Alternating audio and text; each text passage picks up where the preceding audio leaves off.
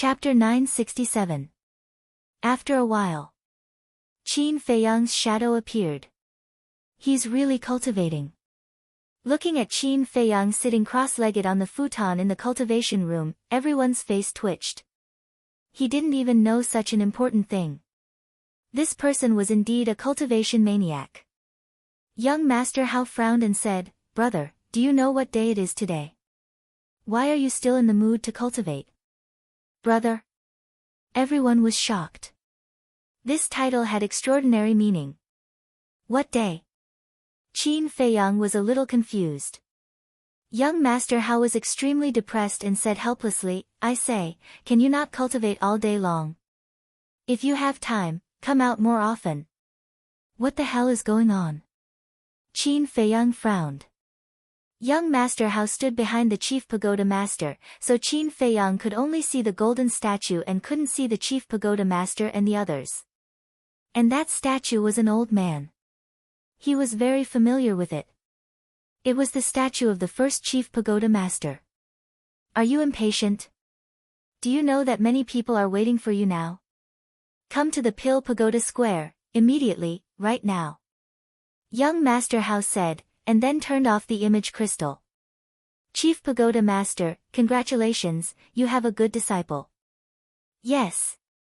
We have all heard about the deeds of this child. Originally, we thought that he was just talented, but we didn't expect him to be so hard-working. With his efforts, he will become a great person in the future." The leaders of the major tribes laughed. Hee hee. The Chief Pagoda Master was also full of smiles. Swish. After a few breaths. Outside the crowd, Qin Feiyang appeared out of thin air. What's going on? Looking at the sea of people in front of him and the gorgeous square, Qin Feiyang was stunned.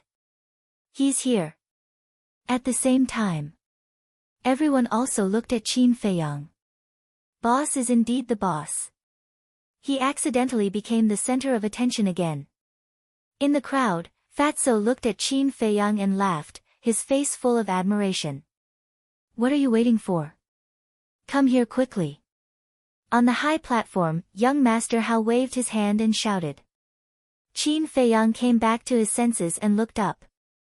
His pupils immediately shrank. The Chief Tower Master is also here. Moreover, why were all the big shots of the main tower here? Could it be that these magnates were going to interrogate him in public because of Wang Yuer? He walked towards the high platform with a nervous heart. The crowd in front automatically retreated to the sides and opened up a path. Their eyes were filled with envy. Something's not right. Why are these people looking at me strangely? The more Qin Feiyang looked, the more puzzled he became. Suddenly, Qin Feiyang stopped and looked at the man and woman. This man and woman were the chief and high priestess of the divine python tribe. To be exact, Qin Feiyang was looking at the divine python pattern on their chests. In the meantime, seeing Qin Feiyang looking at them, the chief and high priest of the divine python tribe nodded at Qin Feiyang with a smile to show their friendliness. However, the two of them were also quite puzzled. There were so many people present. Why were they looking at the two of them? Ahem. Seeing this, Gongsun Bei on the high platform clenched his fist and coughed dryly. Qin Feiyang quivered and quickly retracted his gaze. He strode to the bottom of the high platform and bowed. "Disciple Mu Zhu greets Lord Chief Pagoda Master and seniors." Yes. Everyone nodded. Gongsun Bei smiled and asked, "Do you know what day it is today?" "Please tell me." Qin Feiyang said. "Today is the day the Chief Tower Master accepts you as his disciple. This ceremony is specially prepared for you. But you hid in the alchemy room to cultivate and made everyone wait for so long." Gongsun Bei said unhappily. Ah. Qin Feiyang was startled. Soon after, he smiled bitterly and said, "So that's how it is. This matter is indeed due to this disciple's negligence. I hope that Lord Chief Pagoda Master and seniors can forgive me." "It's okay. Don't listen to Gongsun Bei's nonsense. We just arrived." The Chief Tower Master smiled. I say, sir, can you not ruin my plans? Gong Sunbei looked helplessly at the chief tower master and then at Qin Feiyang. Let me introduce you. He pointed at the leaders of the 9 tribes and said, they are the leaders and high priests of the 9 super tribes. They are here to congratulate you. Qin Feiyang looked at those people and said, thank you, seniors. The leaders of the 9 tribes also showed a faint smile on their faces. And this is the tower master of the trading pavilion. Gong Sunbei pointed at an old man in white. The old man was skinny and had white hair and a white beard. He held a cane and looked very weak, but the aura he emitted was extremely terrifying. Qin Feiyang looked at the old man and said, greetings, Tower Master. Today is a big day for my little friend. No need to be so polite. I'm also indebted to the Chief Tower Master for inviting this old man to participate in the ceremony.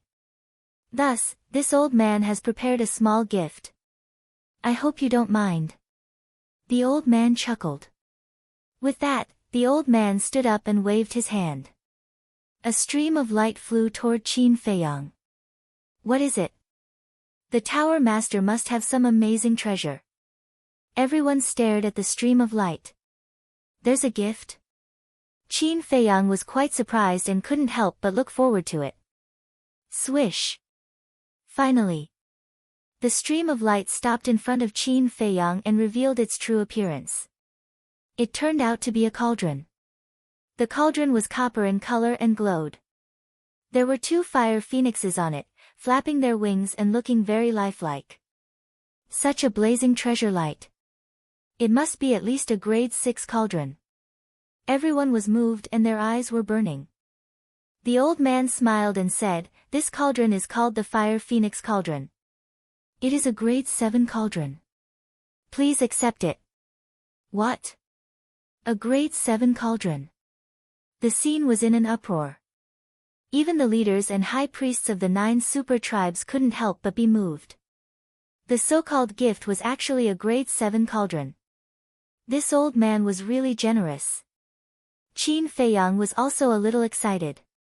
He was worried that he couldn't find a grade 7 cauldron. He didn't expect that someone would give it to him now. Senior, thank you for your gift. If you need my help in the future, please don't hesitate to tell me. Qin Feiyang bowed and said. The old man chuckled, returned to his seat and fell silent. Qin Feiyang immediately put away the Fire Phoenix Cauldron. At this time, the leader of the Divine Python tribe stood up. With a clang, a cluster of elixir fire appeared. Little brother, our Divine Python tribe is not as rich as the trading tower. This is a grade 6 cauldron fire. Please don't mind it. As soon as he finished speaking, the leader of the Divine Python tribe waved his hand and the elixir fire flew to Qin Feiyang. Thank you, senior. Qin Feiyang bowed and thanked him. The grade 6 cauldron fire was indeed of no value to him, but it was better than nothing, right? Moreover, the grade 6 cauldron fire was also a rare treasure of heaven and earth. Even if he didn't need it, he could give it away or exchange it for a large amount of wealth. Next, the leaders of the other super tribes also presented congratulatory gifts. There were precious medicinal herbs. There were superior battle arts. There were weapons that could cut iron like mud. There were grade 5 cauldron fires. Compared to the trading tower and the Divine Python tribe, these gifts were much inferior. But Qin Feiyang still accepted them one by one. After all, this was a token of goodwill from others. If he refused in public, not only would it embarrass others, but it would also show that he didn't know how to behave. After receiving the gifts, Gong Sunbei smiled and said, now the apprenticeship ceremony begins. Please keep quiet. Wait. At this moment, a heavenly voice sounded. Following closely. In the distant void, a pale golden figure broke through the air like lightning. Who is she? Everyone looked at the golden figure suspiciously. It's her. But there was a trace of excitement in young Master Hao's eyes. Because the person who came was the young lady of the Dragon Phoenix house. Qin Feiyang also recognized her voice, and there was a trace of doubt on his face. Whoosh! After a few breaths, the woman landed on the square and slowly walked towards the high platform. She had an exquisite figure and wore a pale golden floor-length dress. Her entire person looked incomparably luxurious. But on her face, there was also a pale golden veil covering her true face. Only a pair of ethereal eyes could be seen. And those eyes were crystal clear like black gemstones, without the slightest impurity. Greetings to the Chief Tower Master. I came uninvited. I hope the Chief Tower Master will forgive me. The woman stood beside Qin Feiyang and bowed respectfully to the head pagoda master. The Chief Tower Master looked at the woman suspiciously and smiled. All visitors are guests. Prepare a seat. A deacon elder immediately stepped forward, took out a seat from his qianquan bag, and placed it next to the pavilion master of the trading tower. Thank you. The woman smiled and then looked at Qin Feiyang. She took out a jade box from her bosom and handed it to Qin Feiyang. She smiled faintly and said, Young Master Mu, this is a small gift I prepared. I hope you will accept it. Qin Feiyang took it in his hand suspiciously. He opened the jade box and saw a jade slip inside. Qin Feiyang took out the jade slip and immersed his mind into it. Immediately, his eyes trembled. This was a perfect battle art. Whoosh! Qin Feiyang took a deep breath and put away the jade box and jade slip. He cupped his hands and smiled. Thank you, young master. The woman smiled, turned around and walked to the front of the seat. She nodded to the pavilion master and sat there elegantly and quietly. And young Master Hao's gaze was always on her. The Chief Tower Master frowned and said, Hao, behave yourself. Got it. Young Master Hao glanced at him impatiently and then looked at the woman again. The adoration on his face was not concealed at all. Gong Sunbei also looked at the woman and then smiled. Then let the ceremony begin. As soon as he finished speaking, a deacon elder walked out with an exquisite tray with a cup of tea on it. The fragrance of the tea spread as he walked to Qin Feiyang. Ancestor Mu, there are 3 steps to the apprenticeship ceremony. The first step is to bow. The second step is to serve tea. The third step is to accept the Chief Tower Master's test. After completing these 3 steps, you will officially become the Chief Tower Master's personal disciple. Gong Sunbei smiled. Qin Feiyang nodded and bowed 3 times to the Chief Tower Master. Then, he walked to the high platform with the teacup. I won't let you do as you wish. At the same time, somewhere in the crowd stood a young man in purple. He looked at Qin Feiyang with eyes full of killing intent. It was Wu Jian. Then. Chapter 968. In an instant, everyone looked at Wu Jian.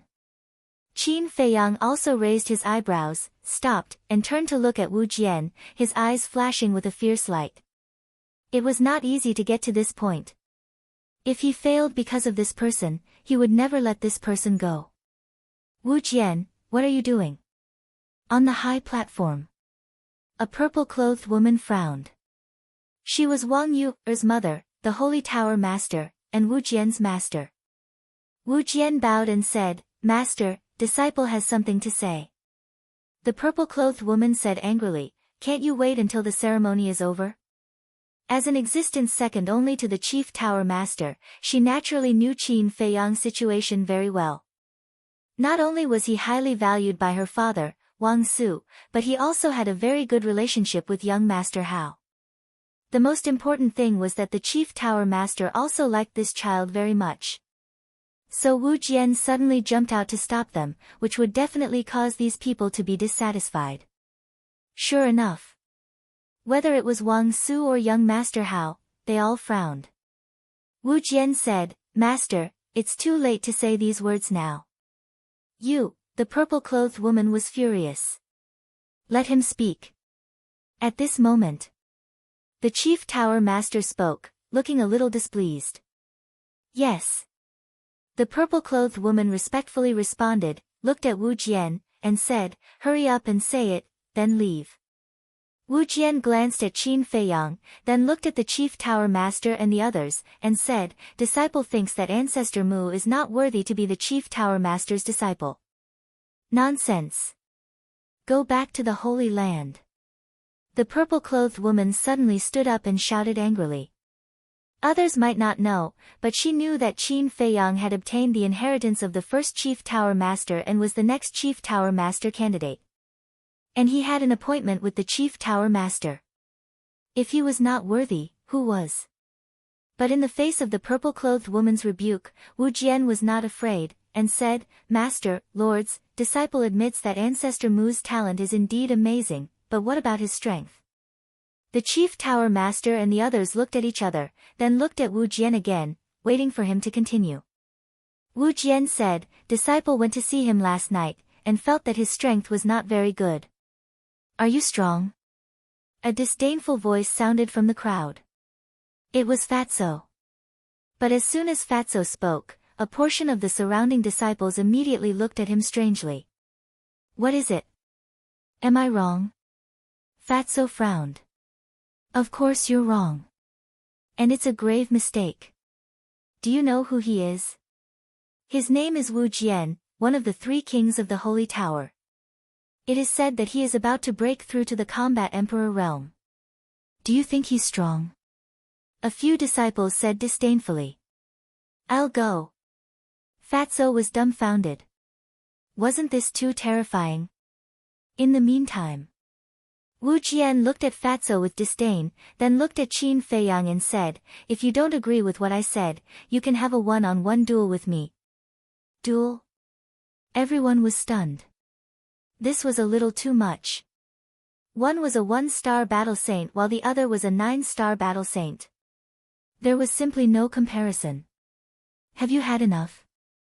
If you're done, then go back." The purple-clothed woman was on the verge of exploding in anger. Wu Jian's current actions were undoubtedly embarrassing her. And Wu Jian seemed to have long expected that everyone would have such a reaction. He looked at Qin Feiyang with contempt and said, "Of course, I won't bully you. I will suppress my cultivation to the same level as yours. If you still don't dare to accept my challenge, then I can only say that you are really a piece of trash." Seeing that Wu Jian was becoming more and more unscrupulous, the purple-clothed woman clenched her fists and was about to flip out. "Actually, I feel that this battle needs to continue. After all, to become the chief pagoda master's disciple, one must have extraordinary means." Suddenly, a faint laughter sounded in the square. The person who spoke was the leader of the Qilan tribe. He was also Wu Jian's father. Although he didn't know why Wu Jian did this, as a father, he had to fully support his son. Seriously thinking about it, what Brother Wu said does make sense. Talent is important, but if you don't have powerful strength, it's useless. Another leader of a super tribe chimed in. Gong Sunbei looked at the chief pagoda master. The chief pagoda master pondered for a while, glanced at Wu Jian, then looked at Qin Feiyang and said, "Since someone doubts your ability, then you might as well prove it to them." "Yes." Qin Feiyang bowed and replied. "Give me the teacup." Gong Sunbei stepped forward and said with a smile. Qin Feiyang handed it over. Gong Sunbei took the teacup and retreated to the side. At the same time, Fatso anxiously transmitted his voice, "Boss, you can't just casually attack. What if he got injured and exposed the purple gold dragon blood?" "I know. I won't give him a chance to fight back." Qin Feiyang secretly replied, and a trace of murderous intent flashed in the depths of his eyes. Wu Jian also sneered. Whoosh! The two rushed into the sky almost at the same time, standing in the air. At the same time, Mu Qing stood at the back of the crowd in a low-key manner. She raised her head and looked at Qin Feiyang, her eyes sparkling. Suddenly, he lowered his head and glanced at the chief pagoda master and others on the high platform, then opened the portal and appeared over a mountain outside the city, and immediately took out the image crystal. Buzz!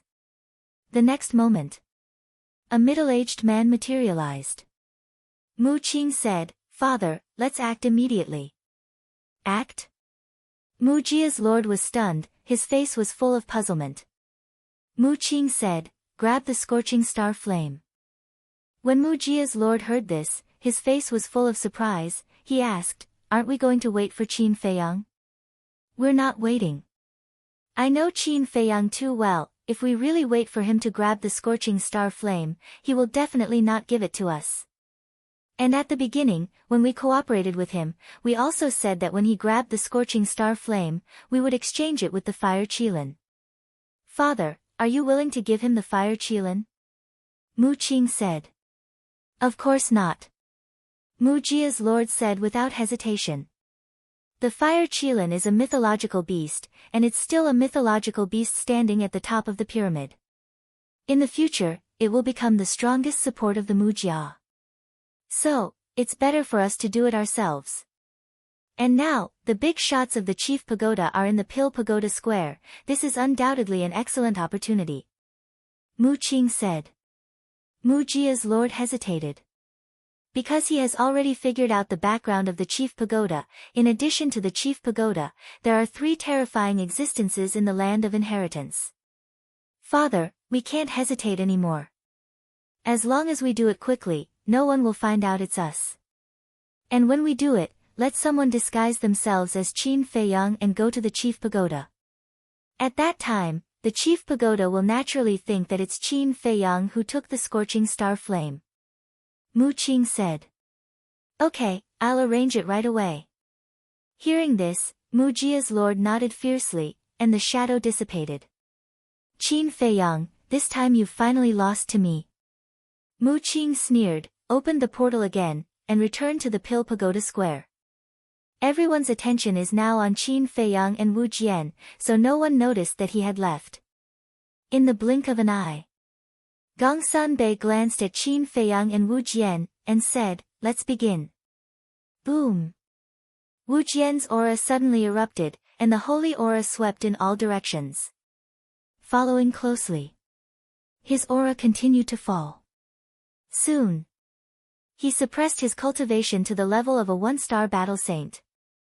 You say, if you lose here, will the chief pagoda master still accept you as a disciple? He was not in a hurry to make a move, and secretly transmitted his voice to Qin Feiyang, with a thick playfulness. So confident? Then you'd better go all out, or else you may be the one to lose face. Qin Feiyang said lightly. Back then, he could even defeat the emperor, let alone this clown in front of him. However, he did not dare to be too careless. Because right now, he had many methods that he could not use. For example, battle soul, battle art. Even the divine dragon's secret art might expose his identity. Because the divine dragon's secret art was the most powerful divine art of his ancestor, and it might have been used in the Forgotten Continent. And once it was used, someone would definitely know. Of course. It could also be that he was being paranoid. But in this situation, he did not dare to gamble, nor did he have the capital to gamble. You still dare to be arrogant? It seems that you don't know how strong I am. Let me tell you, even if I suppress my cultivation to a 1-star battle saint, I can still kill you in seconds. Wu Jian sneered secretly, his killing intent piercing to the bone. Obviously. Not only did Qin Feiyang have the intention to kill, Wu Jian also had the intention to kill. In short, both of them had made up their minds to kill each other today. Young Master Hao raised his eyebrows and said, "If you want to fight, then hurry up, don't waste my time. Prepare to die." Wu Jian's gaze turned cold, and he immediately took a mysterious step, rushing towards Qin Feiyang. His speed was extremely fast. Using a perfect auxiliary technique from the start, it seems that this bitch is planning to defeat Ancestor Mu easily. Young Master Hao muttered, then looked at Qin Feiyang, and his expression suddenly froze. What did this bastard mean? Why was he motionless like a wooden man? Qin Feiyang indeed did not move, and there was not the slightest bit of aura around his body, giving people the feeling that he had given up resisting. But no one noticed that his hands were tightly clenched together. They also did not know that on his palms, a golden return word had appeared. What the hell? Why don't you rush up and fight? Could it be like what Wu Jian said, that this person only has talent, but no strength? Looking at Qin Feiyang standing motionlessly in the air, the eyes of the crowd below were filled with suspicion. Leader, who do you think will win? The high priest of the Qilin tribe secretly asked the leader of the Qilin tribe. Is there a need to ask? Jian is the most outstanding genius of my Qilin tribe. Usually, he often goes outside the city to fight with beasts to cultivate his combat awareness. As for this ancestor Mu, according to my inquiry, ever since he entered the main tower, he has been squatting in the alchemy room to cultivate in seclusion every day. It can be seen that he must be a pampered master with no combat experience. So there is no suspense at all. The final winner will definitely be Jian. The leader of the Qilin tribe smiled confidently. Makes sense. The high priest of the Qilin tribe nodded. If these words were heard by Qin Feiyang, he would definitely laugh from ear to ear. Pampered? In his dictionary, there had never been these words. Chapter 969. Boom. Finally. Wu Jian flew in front of Qin Feiyang. Are you afraid? If not, why aren't you moving? But it's too late to be afraid now. This is the consequence of going against me. Qilin battle fist. He sneered inwardly as he threw a punch at Qin Feiyang. The shadow of a fire Qilin roared out from Wu Jian's fist, exuding an aura that could destroy the world. This was also a perfect battle technique. The consequence of going against you, Qin Feiyang was silent, but his eyes were full of mockery. He really didn't know where this person found the confidence to say such words. The Qilin battle fist whistled.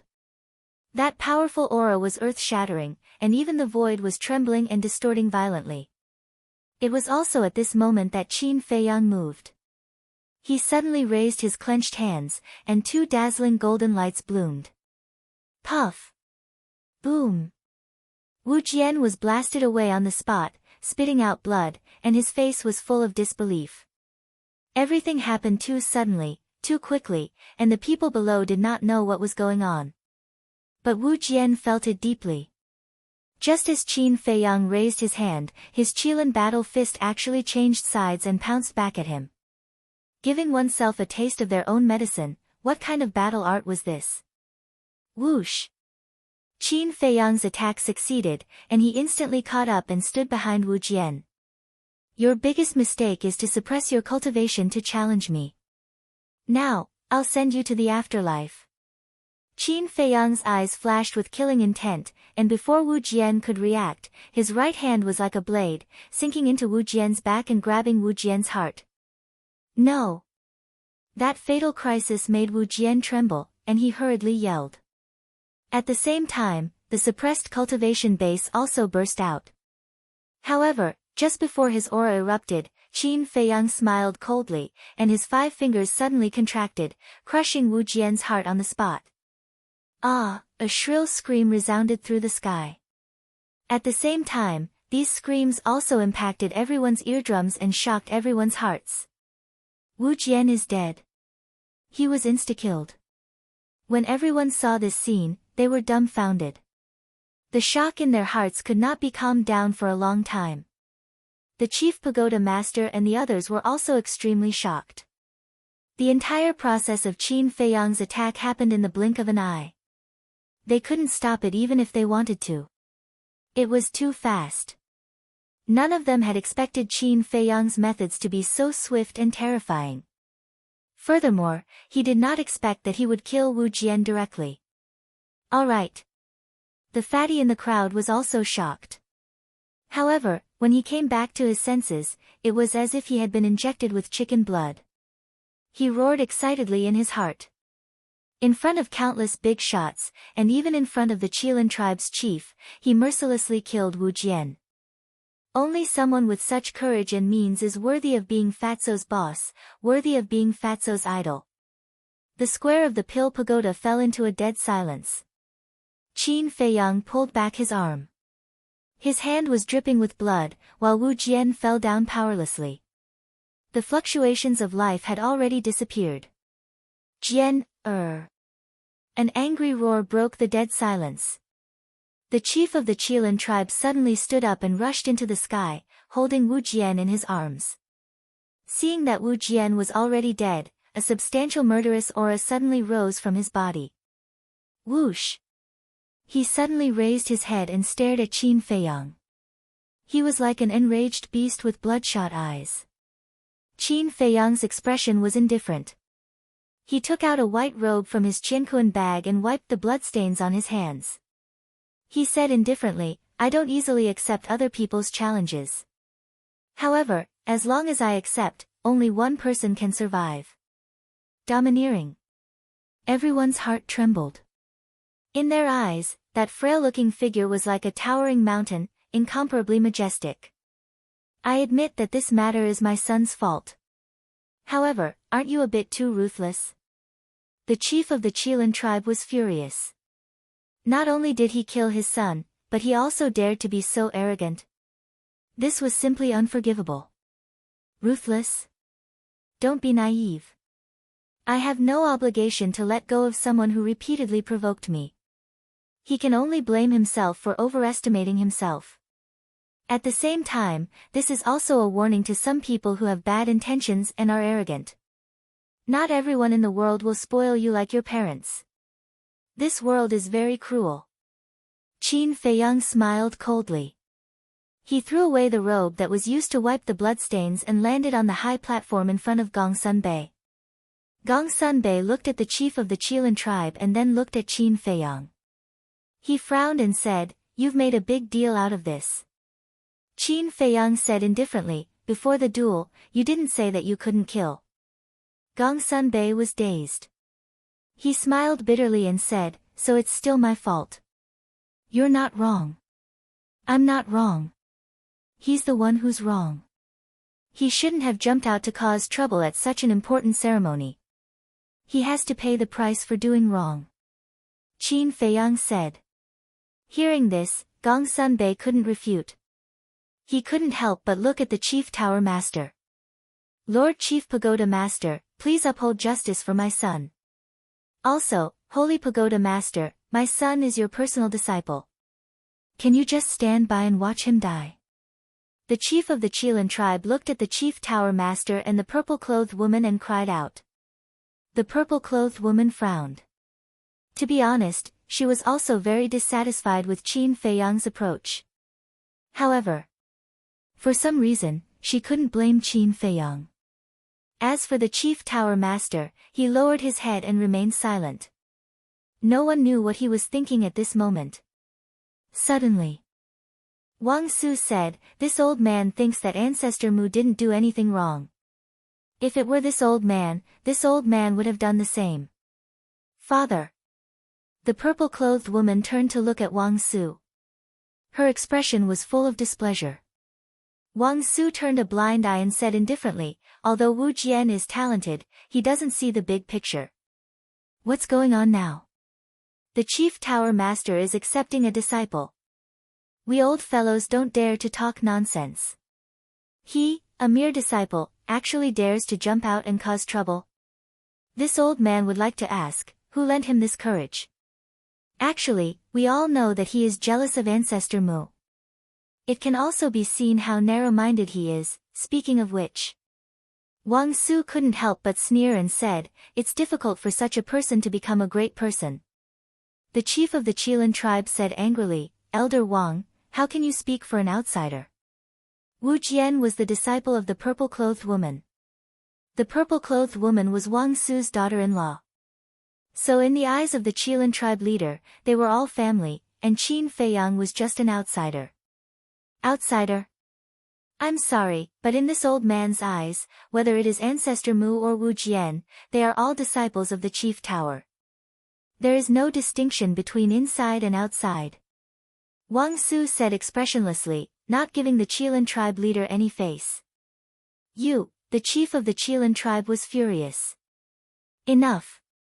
But at this moment, the silent Chief Tower Master raised his eyebrows slightly, looked up at the crowd, and said, "This matter is indeed Wu Jian's fault. You can't blame Ancestor Mu. Of course. Ancestor Mu doesn't care about the friendship between fellow disciples. It is also wrong. When the ceremony is over, this lord will punish him to face the wall and reflect on his mistakes. And this matter will end here." After the chief tower master finished speaking, he nodded to Gongsun Bei. Gongsun Bei understood and handed the teacup in his hand to Qin Feiyang, secretly saying, "See, the chief tower master is obviously biased towards you. Don't let him down in the future." Qin Feiyang nodded, took the teacup, turned and walked in front of the chief tower master, bowed and said, "Lord, please have some tea." "Still calling me Lord? Why are you so stupid?" Gongsun Bei secretly scolded. Qin Feiyang was stunned, then bowed again and said, "Master, please have some tea." "Good." The chief tower master smiled, took the teacup, and gently took a sip, then put it on the tea table next to him. Gongsun Bei smiled and said, "Now, the third step is to accept the chief tower master's test." The chief tower master waved his hand and said, "Forget about the test, because this lord has already tested him a long time ago." "Already tested him? When? How come we didn't know?" When everyone heard this, they were all extremely shocked. The chief tower master looked at Gongsun Bei and said, "Explain to them." "Okay." Gongsun Bei nodded. Then he looked at the leaders of the various tribes and the surrounding disciples and said, "I believe everyone is wondering why the chief tower master said this. Actually, Lord Chief Pagoda Master gave Ancestor Mu a huge test long ago. This test was that as long as Ancestor Mu could break through to the Battle Saint realm in 2 years, the chief tower master would accept him as a disciple. And the result was that Ancestor Mu used less than a month to break through to the Battle Saint realm." Gongsun Bei said. "So that's how it is." Everyone suddenly understood.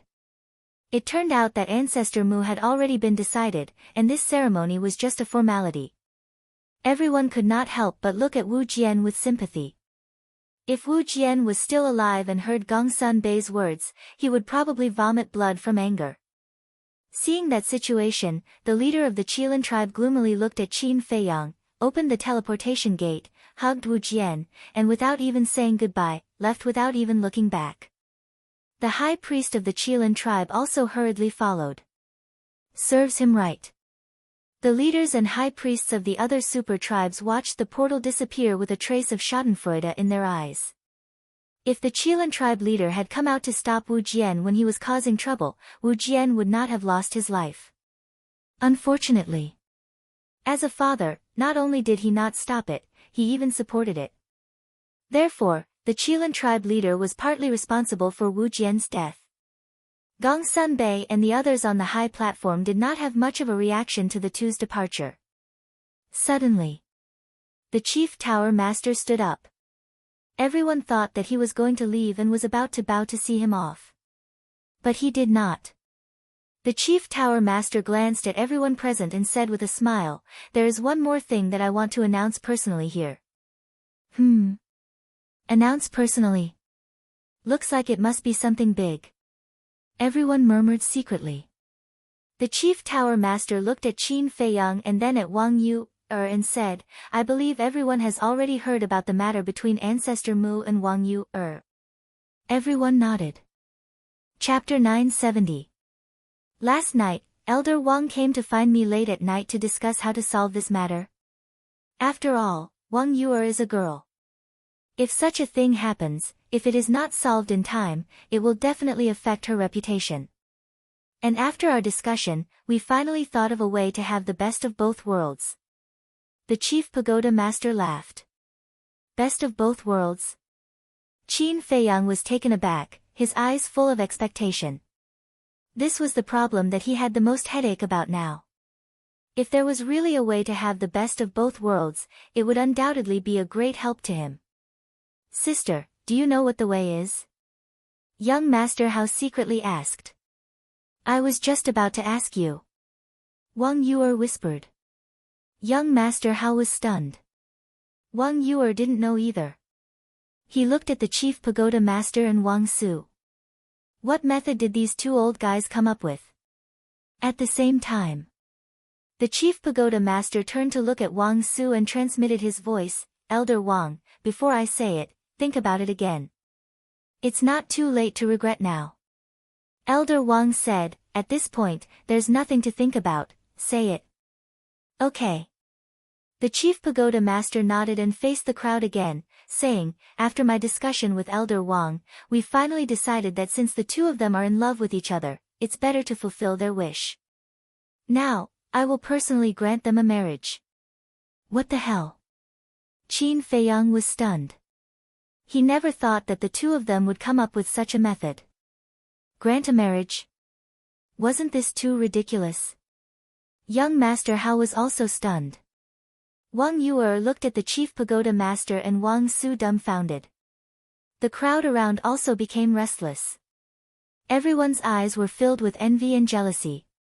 He had just become the chief pagoda master's personal disciple, and he was immediately granted a marriage. And it was Elder Wang's granddaughter. This guy was way too lucky. In the future, who would dare to offend him in the chief pagoda? The chief pagoda master looked at Qin Feiyang and Wang Yuer and said with a smile, you two have no objections, right? Yes. The two spoke almost at the same time.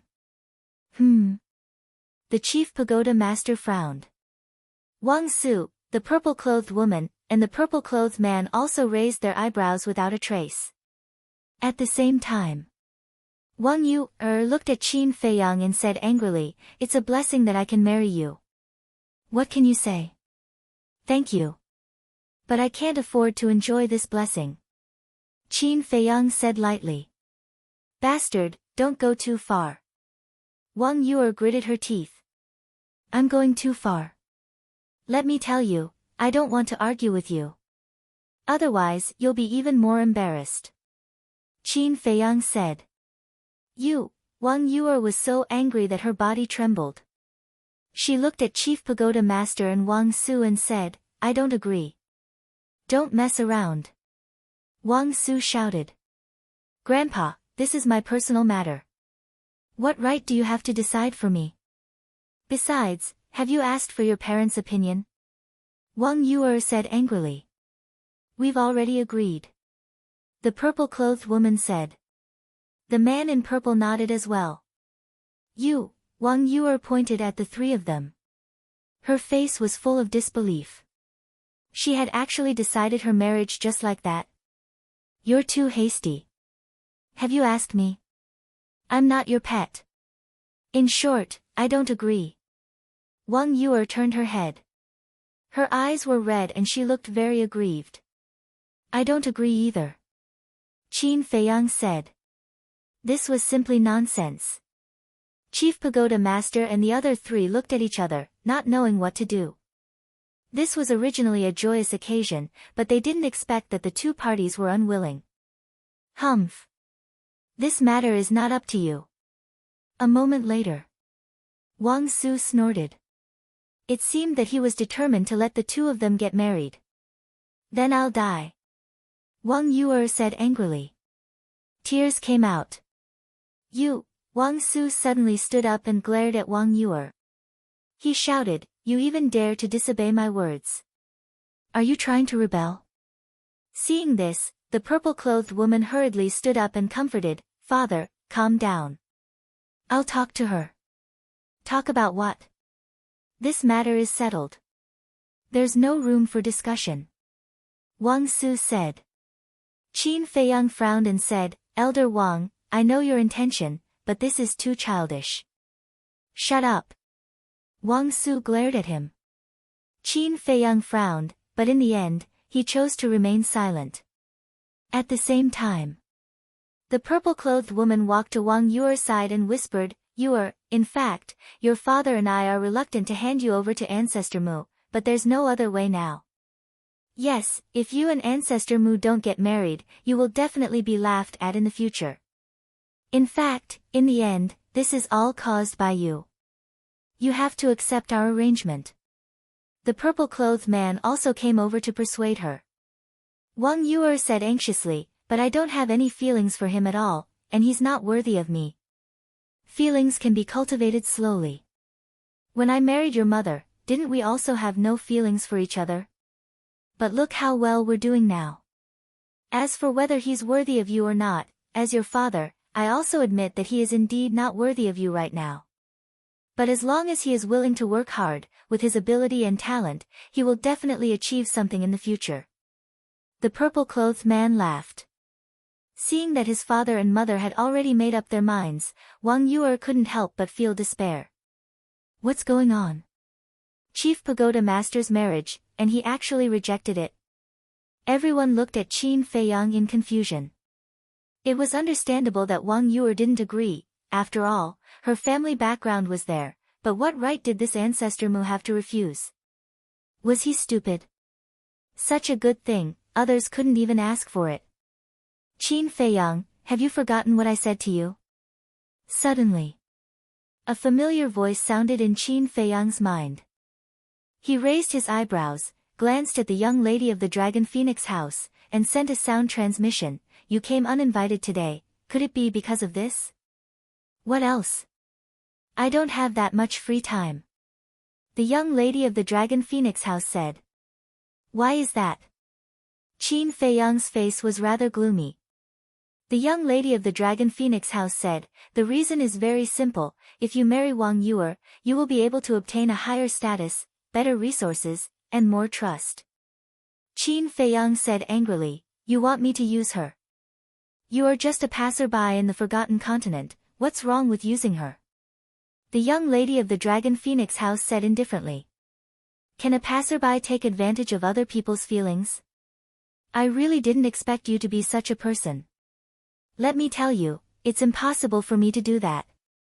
Although I can do anything to achieve my goal, I can't deceive other people's feelings. Because this will ruin Wang Yuer's life. She is just a simple woman, I don't want to drag her into this mess. Qin Feiyang said resolutely, without any room for discussion. The young lady of the Dragon Phoenix house couldn't help but frown. For a moment, the Pill Pagoda Square once again fell into dead silence. Suddenly, the young lady of the Dragon Phoenix house looked at the four of them and smiled. Although I am an outsider and do not have the qualifications to express my opinion, I still can't help but want to say a few words. Speak. The four of them looked at her. This kind of thing can't be forced, otherwise both sides won't be happy in the future. I think we should think of a compromise. Let's get engaged first. After they develop feelings for each other, we'll talk about marriage. The young lady of the Dragon Phoenix house said. This, the four of them looked at each other and fell into deep thought. After a while, the Chief Tower Master looked at Qin Feiyang and Wang Yuer, and asked, what do you think? Do I have a choice? Qin Feiyang laughed bitterly. Unless he didn't want to obtain the Tiangang flames and the 5 colors crystal, he would have to nod his head in agreement. Wang Yuer had no choice. Because she was afraid that if she continued to resist, her grandfather and parents might let her marry Qin Feiyang right now. And if it was just an engagement, there would still be a chance in the future. The Chief Tower Master laughed. Since there are no objections, then Gong Sun Bei, immediately prepare 2 marriage contracts. Yes. Gong Sun Bei respectfully responded, turned around, walked to a tea table, and took out a brush, ink, and paper. After a while, 2 marriage contracts were out.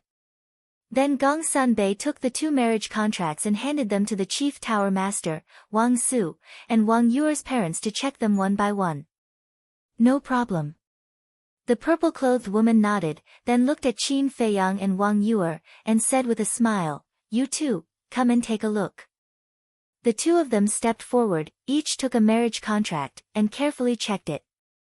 The general content was that today, under the witness of the Chief Tower Master, Ancestor Mu, and Wang Yuer had a marriage contract, and when the time was right, the wedding ceremony would be held. The Chief Tower Master said, if there are no objections, write down your names.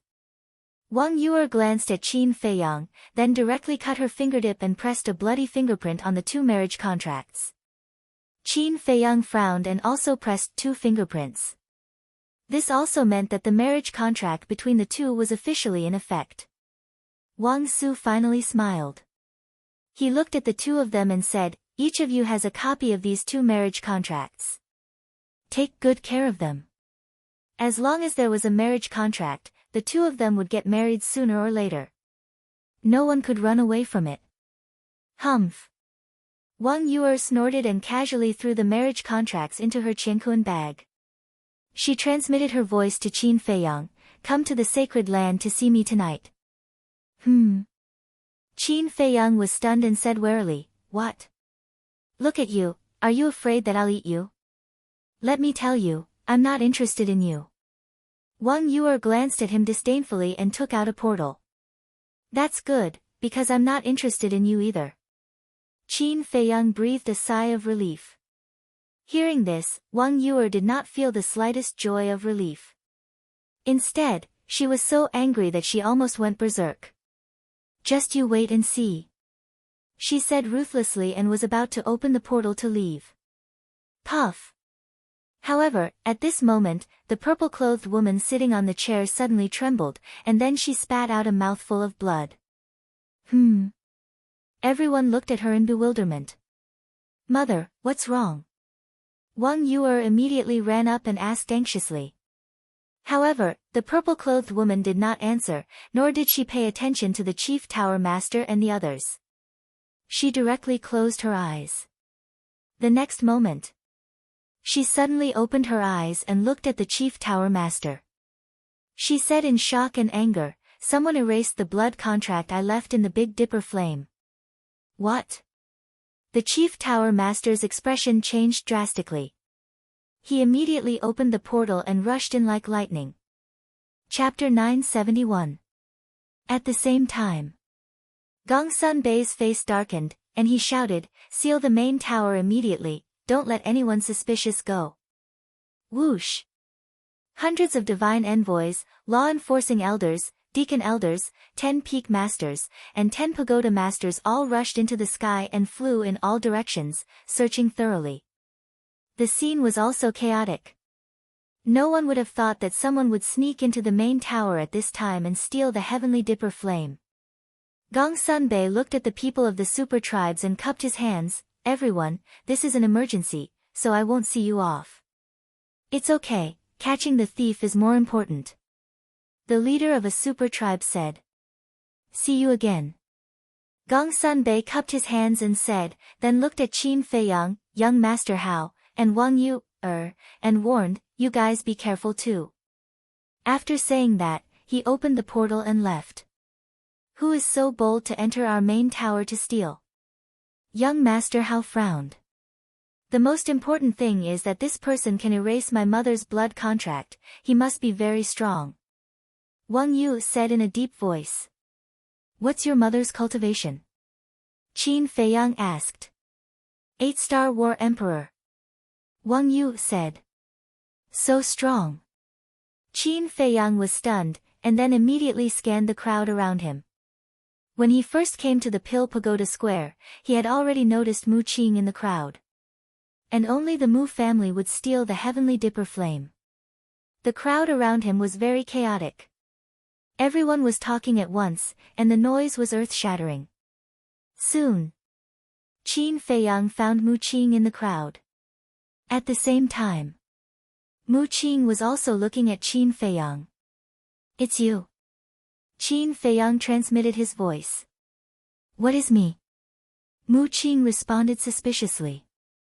Qin Feiyang sneered, "Stop pretending, other than your Mu family, who else dares to enter the main tower?" Hee hee.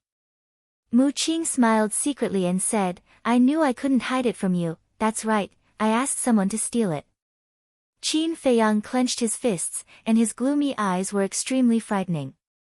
As soon as Mu Qing admitted it, he had a rough idea. They must have taken advantage of the fact that no one was guarding the sacred ground to let a powerhouse of the Mu clan sneak into the main tower and steal the heavenly star flame. In other words, Mu Qing had used him as bait to attract the attention of all the tycoons. In fact, this was a good thing for him. Because from now on, he could focus on seizing the 5-colored crystal and wouldn't have to waste his energy on seizing the heavenly star flame. But this was also bad news. That was the fire Qilin. If the heavenly star flame falls into the hands of the Mu Jia, it means that he has lost his bargaining chip to exchange for the fire Qilin. The most important thing is that now that his value is gone, the Mu family is likely to announce his true identity. At that time, he would definitely be consigned to eternal damnation. Mu Qing smiled and said, "You don't have to be nervous because I won't reveal your identity for now." Qin Feiyang was secretly shocked. Could it be that, as he thought before, he still has other value? Mu Qing said again, "As for the fire Qilin, you can also use the heavenly thunder flame, heavenly star flame, and ice flame to exchange for it." "Are you dreaming?" Qin Feiyang sneered. If he really gave these 3 flames to Mu Qing, then he really had no bargaining chips in his hand. Not to mention, he must go to the miracle. "I knew you wouldn't agree, but it doesn't matter. After all, we are still partners. And now that the heavenly star flame is in our hands, we don't need to stay in the main tower anymore. Why don't you come with me to visit the Mu clan?" Mu Qing said with a smile. "Not interested." Qin Feiyang responded faintly. To be honest, he really wanted to go to the Mu clan. Because in this way, he would know where the Mu clan's nest was. But he knew that the Mu clan was a dragon's pool and tiger's den. Once he went in, he was afraid that he wouldn't be able to come out. "That's a pity. But I won't force you. When you want to go, just send me a message. In addition, you have to be careful. If one day your identity is exposed, no one will come to help you." Mu Qing jokingly smiled, took out a portal, and said with a hint of threat. Qin Feiyang's eyes darkened. But then, he seemed to think of something, and a smile appeared on his face. He said, "I will be careful, and you, Mu clan, better be careful." "What should we be careful of?" Mu Qing looked at him playfully. "Don't be so confident. I have something in your hands, and you also have something in my hands. For example, if the people in the main tower know that Lu Xingfeng is your second grandpa, how will the main tower respond?" Qin Feiyang said. Mu Qing's eyes narrowed slightly, took a deep look at Qin Feiyang, and then opened the portal and left. Qin Feiyang also secretly breathed a sigh of relief.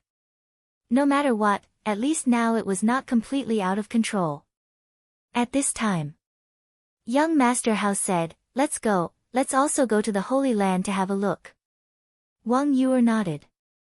Qin Feiyang said, "You guys go first." "What are you doing?" Young Master Hao looked at him in confusion. Qin Feiyang said, "I have something to deal with. Mysterious, it must be something that can't be exposed." Wang Yuer snorted coldly. Young Master Hao's face twitched, and he teased, "Sister, now he is your fiancé. Isn't it inappropriate to say that?" "Brat, I think you are asking for a beating." Wang Yuer's face darkened, and she immediately pounced on young Master Hao fiercely. "What? You still want to go back on your word?" "Impossible, the marriage contract is already here, just accept your fate." "Ha!" Young Master Hao fled while laughing heartily. Wang Yuer, who was behind him, was furious. "Fiancé," Qin Feiyang muttered, feeling bitter in his heart. He never thought that he would have a fiancé just because of a farce. If it were someone else, they would be overjoyed to encounter such a thing. But he really couldn't feel happy. Phew. Qin Feiyang took a deep breath and looked up at the chief and high priest of the divine python tribe. "Brother Mu, congratulations. Brother Mu, please take care of us in the future." The people of the major tribes didn't leave, and they went up to Qin Feiyang to flatter him. "Seniors, you are too polite. The one who needs to take care of in the future is me." Qin Feiyang smiled politely. "You are neither arrogant nor rash. You are a talent." Everyone nodded. Qin Feiyang jumped off the high platform, walked to the chief and high priest of the divine python tribe, and said with a smile, "Seniors, I would like to have a private chat with you. Can you do me the honor?" Private chat. All the leaders were dumbfounded. The chief and high priest of the divine python tribe were also suspicious. Of course. The chief of the divine python tribe nodded. "Please come with me." Qin Feiyang opened the portal and walked in first. The chief and high priest of the divine python tribe looked at each other and followed one after another. The other chiefs and high priests of the major tribes looked at each other. What was going on? At first, they wanted to curry favor with Qin Feiyang. After all, his status was not ordinary now. But they didn't expect that Qin Feiyang would leave with the two people of the divine python tribe. "Do you think that Ancestor Mu and the divine python tribe have some relationship?" one of the chiefs of the major tribes asked secretly. But when they heard this question, no one answered. They all fell into deep thought. Because if that was the case, the divine python tribe would undoubtedly have a strong and powerful backer. And the other tribes would be in a bad situation. First Tower, Alchemy Room 10. Qin Feiyang walked into the lounge, pointed to the chair next to him, and said with a smile, "Seniors, please have a seat." The two of them sat down one after another. The chief of the divine python tribe said with a smile, "Little brother, if you have something to say, just say it." Qin Feiyang looked at the pattern of the divine python on their chests again and said, "Is there a man called Pei Zhangfeng in your tribe?" The two of them hadn't sat down for long.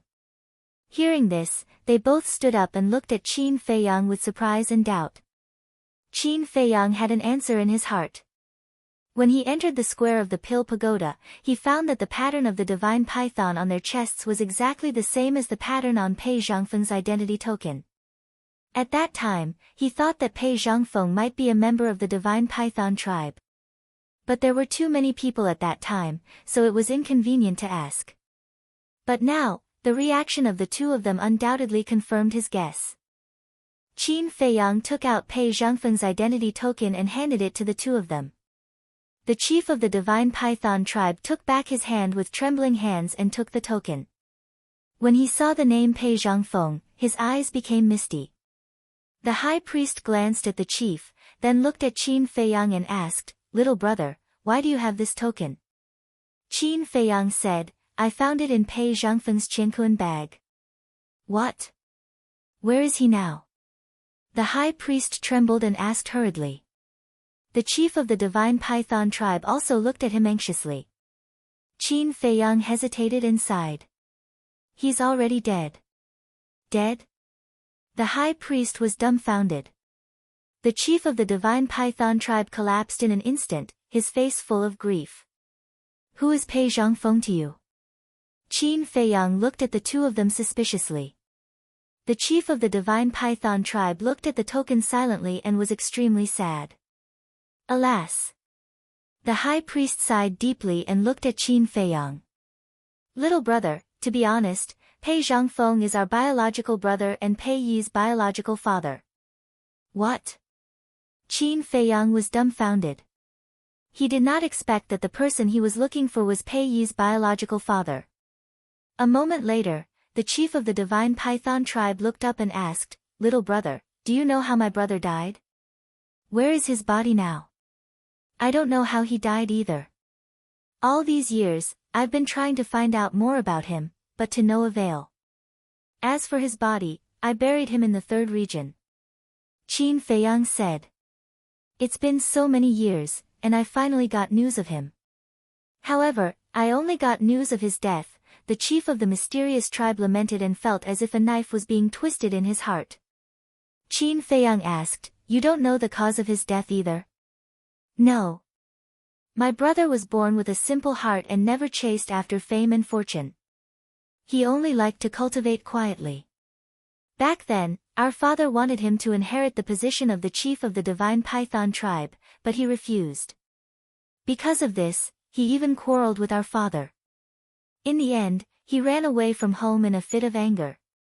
Since then, there has been no news of him. All these years, we've been looking for him too. But we all thought that he was hiding somewhere in the central divine kingdom to cultivate in seclusion. Hence, we only looked for him in the central divine kingdom. Unexpectedly, he actually went to the 9 regions. Chapter 972. He left home just because of this. Qin Feiyang was surprised and asked, was Pei Yi born when he left? Not long ago. The chief of the divine python tribe said. Qin Feiyang immediately shook his head, his eyes full of disappointment. He thought that Pei Changfeng was a great figure, but it turned out that he was just so. Because, to put it nicely, he was indifferent to fame and fortune. To put it bluntly, he was childish. Besides, Pei Yi was already born at that time. It was irresponsible of him to leave just like that. In other words, he was selfish. After a long time, the chief of the divine python tribe looked at Qin Feiyang and said, "Little brother, I hope you won't tell Pei Yi about this for now." Yes. Yi loves and hates his father. If he suddenly knows about his father's death, I'm afraid he will have a mental breakdown. The high priest nodded and agreed. I understand. Qin Feiyang nodded and said, but Pei Changfeng is his father after all. He should know. The chief of the divine python tribe pondered for a while and said, I'll find a suitable opportunity to tell him. By the way, did my brother leave behind any other relics? This, Qin Feiyang was a little hesitant. Of course, there were relics. Sacred weapon ice blade, 6th grade alchemy fire, 6th grade alchemy furnace, and a large number of medicinal herbs. But he had already forgotten what medicinal herbs there were and how many there were. The 6th grade alchemy fire had long been devoured by the netherworld demonic flame. In other words, the only things he could return to the divine python tribe were the ice blade and the alchemy furnace. The alchemy furnace did not matter. Anyway, it was broken and useless. But frankly speaking, he could not bear to return the ice blade to the divine python tribe. Seeing Qin Feiyang hesitate, the chief of the divine python tribe smiled and said, Little brother, don't get me wrong. I'm not asking for these relics. After all, you got them with your own ability. We have no right to ask them back. I just want to see if I can find out the cause of his death from these relics. You can rest assured. I've already checked and found no clues about the cause of his death. Qin Feiyang said. The two of them looked at each other with a trace of disappointment in their eyes. Crack. Suddenly, the chief of the divine python tribe clenched his fists and said in a deep voice, no matter what, we must find out the cause of his death and avenge him. Yes, whoever dares to hurt the people of the divine python tribe will have to pay the price. The high priest nodded, his eyes filled with killing intent. However, Qin Feiyang shook his head noncommittally.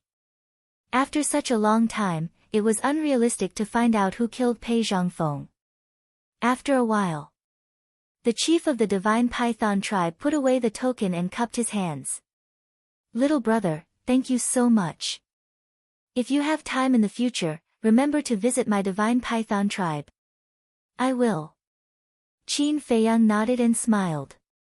Then we'll take our leave first. The chief of the divine python tribe said. Take care. I won't see you out. Qin Feiyang said. Then, the chief of the divine python tribe opened a portal and left with the high priest. Strange, when the teleportation gate dissipated, Qin Feiyang could not help but frown. One had to know.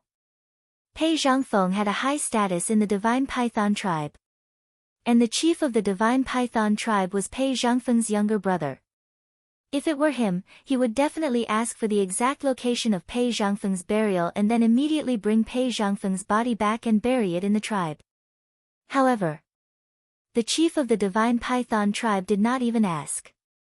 Was this the attitude of a younger brother? After a while, Qin Feiyang whispered, he must be too sad and hasn't reacted yet. This was the only explanation that made sense. He stood there and pondered for a while.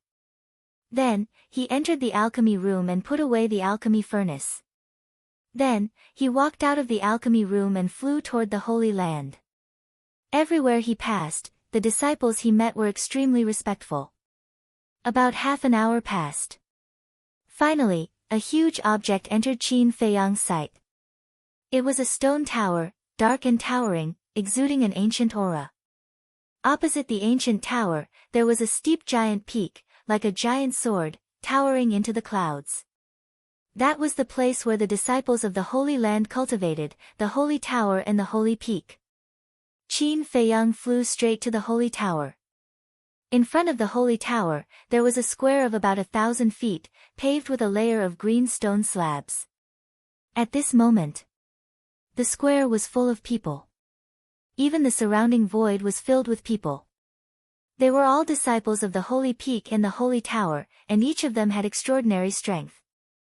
Ancestor Mu. As soon as they saw Qin Feiyang arrive, their pupils constricted. There was fear. There was envy. And jealousy. Qin Feiyang stopped in the air and scanned the crowd below. After a while, he did not see Elder Wang and the others, so he looked at a disciple and asked, "Where is Elder Wang and the others?" "They have all left. They should be discussing this matter with the Chief Tower Master," the disciple said. Qin Feiyang pondered for a while, opened the portal, and directly descended in front of the Chief Tower Master's courtyard. Last time, he had been here with young Master Hao, so he knew the coordinates. As the disciple said, the senior figures of the Chief Tower were all here.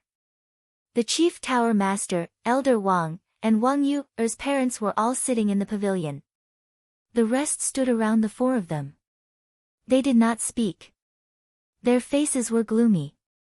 The atmosphere was extremely solemn. Young Master Hao and Wang Yu stood on the path between the flower beds, looking at those people from afar. Swish! Qin Feiyang flashed, landed beside the two, and asked, "How's the situation?" "We didn't catch that person. We didn't even see that person's shadow." But, young Master Hao's face was also very ugly. "But what?" Qin Feiyang asked. Young Master Hao said, "Someone found Qin Feiyang's trace in the holy ground." Bastard! Qin Feiyang's eyes suddenly surged with anger. It was obvious. This must have been done by Mu Qing on purpose. As for why Mu Qing did this, it was nothing more than to shift the target. Now the people present probably already thought that it was him who had snatched the heavenly star flame. This Qin Feiyang is simply too lawless, we must find him and execute him in public. Sure enough. In the pavilion, a peak master of the warrior mountain said with a murderous aura. "We all want to find him, but the problem is that this person comes and goes without a trace, we can't do anything to him at all." Gong Sun Bei said. "Bastard!" The Chief Tower Master slammed his palm on the stone table, and said angrily, "Our dignified Chief Tower, there are countless powerhouses, but we can't do anything to a kid like him, aren't we a joke? Investigate immediately, even if we have to turn the forgotten continent upside down, we must find him for me." Gong Sun Bei's eyes trembled, and he hurriedly went to make arrangements. After Gong Sun Bei left, the Chief Pagoda Master looked at the 10 Peak Masters. The 10 Pagoda Masters said, "All of you, stay in your positions and guard against any potential dangers. If something like this happens again, I will hold you responsible." "Yes." The 10 Peak Masters and 10 Pagoda Masters respectfully responded and hurriedly left. At this point, in the pavilion, only the Chief Tower Master and the other three were left. The Chief Tower Master looked at Qin Feiyang and the other two, and said, "The three of you, come here." The three looked at each other and quickly walked over. The Chief Tower Master said, "You all know the situation, now tell me, do you have any good ideas?" Wang Yu was silent. Young Master Hao was silent. Qin Feiyang was also silent. What a joke. He was Qin Feiyang, how could he help these people to come up with a plan to deal with him? The Chief Tower Master raised his eyebrows, looked at Qin Feiyang and said, "Ancestor Mu, you speak." "Me?" Qin Feiyang was stunned, why did he mention his name, wasn't he deliberately making things difficult for him? After a while, Qin Feiyang cupped his hands and said, "Forgive this disciple for speaking bluntly, but it is almost impossible to find Qin Feiyang." "What do you mean?" The chief tower master and the other three looked at him. It's very simple. Since he dared to enter the chief tower and steal the heavenly star flame, then he is not afraid of us finding him. But there is one thing that this disciple still can't figure out. Qin Feiyang said. What? The chief tower master asked. As everyone knows, Qin Feiyang has someone protecting him, but who is this person protecting him? And our chief tower controls the entire forgotten continent, who has the courage to go against us? Qin Feiyang said. The four fell silent. Qin Feiyang said again, in fact, we don't need to specifically look for Qin Feiyang, we just need to find the person behind Qin Feiyang. Makes sense. Wang Mo nodded. In this way, the scope was reduced a lot. Because there are not many people in the Forgotten Continent who have the ability to break into the Chief Tower and dare to go against the Chief Tower. The purple-clothed woman suddenly said, I think the only one who dares to go against our Chief Tower is the Mu family. Mu family, the Chief Tower Master frowned. The purple-clothed man said, then who is the mysterious madam behind Qin Feiyang? The purple-clothed woman said, why don't we make a bold guess, could this mysterious madam be from the Mu family? You mean, the Mu family is a thief pretending to be a thief? The purple-clothed man was surprised. I don't exclude this possibility. The purple-clothed woman said. Qin Feiyang's eyes flashed, and he said, Master, Elder Wang, Auntie, Uncle, there is actually a simpler way. Say it. The four looked at him, their eyes full of expectation. Qin Feiyang said, before I say it, this disciple wants to ask, is there any secret hidden in the heavenly star flames? Obviously, this was asking the obvious. When the four heard this question, they all fell silent. There really is a secret. Young Master Hao and Wang Yu looked at each other, their eyes flashing with a touch of surprise. After a while, the Chief Tower Master looked up at Qin Feiyang and the other two and nodded, there is indeed a secret, but this secret can't be told to you yet. Then how many people know this secret? Qin Feiyang asked. Not many. The Chief Tower Master shook his head. Then it's simple. Let's start from this point. Anyone who knows this secret, go and investigate it. I think it must be one of them behind the scenes. Qin Feiyang said. Yes. Such a simple reason, why didn't we think of it before? The four looked at each other. Qin Feiyang did this because he wanted to turn the tables on the Mu family and put some pressure on the Mu family. Moreover, he can't always be the scapegoat, right? Chapter 973. Inside the pavilion. The pagoda master and the other three were lost in thought. Qin Feiyang was also silent. After a while, the pagoda master looked up at the three and said, you should be thinking the same thing as me. The three nodded. The pagoda master said, well, from now on, pay close attention to the Mu Jia's movements. Old man, since you all suspect that it's the Mu Jia, just send someone to ask. Why do you still want to spy on them? Young Master Hao frowned. I say, what are you thinking about all day long? Do we have any evidence now? No. We're just guessing. In this case, we can't directly question them. The pagoda master said angrily. There's one more thing, the Mu Jia doesn't know yet. We've already begun to suspect them, so we won't be particularly cautious. But if we run to question them now, they will be very careful in the future. In this way, no matter how we investigate, there won't be any results. Qin Feiyang added. Chief Pagoda Master looked at Qin Feiyang with admiration. Soon after, he looked at young Master Hao and said with a straight face, do you see that? This is the gap between you and him. In the future, you should learn from him and use your brain more. Humph. Young Master Hao coldly snorted and glanced at Qin Feiyang. He looked quite dissatisfied. Qin Feiyang shook his head and smiled. He looked at the pagoda master and said, this disciple also wants to do something. Please help me.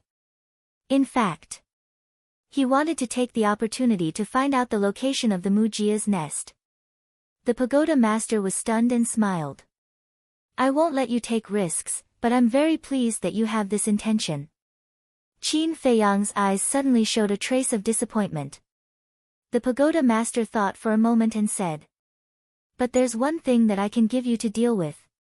What is it? Qin Feiyang asked. The pagoda master said, go to Qinghai. I'll tell you the details in a few days. Okay. Qin Feiyang nodded. The pagoda master smiled. Then you go do your work. I still have something to discuss with old Wang. Disciple will take his leave. Qin Feiyang bowed and saluted. Then, he turned around and walked out. Young Master Hao chased after him in big strides and said angrily, you bastard, you're really in the limelight. Is there? Qin Feiyang shook his head and smiled bitterly. Keep pretending, keep pretending. I'm afraid that in the old man's eyes, you're more important than me, his own son. Seeing Chief Pagoda Master's attitude towards Qin Feiyang, young Master Hao's jealousy exploded. Qin Feiyang said helplessly, all right, it's my fault. I shouldn't have stolen your limelight. Why are you apologizing? I'm not blaming you. I only blame myself for being useless. No matter what I do, I can't satisfy him. Young Master Hao sighed deeply and asked, where are you going now? Of course I'm going back to the first tower to cultivate. Qin Feiyang smiled. You really are a cultivation maniac. Young Master Hao rolled his eyes and said, you don't need to go to the first pagoda now. The old man has already arranged a place for you to stay in the Holy Land. I will take you there. It's arranged. Qin Feiyang was stunned. He followed behind young Master Hao, walked out of the courtyard, and walked down a secluded path. But gradually, he frowned because Wang Yuer was still following behind them. What do you want to do? A moment later, Qin Feiyang finally couldn't help but stop and turn around to look at Wang Yuer angrily. Me? What do you mean? Wang Yuer was a little stunned. Qin Feiyang raised his eyebrows and said angrily, if you don't have any ulterior motives, why do you keep following me? Following you? What a joke. Wang Yuer sneered without hiding it, walked straight past Qin Feiyang, and then walked forward without looking back. What's going on? Qin Feiyang was stunned. Young Master Hao had been snickering at the side. After Wang Yuer left, he looked at Qin Feiyang and said with a low smile, I forgot to tell you, sister, you also lives in this direction, and it's not far from where you live. Ah. Qin Feiyang's face twitched. It turned out that he had misunderstood Wang Yuer. That was awkward. Young Master Hao's eyes flashed with a hint of ridicule, and he asked, but speaking of which, how should I address you now? What do you mean? Qin Feiyang was stunned and looked at him suspiciously. Originally, I called you brother. But now, you and sister you have taken off the engagement, so shouldn't I call you brother-in-law? Young Master Hao said.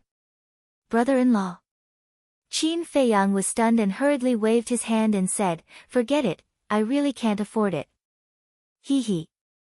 It seems like you don't like this sister of mine at all. Young Master Hao smirked.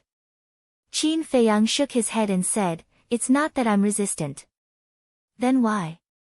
Young Master Hao was slightly stunned and asked curiously. Qin Feiyang said, I don't want to talk about feelings at the moment, and I don't want to let someone down. Young Master Hao was surprised. Could it be that this person already had someone he liked? A moment later, the two of them came to a lake. The lake was very large, covering an area of several miles. The lake water was clear, reflecting the blue sky and white clouds. In the center, there was a piece of land, about 1,000 feet long, like a small island, sitting in the center of the lake. This is... Qin Feiyang looked at the lake suspiciously. Young Master Hao said, this is the Soothing Lake, and also where we live. Soothing Lake? Qin Feiyang was surprised and said, shouldn't I go to the Holy Tower? All the disciples who entered the Holy Land either went to the Holy Tower or the Holy Peak. Why did young Master Hao bring him here? The Holy Tower is where ordinary disciples stay, and you are my father's disciple. How can they compare to you? Young Master Hao smiled proudly. I see. Qin Feiyang suddenly understood. Let's go. Young Master Hao smiled and soared into the sky, flying toward the small island in the center of the lake. Qin Feiyang followed closely behind young Master Hao, scanning the lake below.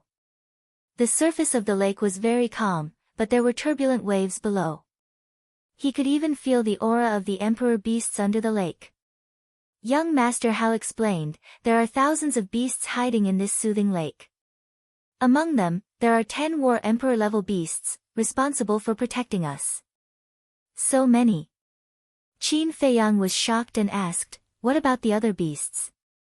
Young Master Hao said, sacred beasts. All of them. Qin Feiyang was surprised.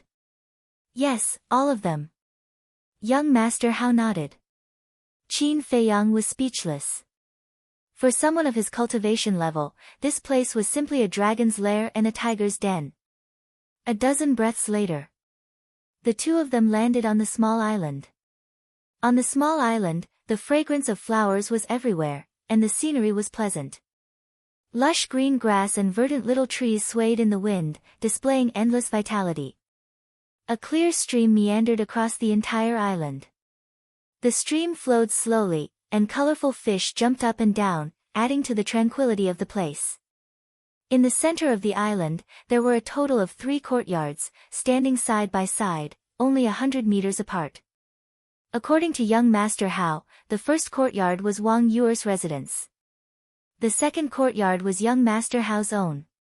As for the third courtyard, it was Qin Feiyang's future residence. Qin Feiyang looked at them one by one.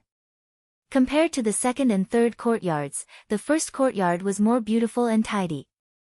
There were all kinds of flowers planted in the courtyard. On both sides of the gate, there were 2 vigorous peach trees, blooming with peach blossoms, and a strong fragrance. At this moment, Wang Yuer was standing under the peach tree, and the petals fell down. Her hair and dress danced in the wind, making her look like a flower fairy, especially charming. Let me tell you, everything on this small island was basically arranged by Sister Yu, so you'd better not destroy it, or she will definitely come and find trouble with you. Young Master Hao warned in a low voice. Qin Feiyang's head suddenly swelled a little. He did not expect to live in the same place as Wang Yuer. However, he was very satisfied with this place. Not only was the environment good, but it was also very quiet, very suitable for meditation. Thud. The two of them walked along a winding path and arrived in front of the third courtyard. This was originally Gongsun Bei's residence, but later he moved to the Divine Envoy Hall because he had to take charge of the Divine Envoys. As young Master Hao spoke, he pushed open the gate of the courtyard and walked in. There was a pavilion in the courtyard, surrounded by a flower bed. Most of the flowers had withered. Many petals had fallen on the ground, and they were already rotten, emitting a rotten smell. On one side of the pavilion, there was a 2-story pavilion with carved beams and painted rafters, and it was quite charming. Young Master Hao smiled and said, no one has lived here for a long time, and some places are a little messy. Clean it up yourself. Okay. Qin Feiyang nodded. Young Master Hao looked up at the first courtyard and said in a low voice, there's one more thing that I have to tell you. Don't enter my sister's courtyard without permission. Why? Is there something that can't be exposed? Qin Feiyang was suspicious. Isn't your imagination a little too rich? Young Master Hao rolled his eyes and said, she doesn't like others to disturb her. I see. Qin Feiyang nodded in realization and said with a smile, that's very similar to me. Alright, you're all freaks. I'm the only normal one who likes to be lively. Alright, I won't disturb you anymore.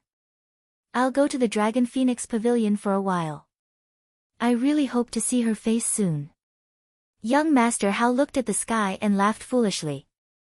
Then, he opened the portal and left without looking back. Miss Dragon Phoenix Pavilion. Qin Feiyang pondered for a moment, shook his head, and began to tidy up the courtyard.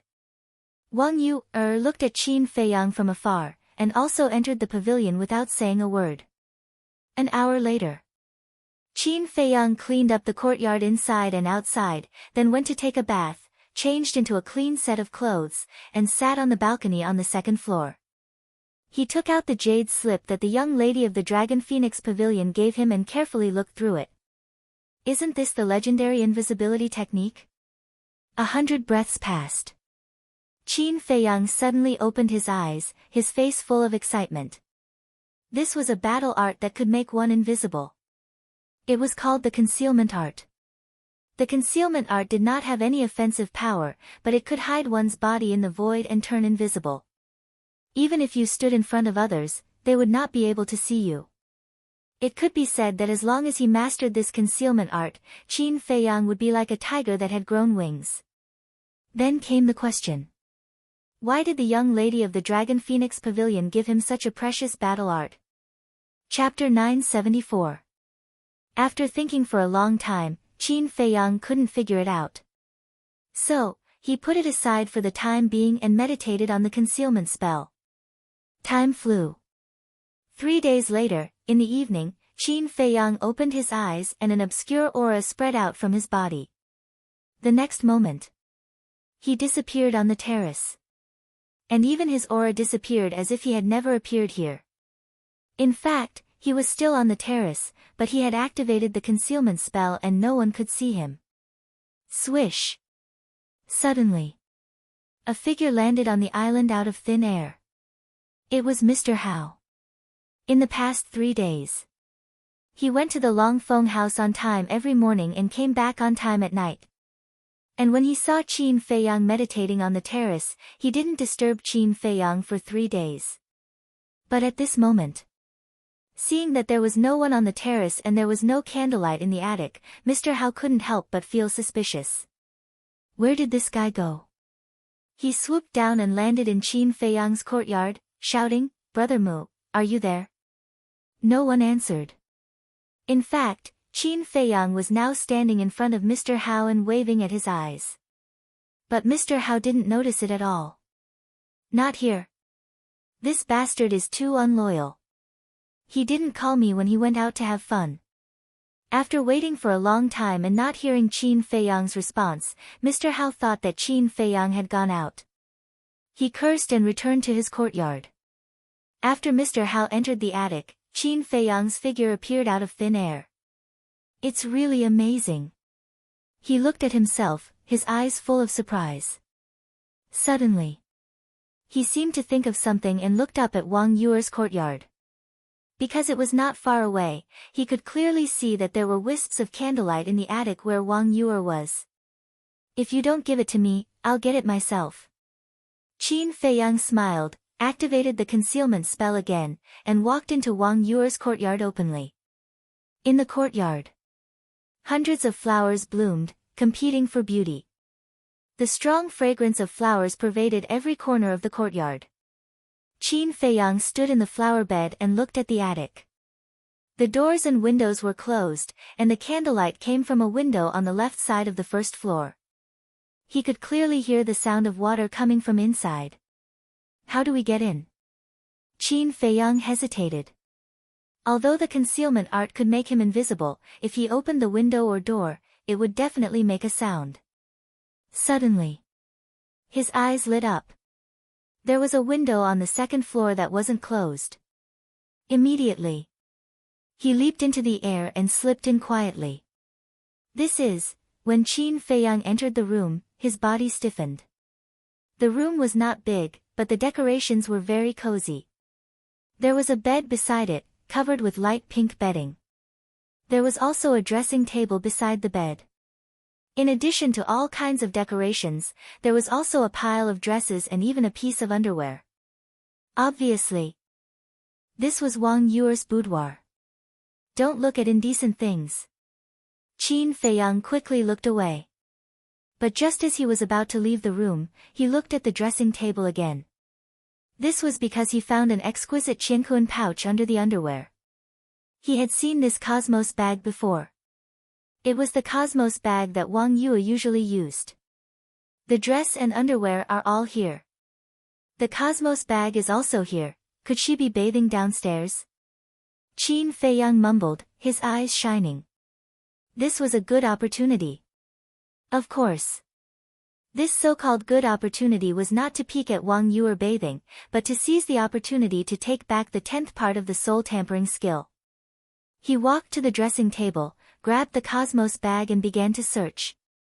Nothing. After searching for a while, he could not help but frown. There were a large number of herbs, elixirs and even sacred weapons in the Cosmos bag, but he could not find the jade slip. This shouldn't be. Qin Feiyang muttered to himself. Tada! Suddenly, there was a series of footsteps downstairs. He quickly put the Cosmos bag back to its original position, restrained his aura to the extreme, and stood quietly by the side. After all, Wang Yue was a 9-star combat sage. If he was not careful, she might discover him. Soon. A graceful figure entered the room. Qin Feiyang immediately turned his head and looked elsewhere.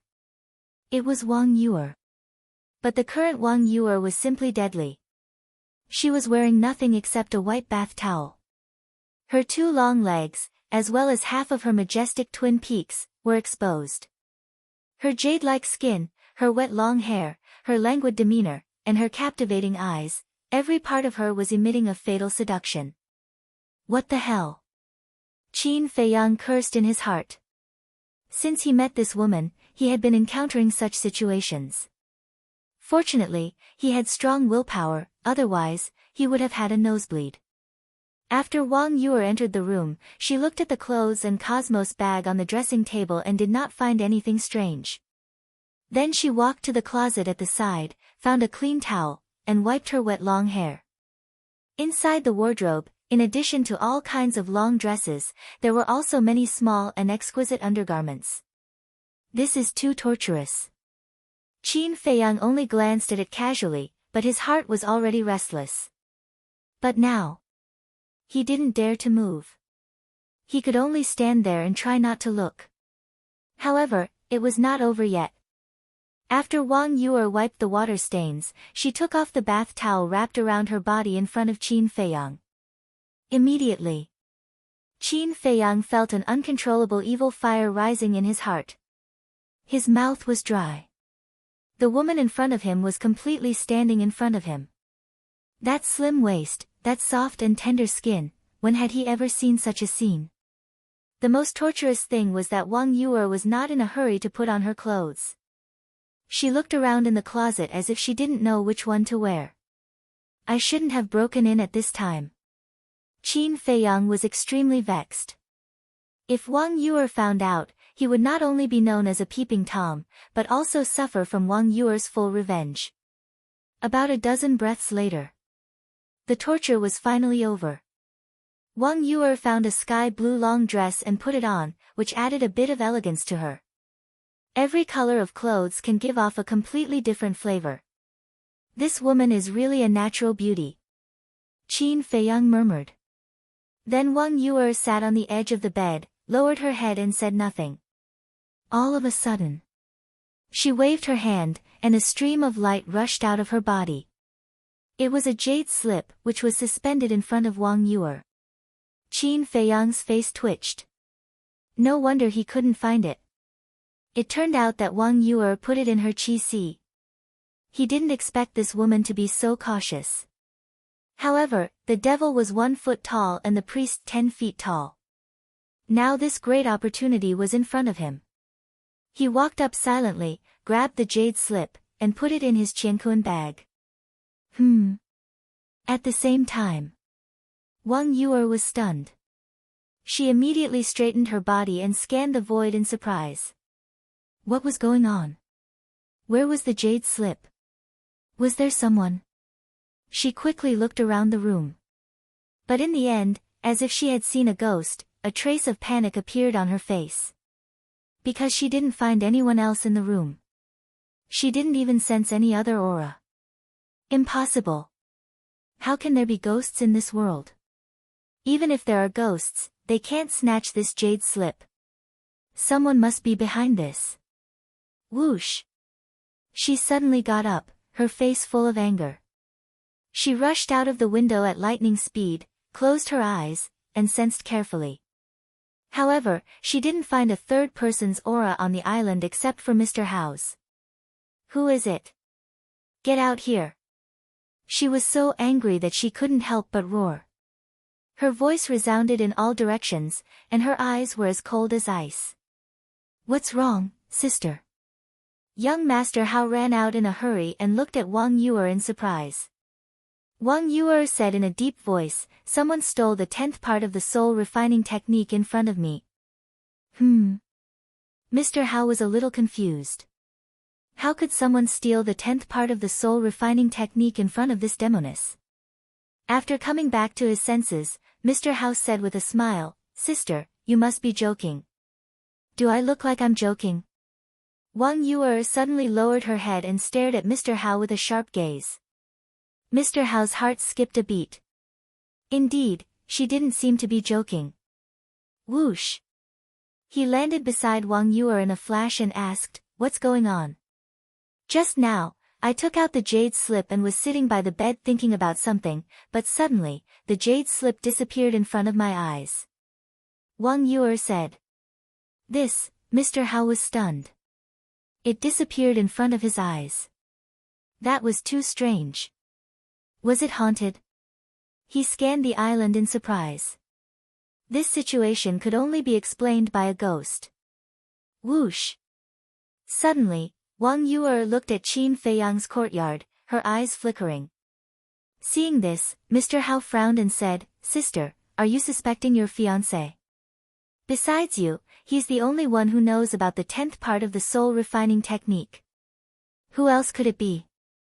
Wang Yuer gritted her teeth and had already locked onto Qin Feiyang. It can't be him.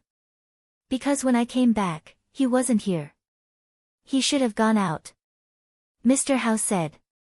Not here. Wang Yuer raised her eyebrows and said, Before I took a shower, I specially observed him. At that time, he was still on the balcony. How could he not be here? It's true. Mr. Hao said. Wang Yuer didn't believe it. She flew over Qin Feiyang's courtyard and shouted, Moo, don't pretend. I know you're inside.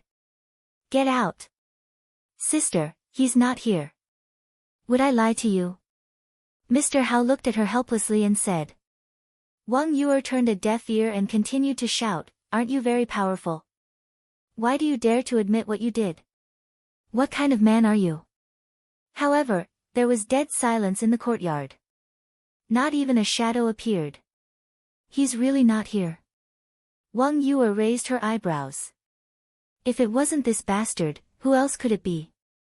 The island was guarded by emperor beasts. If someone really sneaked in, it was impossible for there to be no sound at all. Sister, this matter is too strange. Let's go to the old man immediately. Mr. Hao said in a deep voice. He sneaked in without anyone noticing and snatched the 10th part of the soul refining technique under Wang Yuer's nose. This was definitely not something an ordinary person could do. Wang Yuer nodded. The two opened a portal and were about to walk in, but at this moment, Qin Feiyang appeared out of thin air in the sky. It's already dark. Where are you going? Looking at Mr. Hao and Wang Yuer, Qin Feiyang asked suspiciously. Where have you been? Mr. Hao frowned and said. Qin Feiyang said with a smile, I went out for a walk. What's wrong? There was a ghost incident just now. Mr. Hao said. A ghost incident? Chapter 975. Young Master Hao gave a brief account of what had happened. This, Qin Feiyang was dumbfounded. Of course, he knew it, but he had to pretend. When he came back to his senses, he looked at Wang Yuer angrily and said, I told you to give me the 10th part of the soul refining technique, but you didn't listen. Now it's been snatched away. What do you think we should do? The 10th part is mine. Even if it's snatched away, what does it have to do with you? Wang Yuer was already full of anger. At this moment, When she heard Qin Feiyang's rebuke, she was undoubtedly angrier and directly went against Qin Feiyang. Yours? Are you kidding? If you didn't snatch the 10th part with your relationship with Mr. Wang, how could it be yours? Let me tell you, if you don't get the 10th part back, I'll divorce you. Qin Feiyang snorted coldly.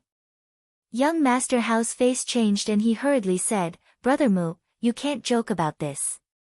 I never joke. Qin Feiyang said expressionlessly, then quickly swooped down and disappeared in the attic. Divorce me, how dare you divorce me? Wang Yuer was in disbelief. Although she didn't agree to the engagement, she could only accept it. But now, he actually threatened to divorce her. This was simply a humiliation to her. She couldn't tolerate it.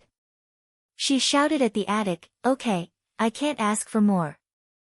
You'd better hurry up. Seeing that Wang Yuer was also angry, young Master Hao rubbed his forehead and said helplessly, Sister, can you calm down? I'm very calm. Wang Yuer said. If you're calm, why did you say such angry words? If Ancestor Mu really divorces you now, do you know how many people will laugh at you behind your back? Young Master Hao said earnestly. I'm not afraid. Wang Yuer said. You're not afraid, but what about Aunt, Uncle, and Mr. Wang? They'll definitely die of anger. Young Master Hao sighed. This marriage was a mistake in the first place. After saying that, Wang Yuer turned around and left angrily. What a pair of enemies. Young Master Hao looked at the two courtyards and felt a headache coming on. The waning moon hung high in the sky, and the night was hazy. Qin Feiyang activated the concealment spell and stood on the balcony, looking at Wang Yuer's back with a smile in his eyes. Although this woman was a little unreasonable, she was actually quite cute. A moment later, he retracted his gaze and took out the jade slip. No matter what, he had finally obtained the 10th part of the soul refining technique. He immediately turned around and entered the attic to comprehend in peace. And not long after, Chief Pagoda Master received young Master Hao's notice and sent people to investigate the island. However, they obviously didn't find anything. The next morning, Qin Feiyang walked out of the attic and stood in the flower bed. Breathing in the fresh air, he felt refreshed. In just one night, he had mastered the soul refining technique. Of course, this was all thanks to the inheritance of the first Pagoda Master. If not for the insights and profoundness of the soul tempering art in the inheritance, given his current ability, he would not have been able to comprehend it no matter how much time he had. The ancients were right. As long as you are in a good mood, you will feel comfortable. Qin Feiyang stretched. With a slight thought, a stream of light swept out from between his eyebrows. This was a pentagram, blooming with dazzling light. And in the center of the pentagram, there were 3 words floating. Soul refining technique. The biggest advantage of the soul refining technique was that it didn't need to be deliberately activated. It would automatically temper one's mental strength. In other words, his current spiritual power was increasing every moment. Although it was not obvious, if he sensed it carefully, he could still detect it. Creak. Suddenly, there was the sound of the door opening. Qin Feiyang hurriedly waved his hand, and the pentagram turned into a stream of light and merged into between his eyebrows.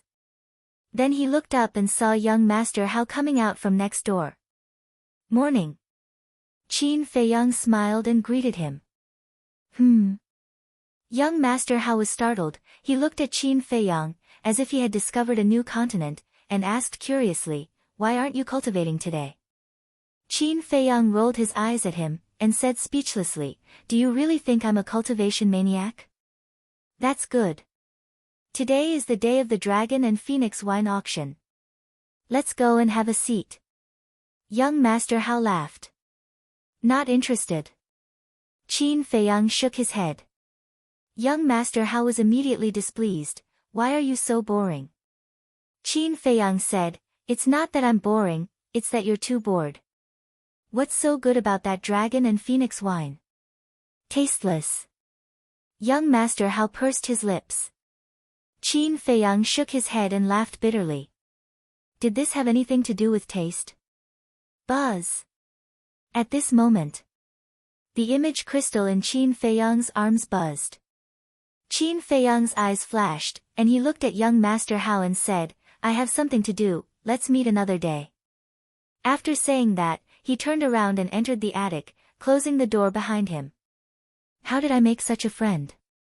Young Master Hao was stunned, then shook his head and sighed, and also opened the teleportation door and left. In the attic, Qin Feiyang took out the image crystal, and Fatso's shadow quickly condensed. What's wrong? Qin Feiyang asked. Fatso said, someone is looking for you. Looking for me? Qin Feiyang was stunned, and said, who is it? Pei Yi. Fatso said. Qin Feiyang's eyes suddenly lit up, and said, where is he now? It's right outside my cave abode. Fatso said. Qin Feiyang pondered for a moment, and said, give me the coordinates, I'll be there right away. After getting the coordinates, Qin Feiyang opened a teleportation door. The next moment, he appeared in a cave abode. The cave was only 100 feet long. Other than a praying mat, a stone table, and 4 stone stools, there was nothing else. It was quite simple. However, it was very clean. Fatso walked forward and pointed to the door of the cave. He said to Qin Feiyang, he's outside. Qin Feiyang said, let him in. Fatso said loudly, Senior Brother Pei Yi, come in. Tada! Accompanied by the silent sounds of footsteps, Pei Yi entered the cave and entered Qin Feiyang's sight. However, at this moment, Pei Yi was no longer as carefree and unrestrained as before. Instead, he seemed to be in agony. Qin Feiyang sighed secretly and pointed to the stone stool beside him. He smiled and said, have a seat. Pei Yi looked at Qin Feiyang, who was sitting on a stone stool with his head hung low, remaining silent. Qin Feiyang also sat opposite Pei Yi and said, they must have told you everything. Yes. Pei Yi nodded. Qin Feiyang asked, what are your plans then? I don't know. I'm very conflicted now. Pei Yi shook his head with a look of agony on his face. Qin Feiyang said, I can understand how you feel, but he's still your father after all. What are you guys talking about? Fatso looked at the two of them in confusion. Qin Feiyang looked at Fatso and sighed. Pei Changfeng is his father. What? Fatso was dumbfounded. Isn't this too much of a coincidence? Is he really dead? Pei Yi finally looked up and asked Qin Feiyang. Qin Feiyang nodded. Pei Yi fell silent again. After a long while, he said, can you take me to the place where he was buried? I'd like to bring his body back. Of course. However, is this your idea or your uncle's? Qin Feiyang asked. Pei Yi's uncle was naturally the leader of the divine python tribe. It's my idea. Pei Yi said. What about your uncle? Doesn't he want to bring your father's body back? Qin Feiyang asked with a frown. He definitely wants to, but he hasn't gotten over his grief yet. After all, they're biological brothers. We may be father and son, but we've never interacted with each other before. In fact, I don't have any impression of him at all. Pei Yi said bitterly. Qin Feiyang smiled. It was completely understandable. After all, Pei Changfeng left the divine python tribe not long after Pei Yi was born.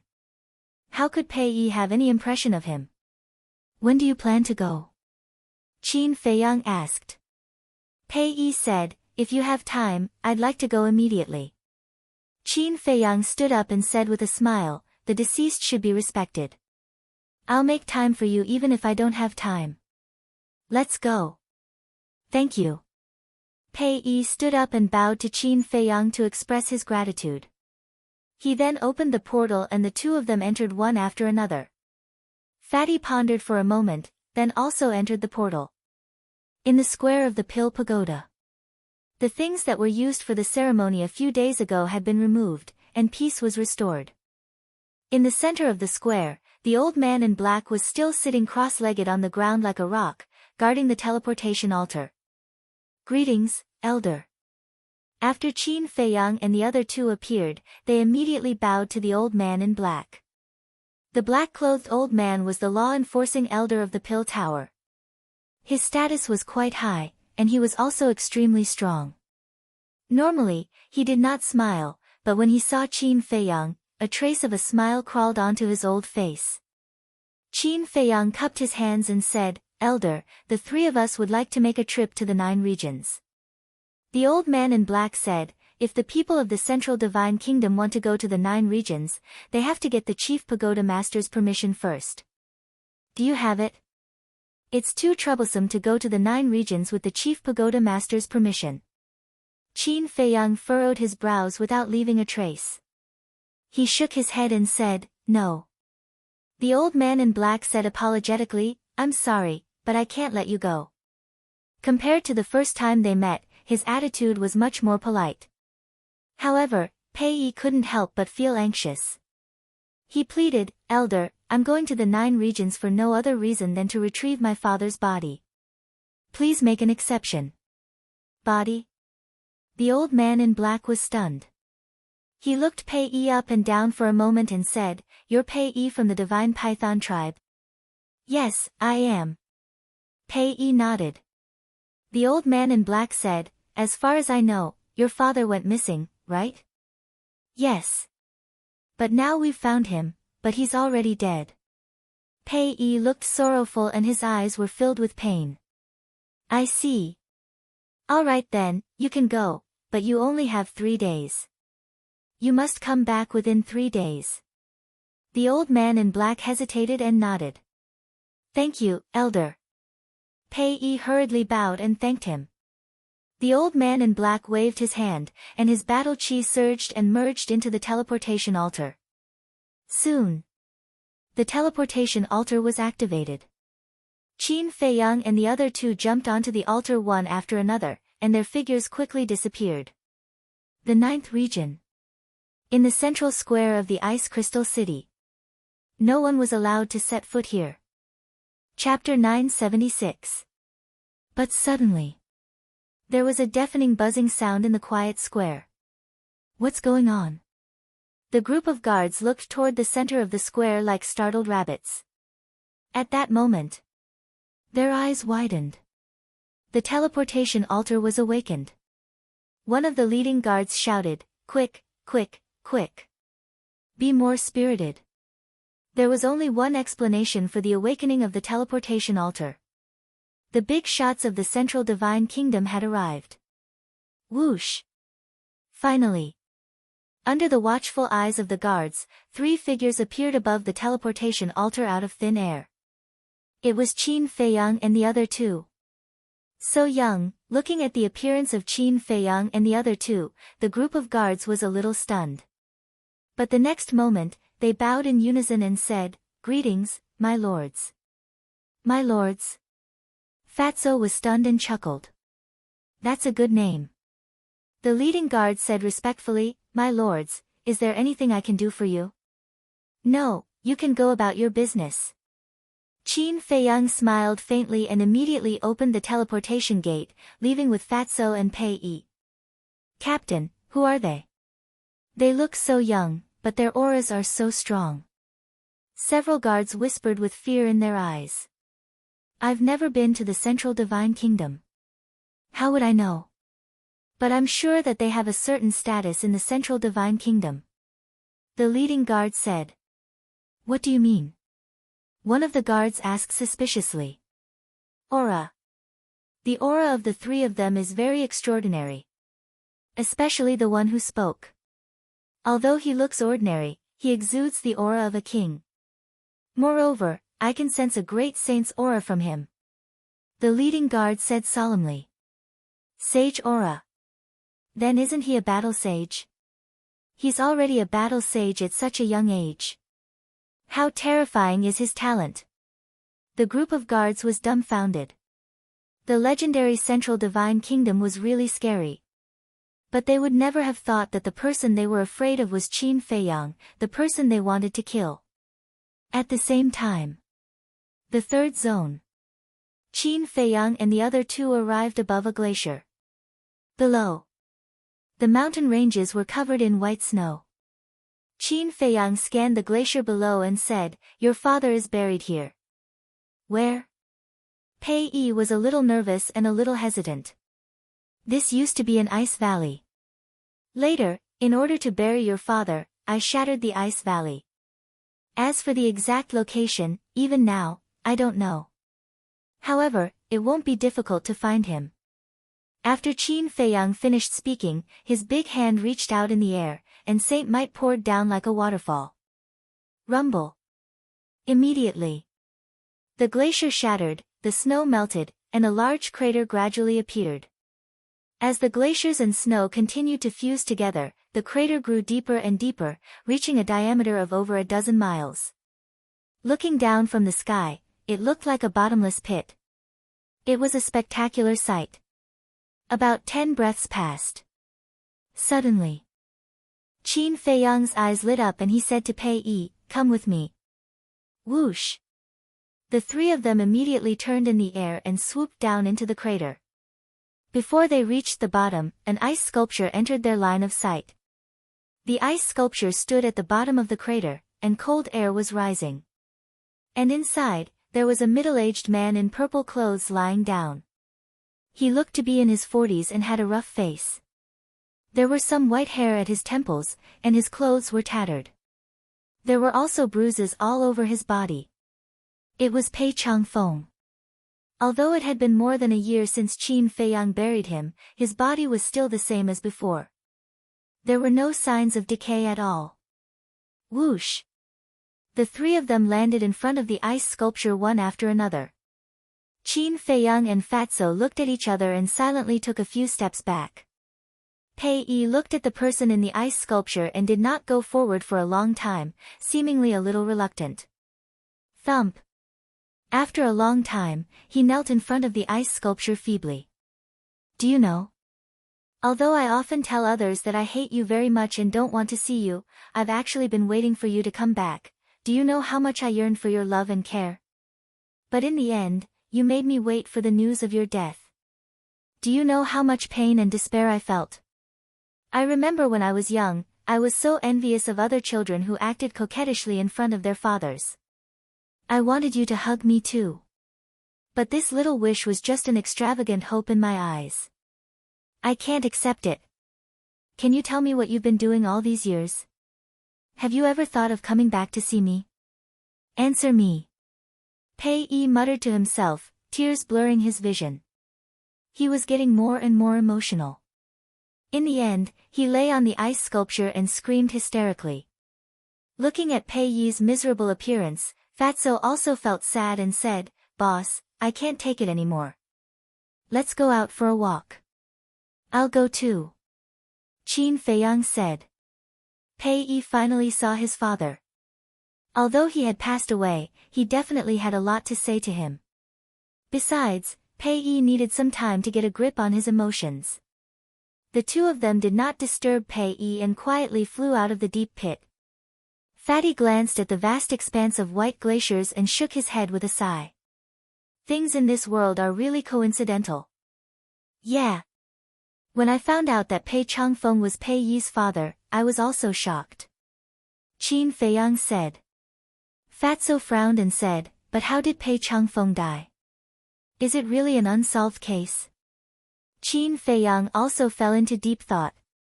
Although they were not sure about Pei Changfeng's specific strength, they could guess that he must be very strong after knowing his identity. After all, if Pei Changfeng was not strong, the previous chief of the Divine Python tribe would not have let him inherit the position of chief. Therefore, there were probably not many people in the 9 regions who could kill Pei Changfeng. There might not even be one. Boss, Fat Lord suddenly thought of the Black Lion tribe, the Red Flame tribe, and the Sea tribe. Fatso said. Is there a problem? Qin Feiyang was stunned and asked. I don't know. However, when the chiefs of the 3 tribes came here to look for the ice blade, does it mean that they already knew about the existence of the ice blade in advance? If that's the case, how did they know? Did they receive the news by chance? Or did they see the ice blade with their own eyes?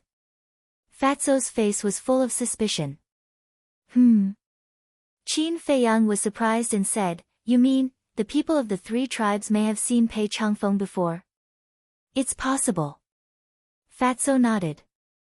Qin Feiyang frowned and pondered for a while, then said, "If they really saw him, they might know the cause of his death. Let's go, we'll go to the 3 tribes immediately. By the way, do you have the coordinates of the 3 tribes?" Although it was just a guess, it was still necessary to verify it. Of course. Back then, Master Fatty, Brother Wolf, and the others had ransacked the 3 big tribes. Chapter 977. Black Lion Tribe. In a small courtyard. 2 black-clothed old men sat opposite each other. Outside the small courtyard, a group of youths were naked and practicing martial arts on the snow. Although they were very young, only 12 or 13 years old, and their faces were red from the cold, none of them complained. Their faces were resolute. "Since the chief and the high priest were killed, our Black Lion tribe is no longer what it used to be, but our hope is not yet destroyed. Yes. These children are our hope. It's a pity that Qin Feiyang and those bastards robbed our treasury. Otherwise, with our foundation, these children wouldn't have to work so hard." Looking at those youths, the 2 black-clothed old men's faces were full of gratification, but there was also a trace of hatred in their eyes. This hatred was naturally targeted at Qin Feiyang and the others. Haven't you heard of the saying, "No pain, no gain"? But at this moment, with a faint laugh, Qin Feiyang and Fatso appeared out of thin air in the courtyard. "Who is it?" The 2 old men were shocked and immediately stood up, looking at the 2 of them warily. The group of youths outside also stopped practicing martial arts and looked at the 2 of them curiously. The tribesmen further away also put down what they were doing and came over, looking extremely unfriendly. Qin Feiyang glanced at the tribesmen of the Black Lion tribe indifferently, looked at the 2 old men, and asked, "Who is in charge of the Black Lion tribe now?" "Us. I'm the Grand Elder of the Black Lion tribe." "I'm the second elder." "May I ask why the 2 of you have come to our Black Lion tribe?" The 2 old men introduced themselves and asked. Qin Feiyang did not answer and asked, "So, as long as Cui Qingqing knows, you also know?" Cui Qingqing was the chief of the Black Lion tribe. "What on earth do you want?" The 2 old men frowned. Qin Feiyang waved his hand, took out his identity token, and said, "I'm from the Central Divine Kingdom's main tower. I'm here to investigate the cause of a person's death." The Central Divine Kingdom. Immediately, everyone's eyes trembled, and their faces were filled with shock and fear. Because none of them had been to the Central Divine Kingdom, they had no idea what the token in Qin Feiyang's hand represented. But if the other party was really from the Central Divine Kingdom, he could not afford to offend them. The 2 old men looked at each other and bowed, "Greetings, sirs." Qin Feiyang nodded, put away the token, and said, "Do you know someone called Pei Changfeng?" Pei Changfeng. Hearing this name, a trace of suspicion crept into their eyes. "That's him." Fatso waved his hand, and Pei Zhangfeng's shadow quickly condensed in the void. "Who is he?" The members of the Black Lion tribe looked at Pei Zhangfeng's figure with puzzlement on their faces. However, Qin Feiyang caught a hint of bewilderment in the eyes of the Grand Elder and Second Elder. In such a situation, doubt and bewilderment meant 2 different things. Doubt meant that they were completely unaware. And bewilderment meant that the 2 of them had definitely seen Pei Zhangfeng, but at least they knew of his existence. However, Qin Feiyang did not point it out, and said, "Have you never seen him before?" "No." Everyone shook their heads. The Grand Elder and Second Elder also shook their heads. Fatso's eyes revealed disappointment, and said in a low voice, "It seems that we guessed wrong." "No. We didn't guess wrong. It's just that someone refuses to tell the truth." Qin Feiyang shook his head and laughed. Fatso was surprised. Qin Feiyang looked at the Grand Elder and said indifferently, "Tell me everything you know." "They know?" Fatso was stunned for a moment, then glared at the two of them and shouted, "Since you know, then why don't you say it? Are you courting death?" The two of them trembled both physically and mentally, and were a little flustered by Qin Feiyang and Fatso's gaze. "Don't be nervous. As long as you tell me the truth, I won't hurt a single clansman of your Black Lion tribe. But if you dare to continue hiding it, your Black Lion tribe will face the danger of being exterminated today," Qin Feiyang said with a smile. But at the end of his sentence, the holy might roared out and instantly enveloped the entire Black Lion tribe. Everyone was suffocating under the pressure. The two old men were also trembling both physically and mentally, their eyes filled with disbelief. He looked so young, but he was actually a battle saint. As for the Black Lion tribe, as a super tribe in the third region, they once had a war saint. That was the leader and the high priest. However, these two people had both died at the hands of Qin Feiyang in the end, so the strongest one was the Nine-Star War sect. Facing a war saint, the Nine-Star War sect had no power to resist. Seeing that the deterrence had been achieved, Qin Feiyang also withdrew his holy might, looked at the Grand Elder, and said indifferently, "Speak." The Grand Elder hurriedly nodded and said, "We have indeed seen him before." "You've really seen him before?" Qin Feiyang and Fatso were stunned. Then Fatso asked, "Where have you seen him?" The Grand Elder wiped his cold sweat and said with his head lowered, "White Crane Mountain Range." Qin Feiyang was stunned and asked suspiciously, "Where is White Crane Mountain Range?" The Grand Elder said, "Not far, it's in the south, only a dozen miles away from here." Qin Feiyang frowned. "What is Pei Changfeng doing in White Crane Mountain Range?" "He is fighting with someone." The Grand Elder said. "Who?" Qin Feiyang's eyes flashed. The Grand Elder shook his head and said, "We don't know, but we know that they are brothers." "Brothers?" Qin Feiyang was stunned and said, "How do you know that they are brothers?" The Grand Elder said, "Because Pei Changfeng calls that person little brother." Little brother? Qin Feiyang and the Grand Elder looked at each other. Could it be that the person who fought with Pei Changfeng back then was the current leader of the Divine Python tribe? But wasn't this too inconceivable? Qin Feiyang said in a deep voice, "Do you know what that person looks like?" I know. It's a middle-aged man, his cultivation is very strong, and his temperament is also very extraordinary." The Grand Elder raised his hand and waved. Battle chi surged and quickly condensed into a figure in the void. "It's really him." Qin Feiyang and the Grand Elder looked at the virtual figure, their faces full of disbelief. This person in front of them, if not the current leader of the Divine Python tribe, who else could it be? In other words, what the leader of the Divine Python tribe said to Qin Feiyang at that time was all lies. And Pei Changfeng's death was completely a conspiracy. Qin Feiyang said, "I want to know the details." Good. As long as you don't hurt us, we will tell you everything." The Grand Elder and the Grand Elder nodded. "I remember that back then, we were discussing some matters with the leader, but suddenly we heard a loud noise. Out of curiosity, we rushed to the White Crane Mountain Range and happened to see two people fighting, and we also heard their conversation." The two slowly told the unknown secret of that year. The more Qin Feiyang and the Grand Elder listened, the more surprised they became. It turned out that back then, the previous leader of the Divine Python tribe did want to pass the position to Pei Changfeng.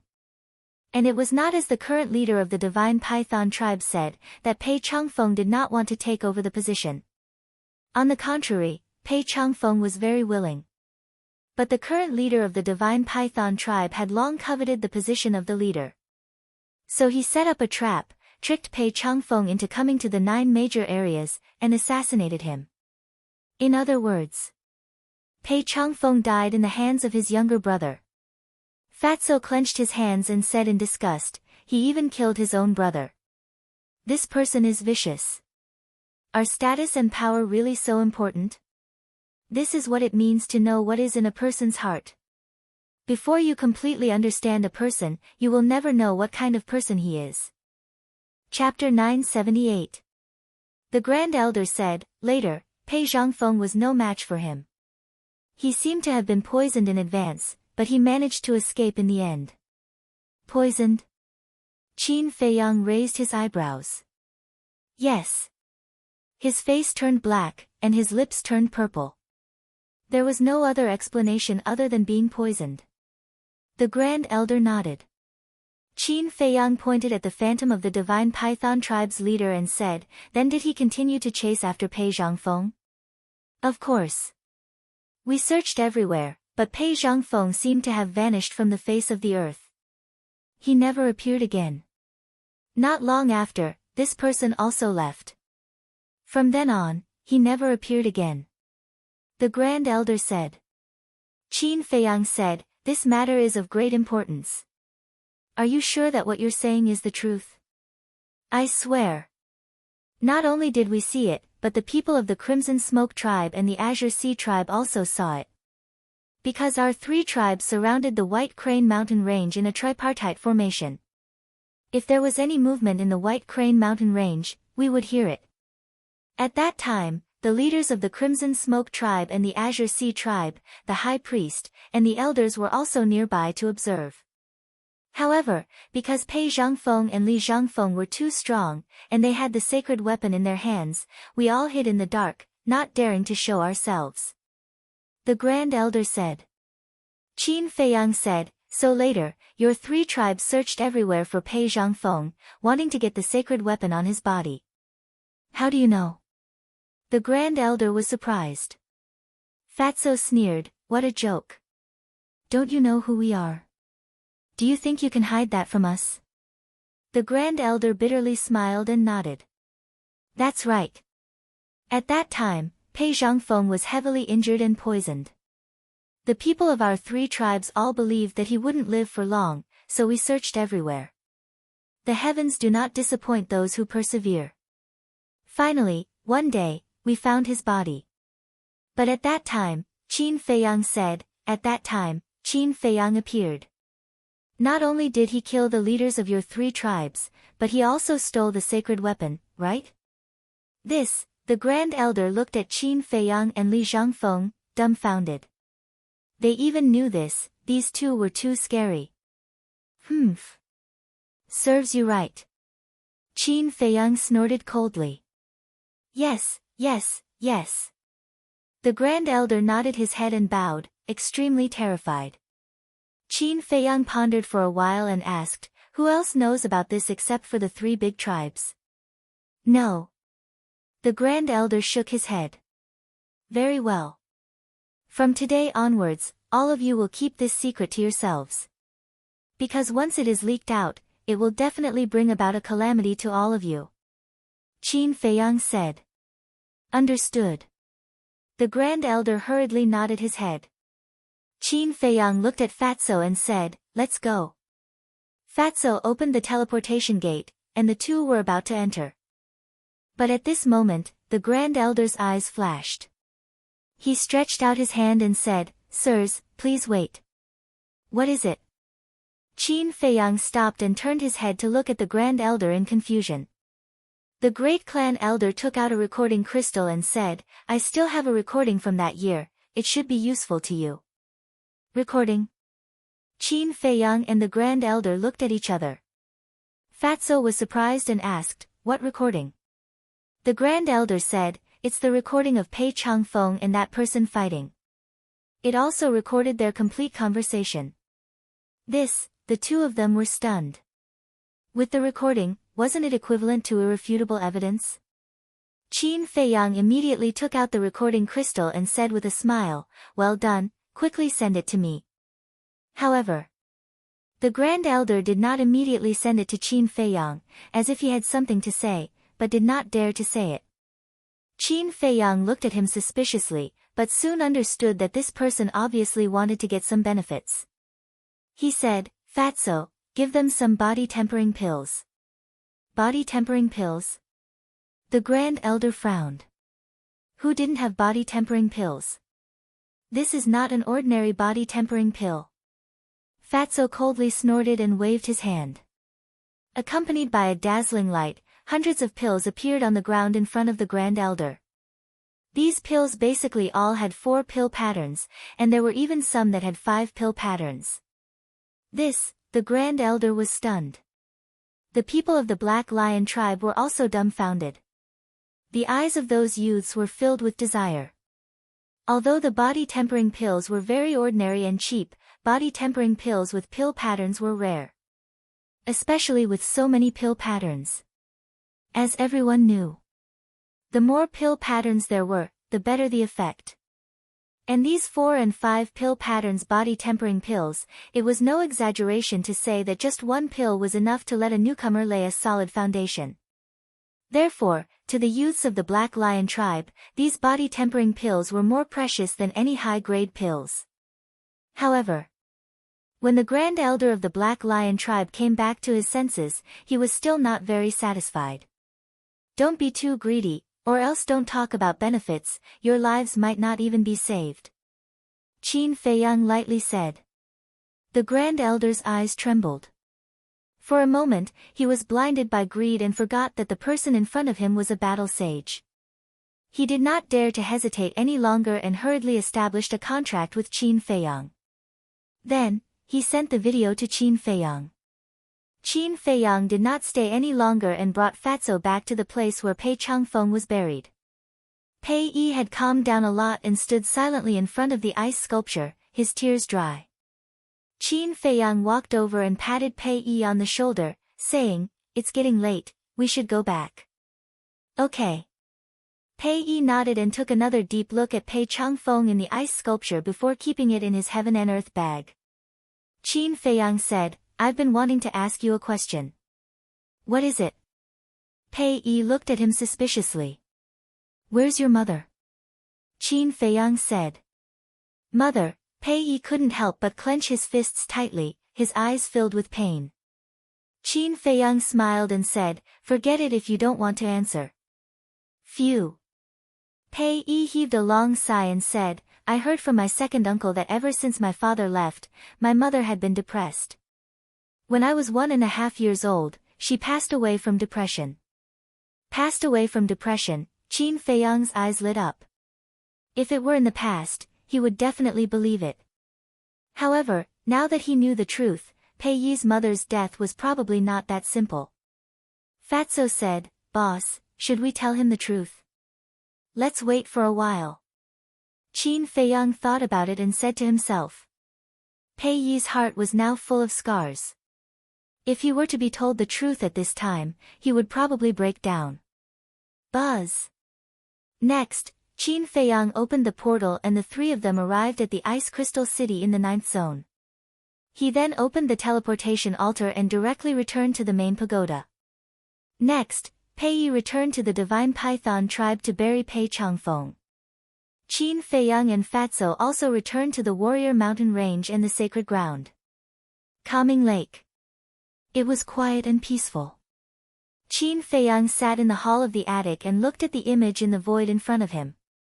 In the image, Pei Changfeng and the current leader of the Divine Python tribe were fighting fiercely in the sky above a mountain range. Blood splattered and the mountains and rivers were shattered. And just as the Grand Elder of the Black Lion tribe said, Pei Changfeng did show signs of being poisoned. In the end, the leader of the Divine Python tribe suddenly took out a long spear and pierced Pei Changfeng's heart. The long spear was black and shining, and its sharpness could split the sky. It was also a sacred weapon. After that, Pei Changfeng escaped from the mountain range with the ice blade. Power, status, what a harmful thing. Qin Feiyang sighed deeply and waved his hand. The image disappeared and then he put away the image crystal, got up and walked to the balcony on the 2nd floor. He sat cross-legged and closed his eyes to meditate. The next morning. Chapter 979. Dragon Phoenix House. Inside a private room. Qin Feiyang sat next to the tea table and looked at Wu Yang standing in front of him. While drinking tea, he asked, "Why did you ask me to come here?" Wu Yang respectfully said, I have a piece of news, it's about a 7th grade alchemy fire. Qin Feiyang's arm trembled. He put down the teacup and said. Tell me. Wu Yang said. Somewhere in Qinghai, a cluster of 7th grade alchemy fire is about to appear. Qinghai, Qin Feiyang frowned and asked. Is this news true? It's true. Wu Yang nodded. Who else knows? Qin Feiyang asked. Wu Yang said. According to my father, this alchemy fire was first discovered by the people in the tower, so the people in the tower must know about it. Qin Feiyang frowned. The people in the tower found it, how did the Qilin tribe know about it? To tell you the truth, not only the Qilin tribe, but several other tribes also have people in the tower. And their status is not low. So, as long as it's not a particularly secret, we can basically know it in the first place. Wu Yang said. So that's how it is. Qin Feiyang suddenly realized. He didn't expect that not only the Mujia, but also the major tribes have spies in the tower. This tower is really a mix of dragons and snakes. Qinghai is a very dangerous place. With my ability, I'm sure I can't get the alchemy fire, so I can only tell you this news, you have to find a way. Wu Yang said. He looked a little nervous. How dangerous is it? Qin Feiyang was suspicious. This so-called Qinghai, he has never been there, and even heard very little about it. I don't know, but I heard from my father that even a war emperor may not return. Wu Yang said. This, Qin Feiyang was surprised. That's right. Last time, the chief said that there was something for him to deal with, and the destination was Qinghai. Could it be that the thing to deal with is the alchemy fire? Qin Feiyang lowered his head and pondered for a moment, then looked at Wu Yang and said. Is there any other news? Yes. Because you killed Wu Jian, our leader is thinking of a way to deal with you. Wu Yang said. Frankly speaking, he still felt like he was living in a dream. One had to know that Wu Jian was a genuine 9-star battle saint. Although he had suppressed his cultivation level, it was still unbelievable that he could be killed in an instant by this person. Deal with me? Qin Feiyang smiled coldly. He was not surprised at all. Wu Jian was a genius of the Qilin tribe and his future was limitless. If the leader of the Qilin tribe did not come to find trouble with him, then that would truly be strange. Qin Feiyang said, when he thinks of a way to deal with me, you have to tell me immediately. No matter how much they disdained the Qilin tribe, they were still a super tribe with countless combat emperors. They had to be on guard. All right. Wu Yang nodded. Then, he looked like he wanted to say something. Qin Feiyang glanced at him and said indifferently, I like people who are straightforward. Just say what you want to say. Wu Yang gritted his teeth and said, when can I be free? When you fulfill my conditions, you will be free. Take out your image crystal and build a contract bridge. It will be convenient for us to contact each other in the future. Qin Feiyang smiled and took out his image crystal. Wu Yang sighed deeply and helplessly. He also took out his image crystal. After the contract bridge was completed, Qin Feiyang stood up and opened the portal to leave. I can't go on like this.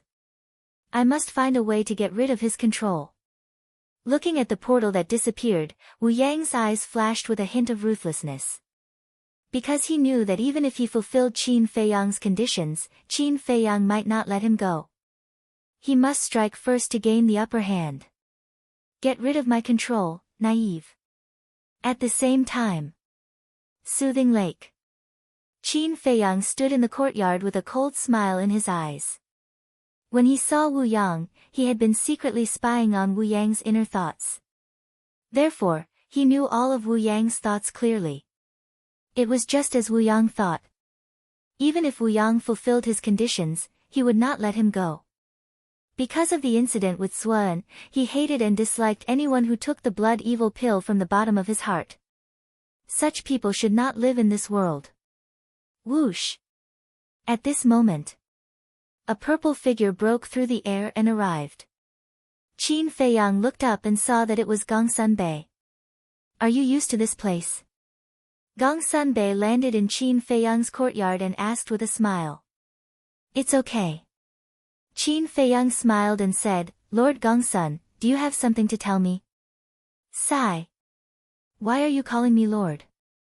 You are too polite. Although I have finished my apprenticeship, I am still the Chief Tower Master's disciple. You can call me Senior Brother. Gongsun Bei smiled. Okay. Qin Feiyang nodded. Gongsun Bei said, I am indeed here to ask you to do something. Please say it, Senior Brother. Qin Feiyang said. Wait. Gongsun Bei looked at young Master Hao in Wang Yu's courtyard and said loudly, You, Junior Brother, come out. Qin Feiyang was puzzled. Why did he ask Wang Yu, and young Master Hao to come out? After a while, Wang Yu walked out of the attic in a white dress.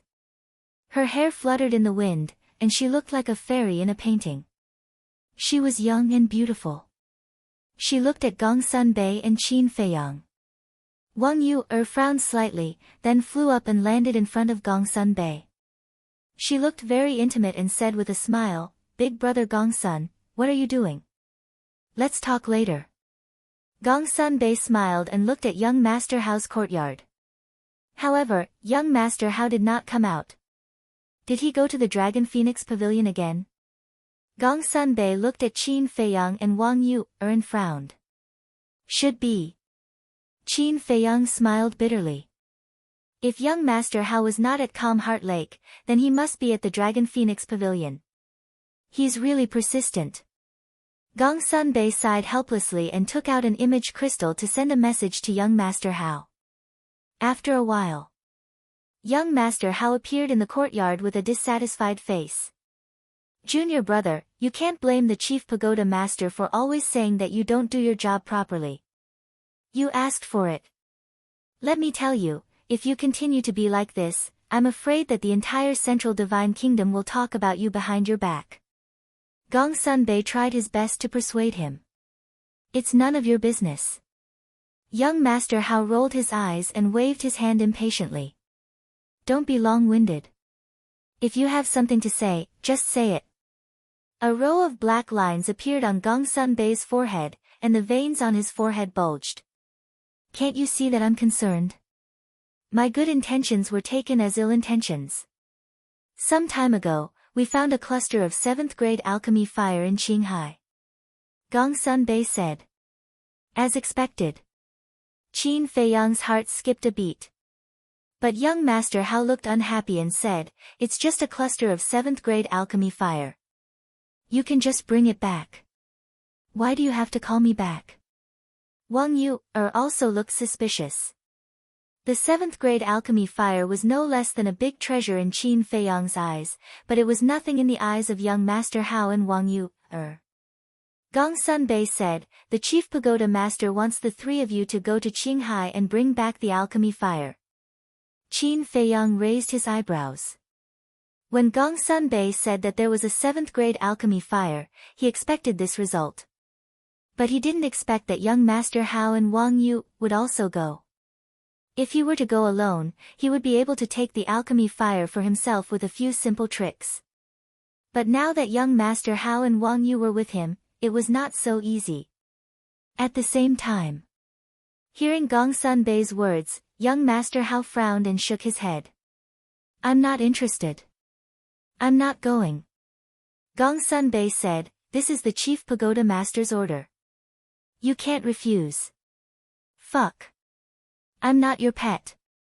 Why should I listen to you? Gongsun Bei said angrily. In his opinion, this was simply a waste of time. Wang Yu glanced at Qin Feiyang and snorted coldly. I'm not interested either, especially if I'm going with someone. That's for the best. Because I like to be alone, and I don't like to bring a burden. Qin Feiyang said lightly. Who are you calling a burden?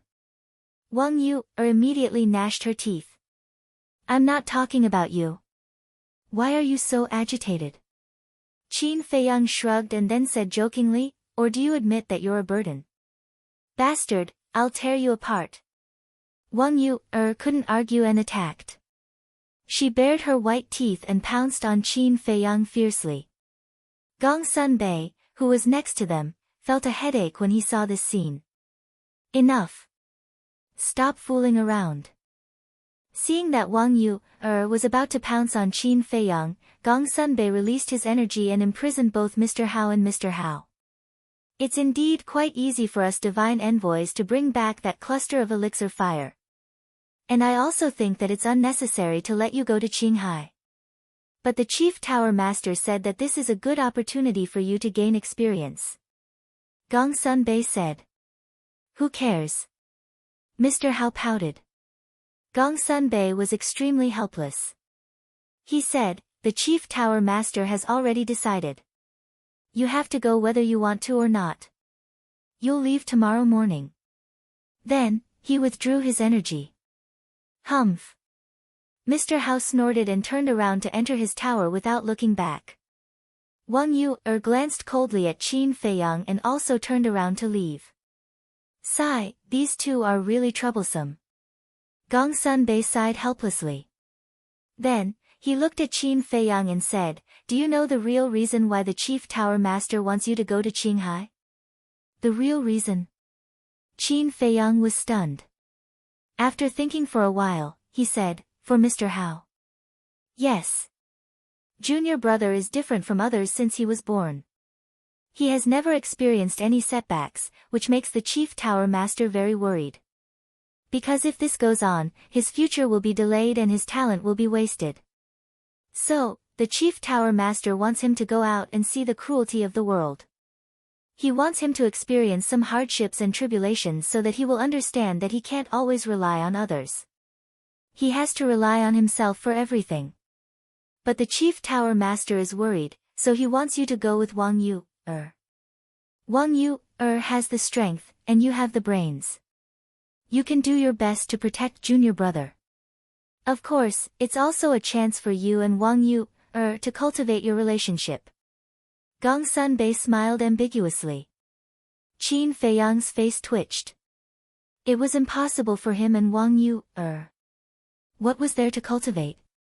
Have you asked Elder Wang and Wang Yu's parents about this? Qin Feiyang asked. Of course. It's such an important matter. We have to discuss it with them in advance. And they are very satisfied with you. They hope that you and Wang Yu can be together. Gong Sun Bei smiled. I'm afraid I'll have to disappoint their good intentions.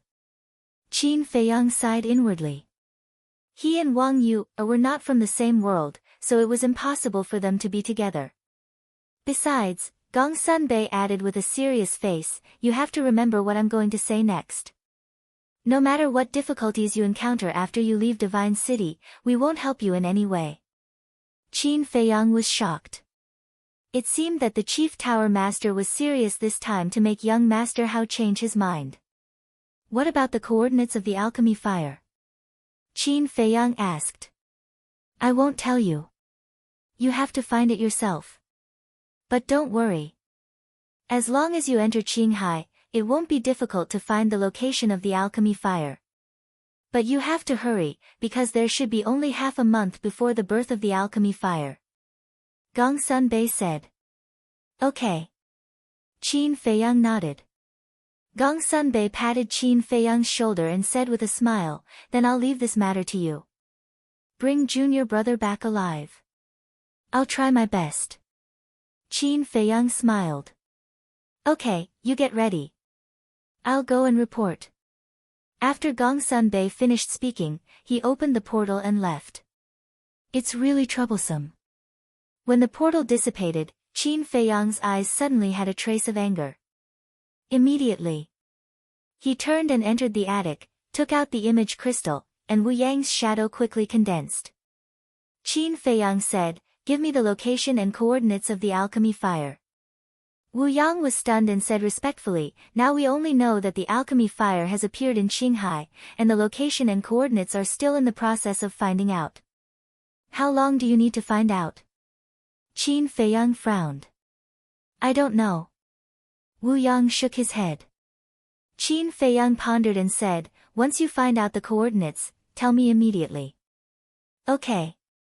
Wu Yang nodded and asked, is there anything else? Nothing. Qin Feiyang shook his head. After turning off the image crystal, Qin Feiyang sat on the chair, lowered his head and muttered, his eyes flickering. 7th grade alchemy fire, I'm determined to get it. A moment later. He clenched his hands and muttered to himself, a firm light flashing in his eyes. Time flew. Early the next morning. Qin Feiyang walked out of the attic. Soon. Wang Yu, and young Master Hao also walked out. Although they didn't want to go, the chief pagoda master had already made up his mind and could only obey. The three of them gathered together. Wang Yu, didn't say anything and directly declared her sovereignty, saying, along the way, you must listen to me. On what basis? Qin Feiyang raised his eyebrows. Wang Yu, said coldly, because I'm stronger than you. If you're not convinced, you can come and fight. Okay, I'll listen to you. Qin Feiyang was helpless. He was a 1-star battle saint. Wasn't he looking for trouble if he fought with a 9-star battle saint? Then let's go. Wang Yu, waved her hand and opened a portal. The three of them walked in one after another. Qilin tribe. Chief, the chief pagoda's spy reported that Ancestor Mu is going to Qinghai. In a hall, an old man in black stood in front of the chief of the Qilin tribe and said respectfully. The chief of the Qilin tribe was stunned and frowned. Why is he going to Qinghai? The old man in black said, it's said that the chief pagoda master asked him to bring back the alchemy fire. That's not right. Usually, the chief pagoda's divine envoy will come out in such a situation. The chief of the Qilin tribe was suspicious. The old man in black said, it seems that he wants to train him. The chief pagoda master didn't even give them the coordinates and asked them to find it themselves. The chief of the Qilin tribe's eyes lit up and said, doesn't that mean that this is a great opportunity to kill him? Yes, but also no. Because Wang Yu, and young Master Hao are going with him. The old man in black said. What's the matter? Can't we find a chance to avoid them? In short, we can't let Ancestor Mu come back alive this time. I'll leave this matter to you. Bring back the alchemy fire as well. The chief of the Qilin tribe said with a cold smile on his face. Okay. The old man in black nodded, then bowed and left. A mysterious tribe. The chief of the divine python tribe was half lying on the chair. He narrowed his eyes as if he was thinking about something. The high priestess stood behind him and gently massaged his shoulders. A moment later. The chief of the divine python tribe suddenly opened his eyes and sat up straight. He said, I have a feeling that we can't let Ancestor Mu live. The high priestess's delicate body stiffened. She shook her head and said, no, if the assassination fails, it'll be equivalent to us not fighting and not confessing. Besides, judging from Ancestor Mu's attitude that day, he definitely doesn't know the cause of Big Brother's death. I understand. But I can't feel at ease if Ancestor Mu doesn't die. The chief of the divine python tribe said in distress. You're a typical thief with a guilty conscience. The high priestess glared at him helplessly. After pondering for a moment, she said, how about this? Isn't he going to Qinghai? We'll let Elder Qin follow him first. If there's a chance to kill him in one strike, we'll kill him. If there's no chance, we'll give up decisively. The chief of the divine python tribe's eyes lit up. He said happily, that's a good idea. I'll go find Elder Qin immediately. With that, he got up and left in a hurry. If you knew this would happen, why did you do it in the first place? Chapter 980. Qinghai City. This city was located at the western border of the central divine kingdom, which was very far away from the divine city. The area of Qinghai City was only about 5 or 6 miles. Compared to the divine city, it was like heaven and earth. Moreover, Qinghai City had been built for less than 1,000 years. However, such a city was quite prosperous. Because Qinghai City was the only way to Qinghai, and it was only dozens of miles away from Qinghai. Many people who went to Qinghai to explore and search for treasures would come here to replenish their supplies and rest. Swish! At this moment, in the sky above a forest outside the city, 3 figures appeared out of thin air. It was Qin Feiyang and the other 2. Qin Feiyang glanced down, looked up at the city not far away, and asked suspiciously, "Where is this?" "I don't know either." Young Master Hao shook his head. Although he was born in the Central Divine Kingdom, he had always been in the Divine City, so he was even more unfamiliar with the outside world than Qin Feiyang. Wang Yuer said, "This is Qinghai City, the only city near Qinghai. If you want to buy anything, hurry up and buy it." Young Master Hao asked curiously, "Sister, have you been here before?" "No." Wang Yuer shook her head. "Then how do you know?" Young Master Hao was suspicious. "Nonsense. Of course I asked around." Wang Yuer glared at him angrily. In fact, last night, she had deliberately asked someone about the details of Qinghai City. Therefore, although she had never been here before, she knew a little about Qinghai City. Young Master Hao smiled embarrassedly. This woman is quite attentive. Qin Feiyang glanced at Wang Yuer and asked, "Then should we change our faces and hide our identities?" "No need. Qinghai City is millions of miles away from the Divine City. Basically, no one here has been to the Divine City, so no one will know us." Wang Yuer said. "No way. I'm so famous, but they don't know me." Young Master Hao was surprised. Narcissist. Wang Yuer couldn't help but roll her eyes and said, "Although others don't know you, the Pavilion Master and the City Lord of Qinghai City know you." "Who?" Young Master Hao was stunned and asked. Wang Yuer said, "Fu Xiong, Shen Feiyun." "So it's them." Young Master Hao was enlightened. "Let's go. Restrain your auras and don't attract too much attention. After all, we're here to train. The fewer people who know, the better." Wang Yuer said indifferently and flew towards Qinghai City without looking back. Qin Feiyang and young Master Hao followed behind her. Qin Feiyang whispered, "Who are Fu Xiong and Shen Feiyun?" Young Master Hao chuckled, "Speaking of which, you and Fu Xiong have some history." "Origin?" Qin Feiyang was stunned. Young Master Hao asked, "Do you remember Fu Anshan?" "Of course I remember." Qin Feiyang said. Young Master Hao smiled, "Fu Xiong is Fu Anshan's son." "Ugh." Qin Feiyang was taken aback. Then, he smiled bitterly. Enemies were bound to meet on a narrow road. As for Shen Feiyun, this person was once a prominent figure in Divine City. He was even as famous as Gongsun Bei.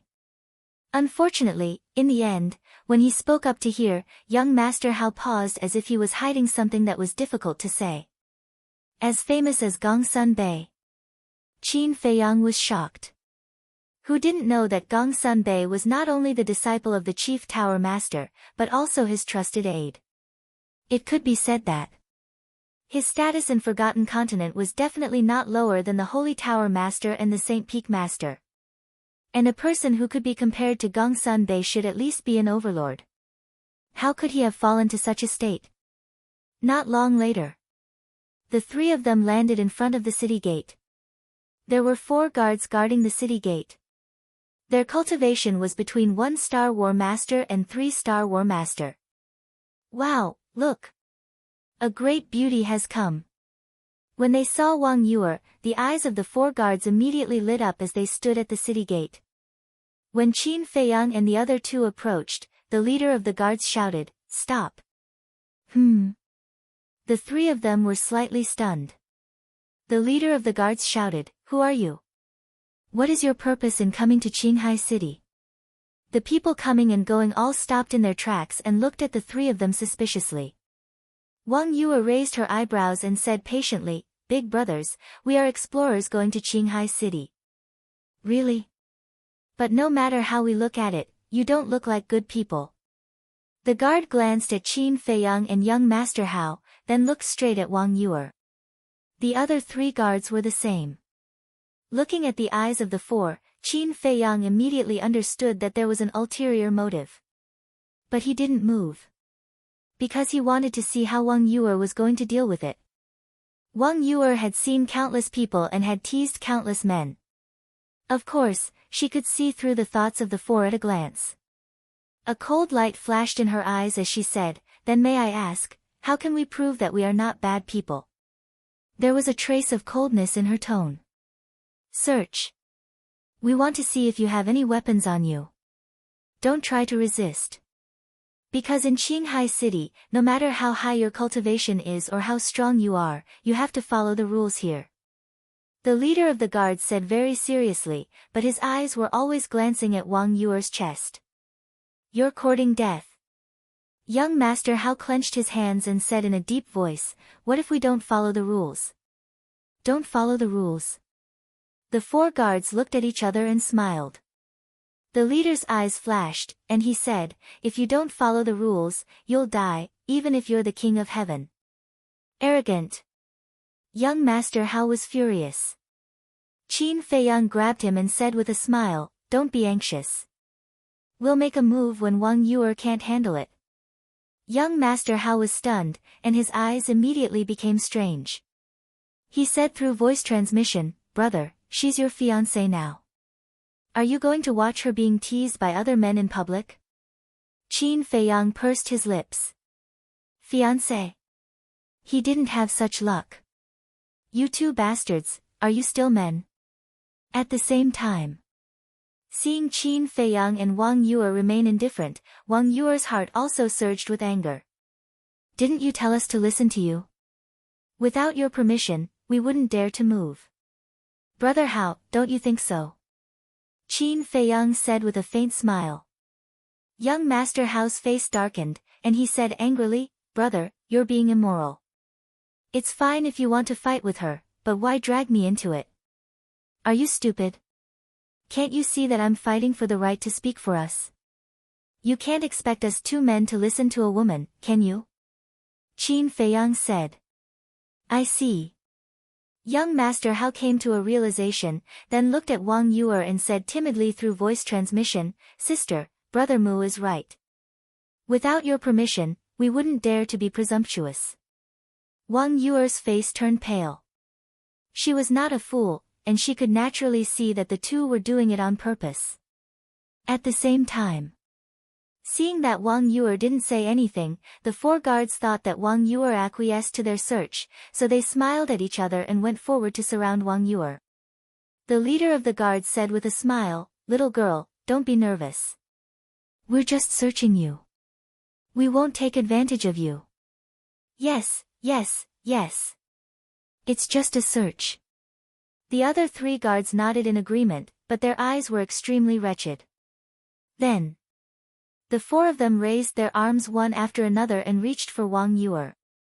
"You really don't know what's good for you," Wang Yuer muttered, her eyes cold and piercing. But suddenly, a sly look flashed in her eyes, and she said to Qin Feiyang through voice transmission, "Do you want me to say it before you're willing to move? Fine, now I order you to cripple the 4 of them." "Cripple?" Young Master Hao was stunned and said to himself, "Brother, what should we do now?" "Pretend you didn't hear it," Qin Feiyang said indifferently. "Ah." Young Master Hao was stunned and shook his head with a bitter smile. These 2 were indeed a pair of enemies. Seeing that the 2 of them were still indifferent, Wang Yuer's temper couldn't help but flare up. "You win." She turned around and glared at the 2 of them fiercely, then glanced at the 4 guards, killing intent bursting out of her eyes.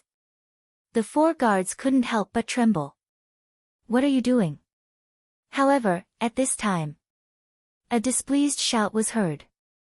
"Oh no!" The 4 guards trembled again and hurriedly turned to look at the street inside the city gate with incomparably respectful expressions. The crowd of onlookers was the same, as if some big shot had arrived. Qin Feiyang and young Master Hao looked at each other and also looked up. Their gazes passed through the crowd and finally landed on a certain place on the street inside the city.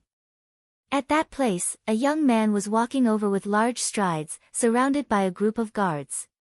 The young man was wearing a gorgeous purple robe and was about 1.8 meters tall. There was an exquisite jade pendant on his waist, and he looked dignified and arrogant. The group of guards behind him were dressed similar to the 4 guards guarding the city. Obviously, they were all from the city lord's mansion. However, their auras were much stronger than the 4 people guarding the city. The purple-clothed young man was like a moon surrounded by stars, looking down on the crowd. "Greetings, young Master Long." As soon as the purple-clothed young man came out, the people gathered in front of the city gate bowed to him. "Yes." Young Master Long nodded, his arrogant expression slightly cold, but when he saw Wang Yuer, his eyes flashed with surprise. "What's going on?" He looked at the 4 city guards and frowned. The leader of the guards hurriedly said, "Young Master Long, it's like this, however." Before he could speak, Wang Yuer's eyes flashed, and she ran to young Master Long in a panic, saying, "Young Master, you have to uphold justice for this little girl." As she spoke, she used her charm technique slightly. Young Master Long was immediately enchanted, his eyes filled with admiration, and then patted his chest proudly. "Don't be afraid, with me here, no one dares to bully you." "Thank you, young master." Wang Yuer looked at him gratefully, her charming eyes were like silk, seducing one's soul. "Little demoness." Qin Feiyang cursed. "Get used to it." Young Master Hao patted his shoulder and sighed. He had lived with Wang Yuer since he was young, so he had a certain immunity to Wang Yuer's charm technique. But the others couldn't. At this moment, all the men present looked at Wang Yuer as if their souls had left their bodies. That young Master Long was even more obsessed with the charm technique, unable to extricate himself. At the same time, Wang Yuer glanced at everyone, and finally her gaze fell on Qin Feiyang and young Master Hao. Her gaze was somewhat thought-provoking.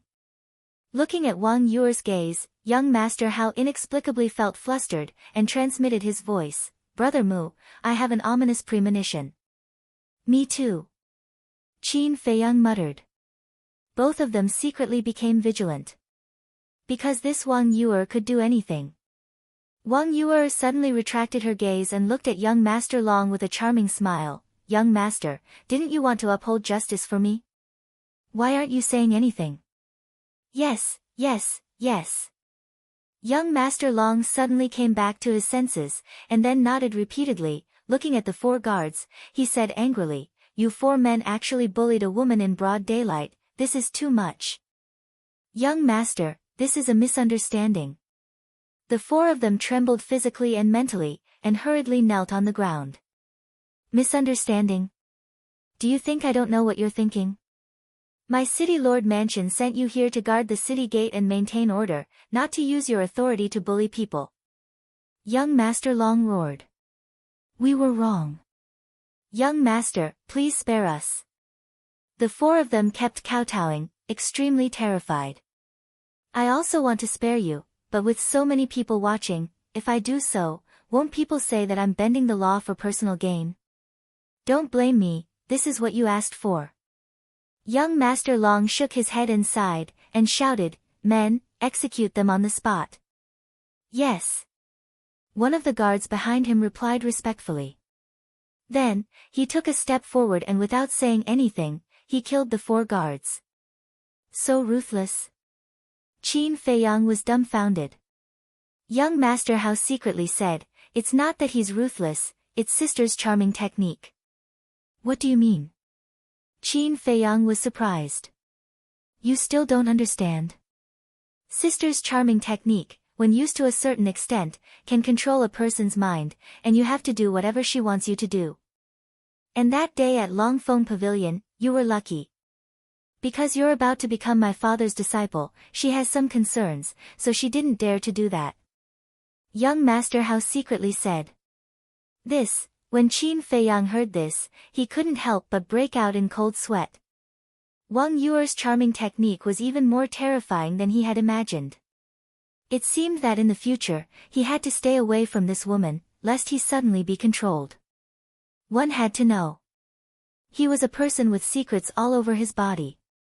Once controlled, the consequences would be unimaginable.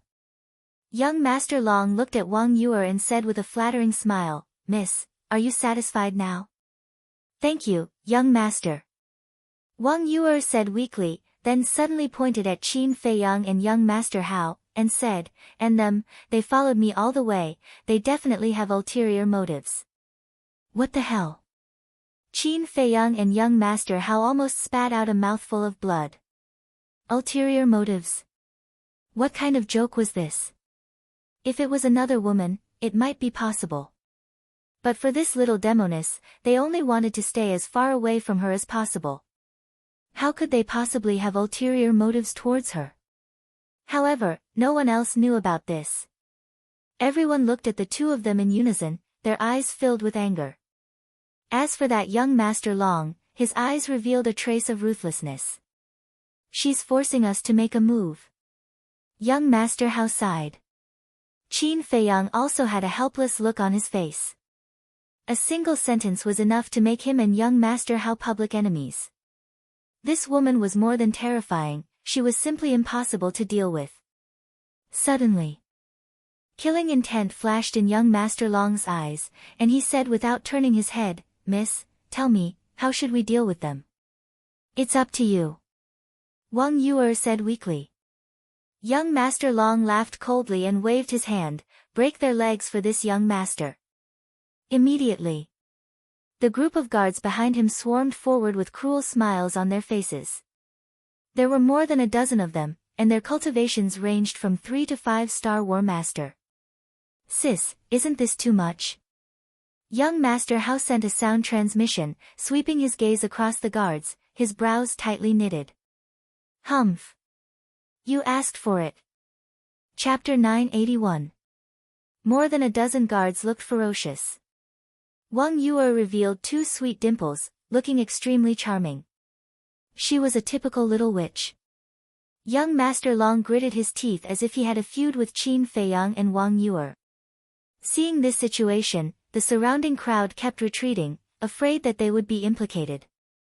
The atmosphere at the scene was extremely tense. Qin Feiyang and Wang Yuer looked at each other and couldn't help but raise their eyebrows. Young Master Hao looked at those guards and said, "Let me tell you, you'd better not provoke me. You still dare to be arrogant when you're about to die." Young Master Long looked surprised and then said to those guards, "Be gentle, don't kill them. I want to have fun today." "Okay." More than a dozen guards nodded, their faces full of mockery and ridicule.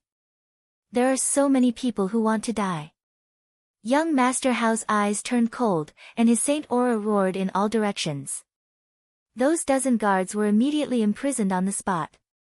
He is actually a battle saint." Young Master Long was shocked. Under young Master Hao's Saint Aura, those guards felt as if they were in the abyss, and their bodies turned cold. "I said, don't provoke me." Young Master Hao roared, and his Saint Aura suddenly surged. More than a dozen guards exploded on the spot, and blood splattered in the sky. Everyone's faces turned pale with fright. Wang Yuer was also shocked. Obviously, she didn't expect young Master Hao to kill them directly. Only Qin Feiyang looked as if nothing had happened. Although he hadn't known young Master Hao for long, he had already known young Master Hao's character. Don't be fooled by young Master Hao's usual sloppy appearance. In fact, there was an inviolable arrogance in his bones. Therefore, when dealing with this person, one had to use the right method, or one would get into trouble. And this young Master Long, relying on the power behind him, repeatedly provoked him. As the son of the chief tower master, he definitely couldn't tolerate it. "How dare you? How dare you kill my guards? Do you know who I am? Do you know how big a mistake you have made?" Young Master Long didn't realize that he had hit an iron plate this time. After coming back to his senses, he immediately shouted at young Master Hao in a stern voice. "You're still excited?" Young Master Hao raised his eyebrows, crossed his arms in front of his chest, and laughed. "You are the first one who dares to talk to me like this." I have to admire your courage. Who do you think you are? Young Master Long was not to be outdone. Qin Feiyang frowned. Young Master Hao had already displayed his strength, yet this person still dared to continue challenging him. It seemed like this young Master Long really had someone backing him up. Who am I? In the meantime, young Master Hao was stunned. As the son of the dignified Chief Tower Master, when had he ever been humiliated like this? Was this person tired of living? Murderous intent flashed in his eyes as he landed in front of young Master Long. What do you want to do? This sudden action caused young Master Long to panic a little. What are you trying to do? What do you think? Young Master Hao laughed and raised his hand to slap young Master Long's face. Furthermore, he used half of his strength. But even if it was only half of his strength, it was still not something that young Master Long could withstand. Because young Master Long was only a battle emperor. Ah! There was no suspense. Accompanied by a miserable howl, young Master Long flew out like a meteorite, crashing into the city gate behind him, blood spurting out wildly. Half of his face instantly swelled up, and a blood-red palm print was extremely eye-catching. You actually dare to hit me? He laid on the ground and looked at young Master Hao in disbelief. So what if I hit you? Let me tell you, to be able to let me slap you, that is the accumulated merit of your ancestors. You should go back and burn incense. Young Master Hao said in disdain. How preposterous. I will definitely not let you off. Young Master Long spat out a mouthful of blood. He was angered by young Master Hao's words. Then, he got up in a sorry state and looked at Wang Yu. Miss, don't be afraid. Come with me first, I'll bring you to settle the score with them later. You'd better pray for yourself. Wang Yu, chuckled, and then entered the city without looking back. What do you mean? Young Master Long was stunned. Can't you tell? She's with us. She's just teasing you. You really took it seriously. You're really stupid. Young Master Hao shook his head and sneered. After saying that, he chased after Wang Yu. You're still too young. Qin Feiyang stepped forward and patted young Master Long's shoulder. He shook his head and smiled, then followed him into the city. Teasing me? Young Master Long was stunned, unable to regain his senses for a long time. A moment later, he looked at the crowd around him and asked, Are they really together? Everyone nodded. Young Master Long immediately flew into a rage out of humiliation and roared, Then why didn't you tell me earlier? You didn't ask. And you didn't give us a chance to speak. Everyone muttered in their hearts. At the same time, they were very nervous. Qin Feiyang and the other two did not understand young Master Long, but they did. Not only did this person have a backer, he was also narrow-minded. No one dared to offend him. Young Master Long's hands were tightly clenched together as he looked at the backs of Qin Feiyang and the other two. The killing intent in his eyes was undisguised. Just you wait, I will let you know the consequences of offending this young master. He muttered, then opened the teleportation gate and left. Only then did the people gathered here heave a sigh of relief. Following that, they began to discuss in low voices. To even dare to hit young Master Long, what kind of background did these three people have? Moreover, under the deliberate spread of the news, this matter spread from 1 to 10, from 10 to 100, and very quickly, everyone in Qinghai City knew about it. They were all shocked and in disbelief. On a bustling street, Qin Feiyang and the other two walked side by side. When the pedestrians who came and went saw them, they couldn't help but take a few more glances. It spread throughout Qinghai City so quickly. It really is as the saying goes, good things don't go out, but bad things travel 1,000 miles. Young Master Hao shook his head. Qin Feiyang laughed, this also means that young Master Long's background is not small. No matter how great his background is, can he compare to me? Young Master Hao disdained. Qin Feiyang smiled helplessly. In this forgotten continent, other than the Mu family, there really wasn't any hedonistic son who dared to compare family background with young Master Hao. Young Master Hao looked at Wang Yu, who was walking in the middle, and frowned. Sis, you've caused enough trouble, shouldn't you tell us now, why did you bring us to Qinghai City? I'm causing trouble.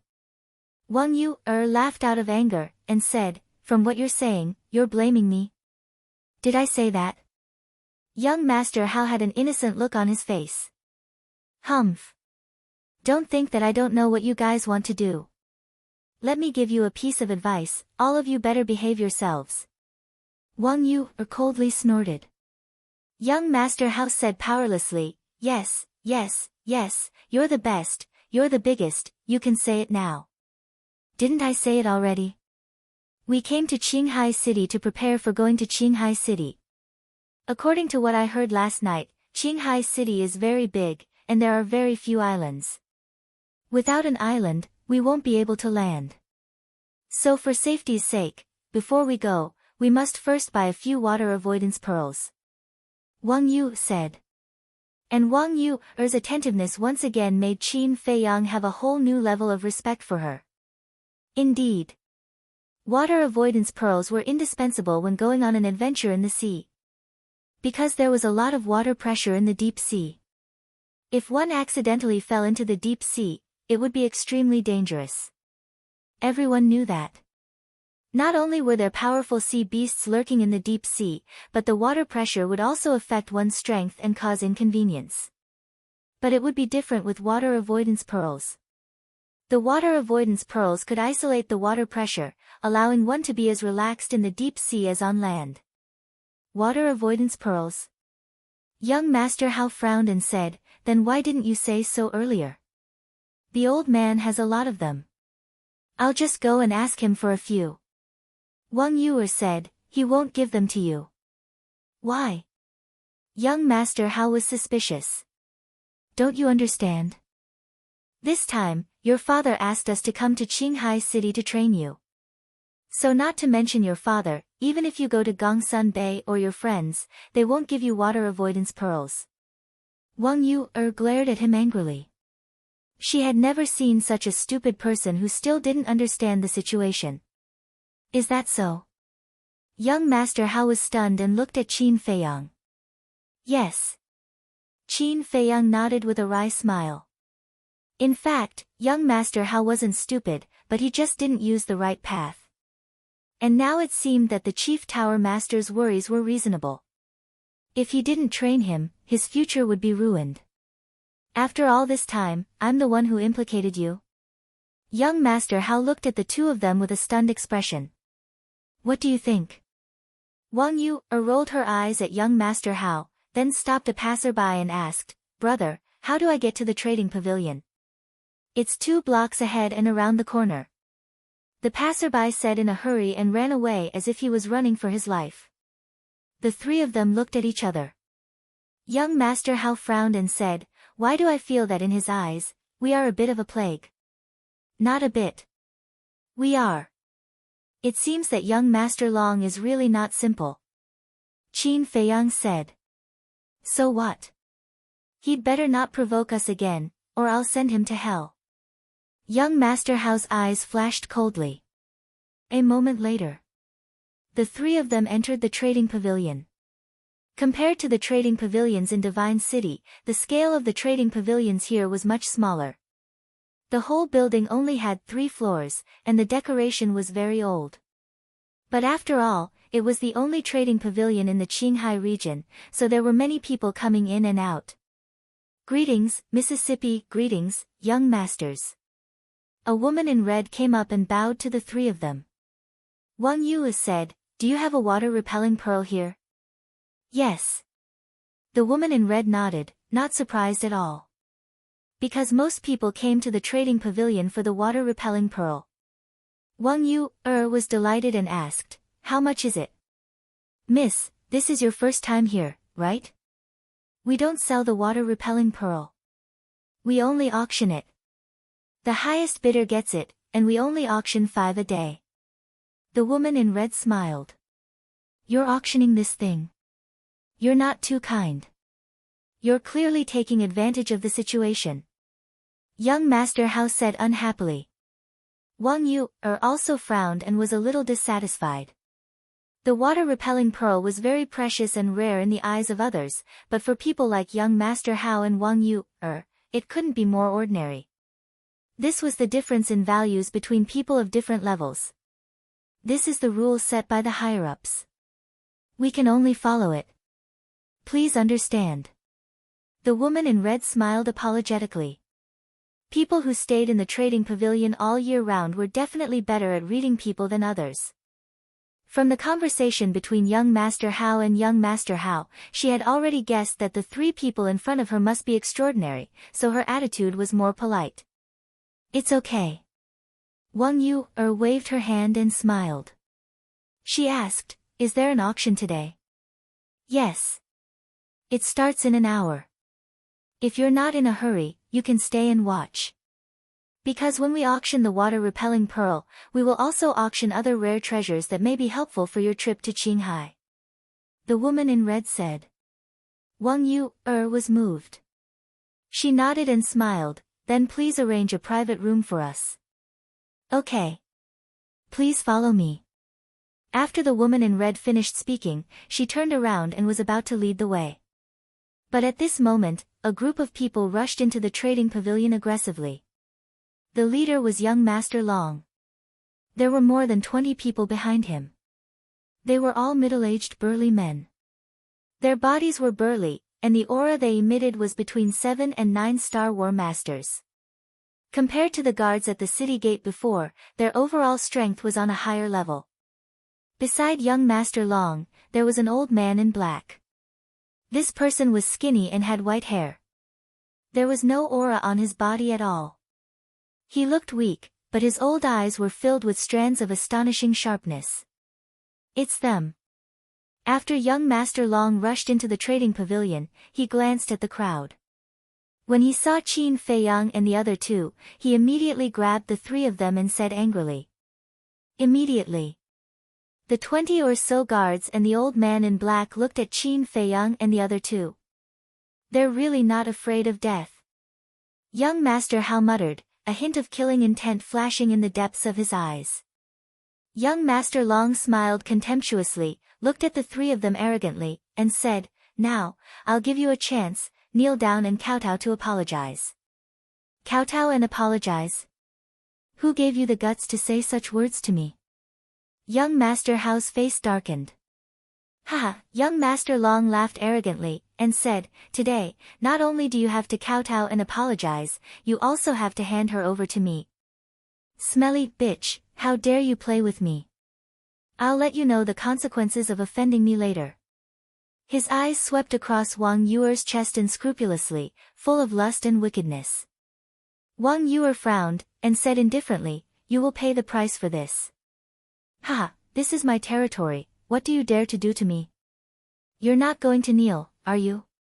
All right. Cripple them for me.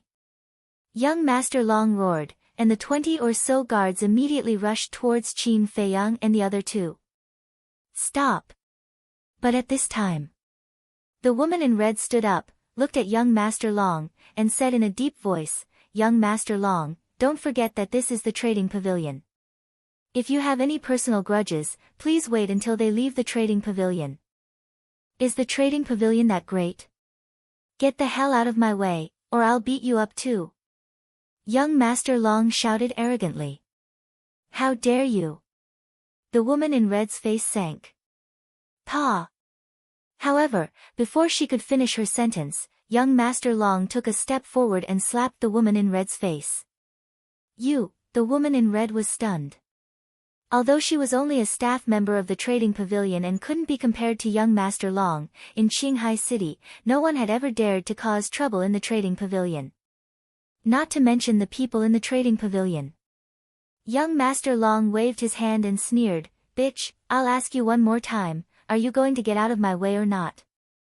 They are guests of my trading pavilion. Don't even think about touching them. I will immediately report this matter to the pavilion master and ask him to make a decision. The woman in red took out an image crystal. You're courting death. Young Master Long was furious. He slapped away the image crystal of the woman in red, and then slapped her again. The woman in red's beautiful face turned pale. Young Master Long was a famous playboy in Qinghai City, so she understood him. Although he was usually very arrogant, he was still honest every time he came to the trading pavilion. But he didn't expect him to be so crazy today. You've gone too far. Chapter 982. Young Master Long raised his eyebrows, looked at Qin Feiyang's hand, and laughed. Do you want to be the hero to save the beauty? His smile was somewhat frightening.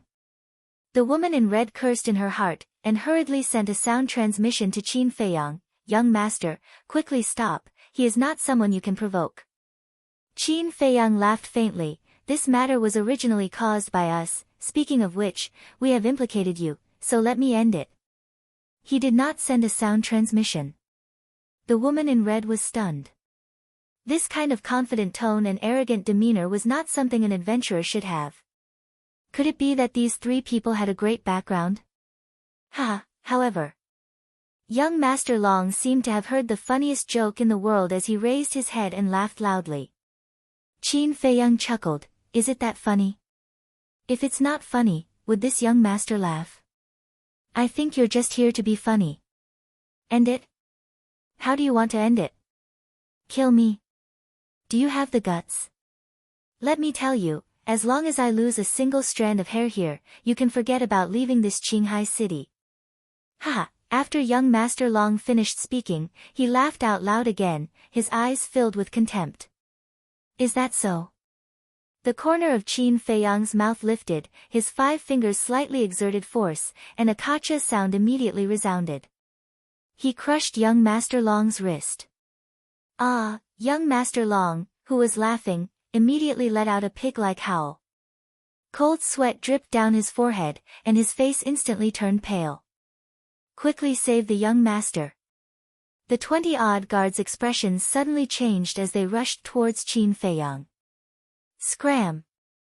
Qin Feiyang roared, his holy might roared, and his black hair fluttered in the wind. In an instant, as if struck by lightning, those guards were all sent flying, spitting out blood as they screamed miserably. He is also a war saint. The onlookers turned pale with fright.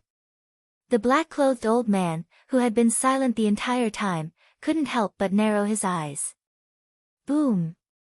Suddenly, a terrifying pressure rushed out from the black-clothed old man's body. This was also the holy might. And it was even stronger than Qin Feiyang. 2-star war saint. He glanced at Wang Yu, and young Master Hao, then looked at Qin Feiyang and said solemnly, Qinghai City is not a place where you can behave atrociously.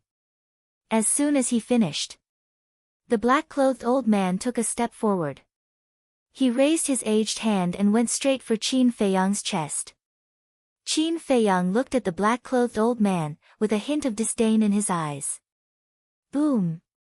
And just as the black-clothed old master holy might, the black-clothed old man was immediately imprisoned, unable to move at all. This holy might, everyone's to master, their eyes. She was also a venerable. His cultivation his. Wang Yuer had concealed her aura, so everyone had always thought that she was just a pretty but useless vase. But he never expected that she was the real big BS. Here came the problem, who was to be, to these three? The black-clothed old man's eyes were gloomy. He had obviously realized that he had hit an iron plate this time, but he wasn't nervous at all. The three of you, we are from the city lord's mansion.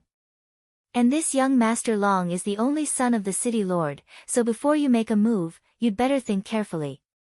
The black-clothed old man said. The threat in his words was not concealed at all. The city lord's son. Young Master Hao was stunned and frowned. You mean, he is Qin Feiyang's son? How dare you? How can you call the city lord's name directly? The black-clothed old man scolded.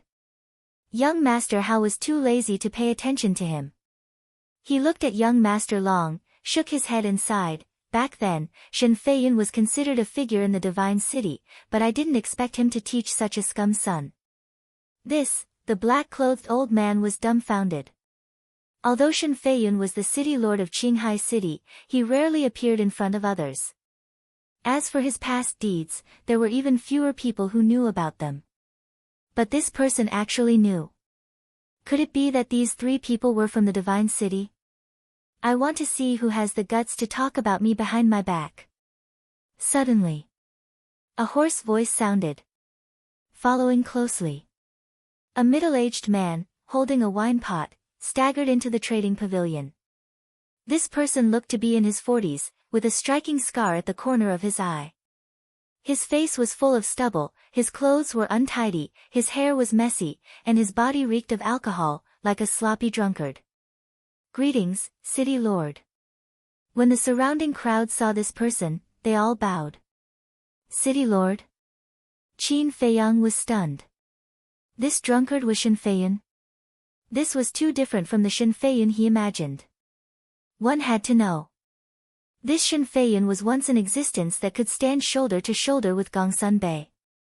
Even if he came to Qinghai City, he wouldn't be in such dire straits.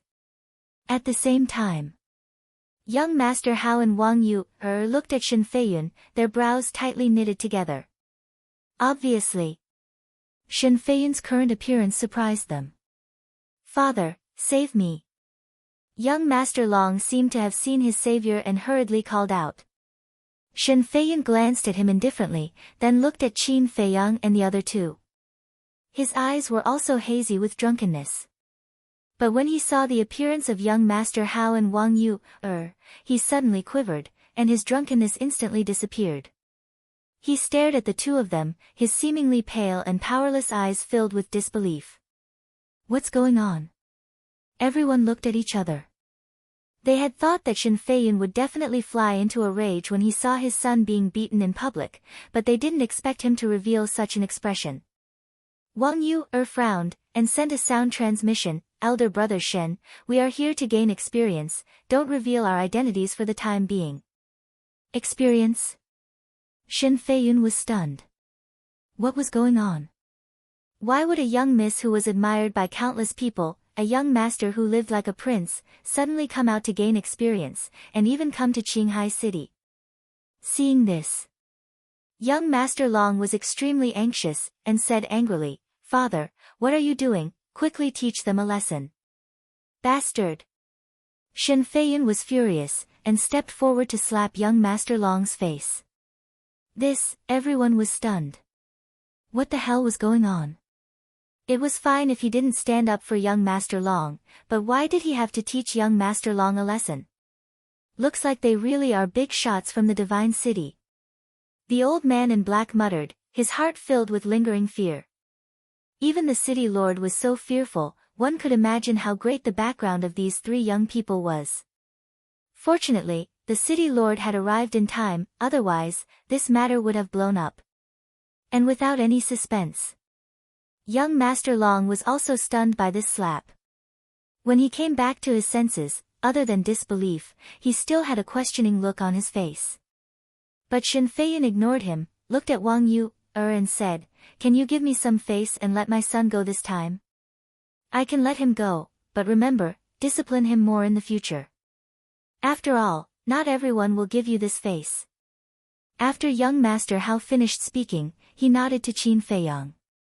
Qin Feiyang frowned. To be honest, he already had the intention to kill young Master Long. However, since young Master Hao had already promised Shen Feiyan, he couldn't refute young Master Hao's face, and finally let young Master Long go. Father, what's wrong with you? Young Master Long ran to Shen Feiyan's side as if he was running for his life, and asked suspiciously. Shut up! Shen Feiyan shouted coldly. Then, he looked at young Master Hao and said, When I go back, I will teach him a lesson, but you guys better not cause trouble in Qinghai City. Young Master Hao said indifferently, Do we look like people who would take the initiative to cause trouble? It's best if that's the case. Shen Feiyan looked at the three of them with deep meaning, and then did not say another word, and turned to leave with young Master Long and the others. What's going on? Qin Feiyang was suspicious. Shen Feiyan obviously knew the identity of young Master Hao and Wang Yu, but why was his attitude so cold? He could even faintly catch a trace of disgust in Shen Feiyan's eyes. At the same time, the surrounding crowd looked at each other in dismay. They originally thought that there would be a good show to watch, but who would have thought that it would end just like that? And when they looked at Qin Feiyang and the other two again, their eyes were filled with reverence. The red-clothed lady who received Qin Feiyang and the other two was the same. She had guessed that the three of them might have extraordinary origins, but she didn't expect that even the city lord would be so polite to them. Who? The red-clothed lady took a deep breath and calmed the emotions in her heart. Then, she looked at Qin Feiyang and the other two and bowed. "I'm sorry, I've frightened you guys." Wang Yu said, "We were the ones who caused you to be slapped by him. We should be the ones apologizing. Miss is too polite. Anyone who comes to the trading pavilion is an honored guest of our trading pavilion. Of course, we have to do our best to protect the safety of our guests." The red-clothed lady laughed. Qin Feiyang and the other two were surprised. They didn't expect the trading pavilion of Qinghai City to be so protective of their guests. If it was the trading pavilion of the Divine City, the people of the trading pavilion would probably only stand behind young Master Long Fu Anshan was the best example. Back then, Qin Feiyang and the others entered the trading pavilion. Later, Guoming brought people to cause trouble. In the end, Fu Anshan helped the people of the Scorpion tribe to bully them. "Let's go. I'll take you to the VIP room," the red-clothed lady said. "Thank you." Wang Yu nodded and smiled. Thus, the three of them walked to the second floor under the guidance of the red-clothed lady. "Brother Hao, didn't you say that the pavilion master of Qinghai City's trading pavilion, Fu Xiong, is Fu Anshan's son?" Qin Feiyang frowned. "That's right." Young Master Hao nodded and asked suspiciously, "What's wrong?" Qin Feiyang said, "It's nothing. I just feel that Fu Xiong's management is pretty good. There was an old saying that went like this, like father, like son." Before coming to the trading pavilion, he thought that Fu Xiong was the same as Fu Anshan, a petty person who only cared about benefits. But now, it seemed that wasn't the case. Because the quality of the staff was related to the person in charge. The better the quality of the person in charge, the better the quality of the staff. Although he hadn't seen Fu Xiong with his own eyes, from the red-clothed lady's character, it wasn't difficult to see that Fu Xiong should be a good person. Therefore, it was this contrast that made Qin Feiyang unable to adapt for a while. Of course. Chapter 983. City Lord's Mansion. In a certain hall, Shen Feiyan was leaning against a chair, still holding a wine pot in his hand. The old man in black stood respectfully at the side. As for young Master Long, he sat opposite Shen Feiyan with his legs crossed. He looked at his father with a trace of disgust. A moment passed. The old man in black couldn't help but ask, "City Lord, who exactly are they?" Shen Feiyan remained silent. Another moment passed. He raised his head and looked at young Master Long, and said, "Their identities are not simple, don't provoke them anymore." "Provoke?" Young Master Long raised his eyebrows and said angrily, "Are you blind? Can't you see that they provoke me first? Impudent! Who are you talking to?" Shen Feiyan was furious. "I'm talking to an alcoholic." "No, calling you an alcoholic is too flattering. Do you know how many people are talking about you behind your back? You're a good-for-nothing. I feel embarrassed to have a father like you, do you know that?" Young Master Long slapped his face and said in disgust. "Bastard!" Shen Feiyan was unable to restrain his anger, and went forward to slap him. Young Master Long was immediately sent flying, crashing into a stone pillar behind him, blood gushing out of his mouth. However, he was not afraid at all. He stood up and shouted, "Hit me, continue. Other than hitting me, what else can you do? If you have the ability, then beat me to death today. Do you think I don't dare?" Shen Feiyan was furious, and walked towards young Master Long angrily. Seeing that the situation was not good, the old man in black hurriedly went forward and grabbed Shin Feiyun, saying, "Lord, even a vicious tiger will not eat its cubs, calm down." Young Master Long said, "Uncle Nya, let him go. Anyway, I don't want to live anymore, so I might as well let him beat me to death. He can only find a sense of accomplishment on me." "Young Master, stop talking. Milord, please calm down. We're all family, why do you have to make such a fuss?" The old man in black tried his best to persuade him. "Family?" Young Master Long sneered, and said, "Seeing me being beaten up, but not even daring to let out a fart, is this still a family? I think they're worse than outsiders." "What do you know? Do you know who they are?" Shin Feiyun shouted. "I don't know who they are, but I know that I have a cowardly and incompetent father." Young Master Long sneered. "Bastard!" The furious Shin Feiyun blasted the black-clothed old man away with a palm strike and slapped young Master Long's face. "I'll tell you who they are now. The person who killed your guards at the city gate is the son of the chief tower master, young Master Hao. That woman is Wang Su's granddaughter and the daughter of the Saint Peak Master and the Sanctum Master. As for the person who crushed your wrist, he is called Ancestor Mu. He is the direct disciple of the Chief Pagoda Master. He is also engaged to Wang Su's granddaughter. He and young Master Hao are like brothers. Tell me now, how can I help you?" Chief Pagoda Master shouted. "What? He actually has such a great background." The black-clothed old man was dumbfounded when he heard this. Young Master Long was also dumbstruck. Who would have thought that the origins of these three people would be so terrifying? The son of the Chief Tower Master. The Tower Master's personal disciple. She was the daughter of the Saint Peak Master and the Saint Tower Master. Any one of these identities was enough to kill him in seconds. "I told you not to cause trouble, but you didn't listen. Now, you've hit an iron plate. Let me tell you, if it weren't for my face, you would have been dead long ago. You really are a good-for-nothing. Old Nya, watch him for me. Before young Master Hao and the others leave, don't let him take half a step out of the city lord's mansion."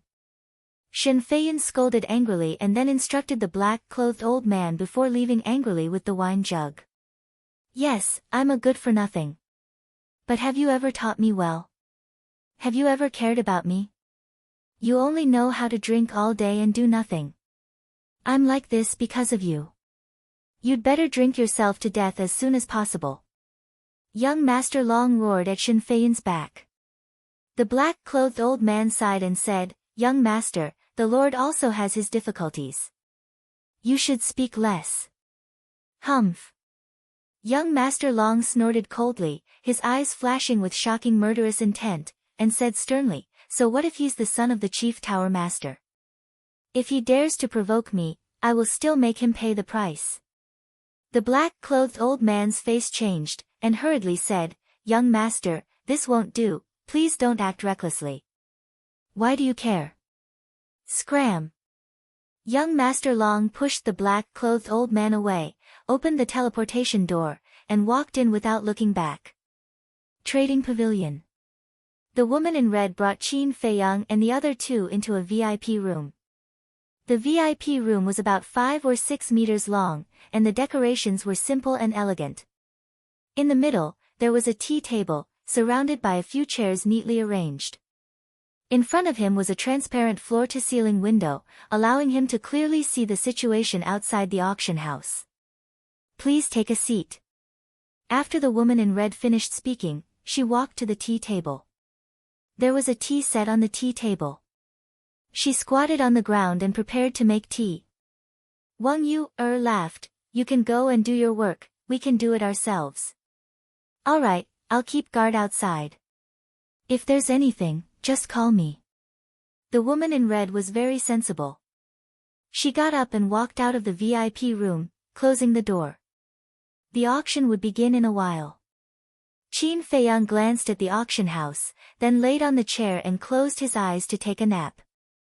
Suddenly, young Master Hao sighed, "I really didn't expect Shin Feiyun to become like this." "Yeah. This is too different from the Shin Feiyun we know. Wang Yu nodded. Qin Feiyang opened his eyes, looked at the two of them, and asked, what kind of person was Shin Feiyun in the past? Young Master Hao said, a person respected by the world, but also a pitiful person. What do you mean? Qin Feiyang became more and more curious. Back then, he was extremely talented, and together with Gongsun Bei, they were known as the two heroes of the main pagoda. His future was limitless. At that time, both of them wanted to become my father's disciple. But you also know that the main pagoda has rules. One must obtain the inheritance of a certain main pagoda master in the land of inheritance in order to become the current main pagoda master's disciple. Later, my father brought them to the land of inheritance, but the person who obtained the inheritance in the end was Gongsun Bei. Young Master Hao said. Qin Feiyang said in surprise, just because of this blow, he left the divine city. Of course not. As a monstrous figure, how could his temperament be so bad? The biggest reason why he left the divine city was that his woman had an affair with Gongsun Bei. Young Master Hao said. What? Qin Feiyang was dumbfounded. Surprised, right? I was the same as you at that time. But in fact, this was a misunderstanding. Young Master Hao said. What misunderstanding? Qin Feiyang asked. At that time, Gongsun Bei and Shin Feiyun were rivals and friends in the main pagoda. And the two of them were indeed fated. They fell in love with the same woman at the same time, and the three of them had a very good relationship. In the end, the woman chose Shin Feiyun, and they were already at the point of marriage. But just a few days after Shin Feiyun returned from the land of inheritance, one evening, he found that woman and Gongsun Bei together in a secluded valley in the main pagoda's holy land, and they were whispering sweet nothings to each other.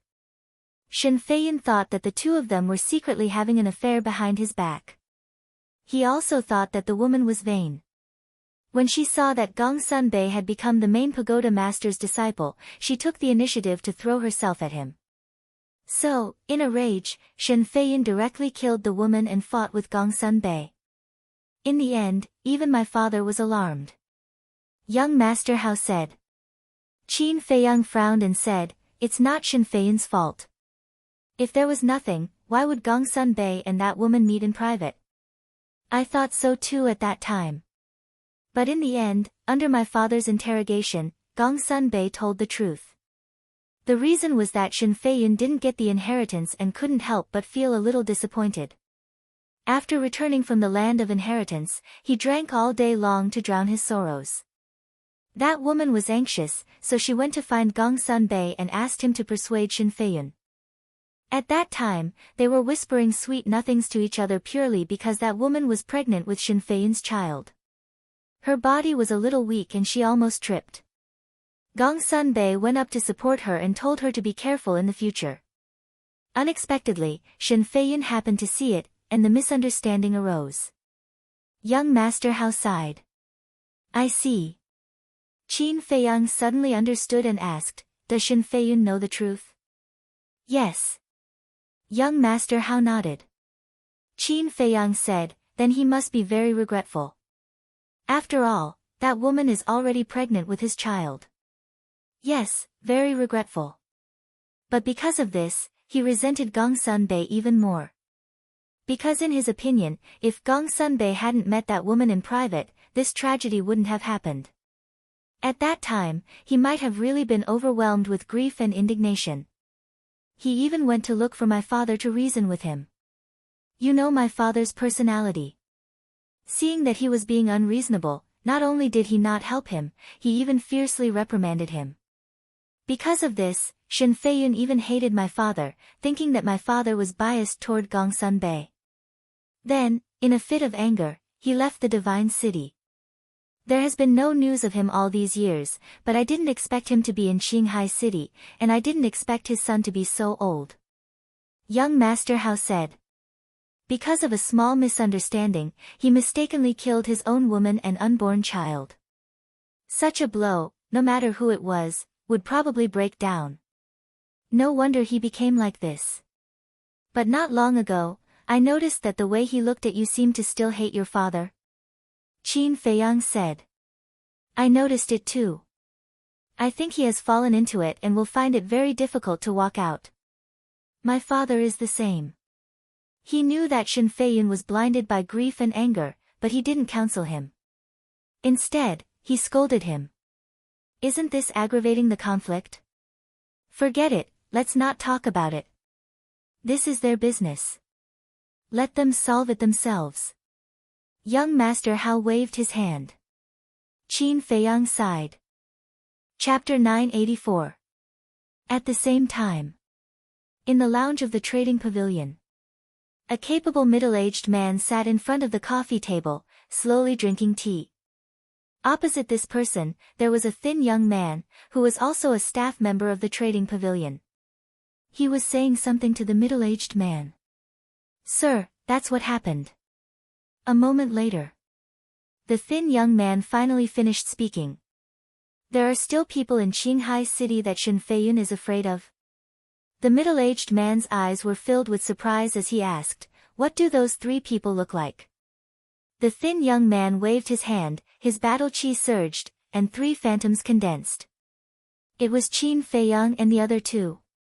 The middle-aged man looked at the phantoms of the three people and his gaze immediately became dull.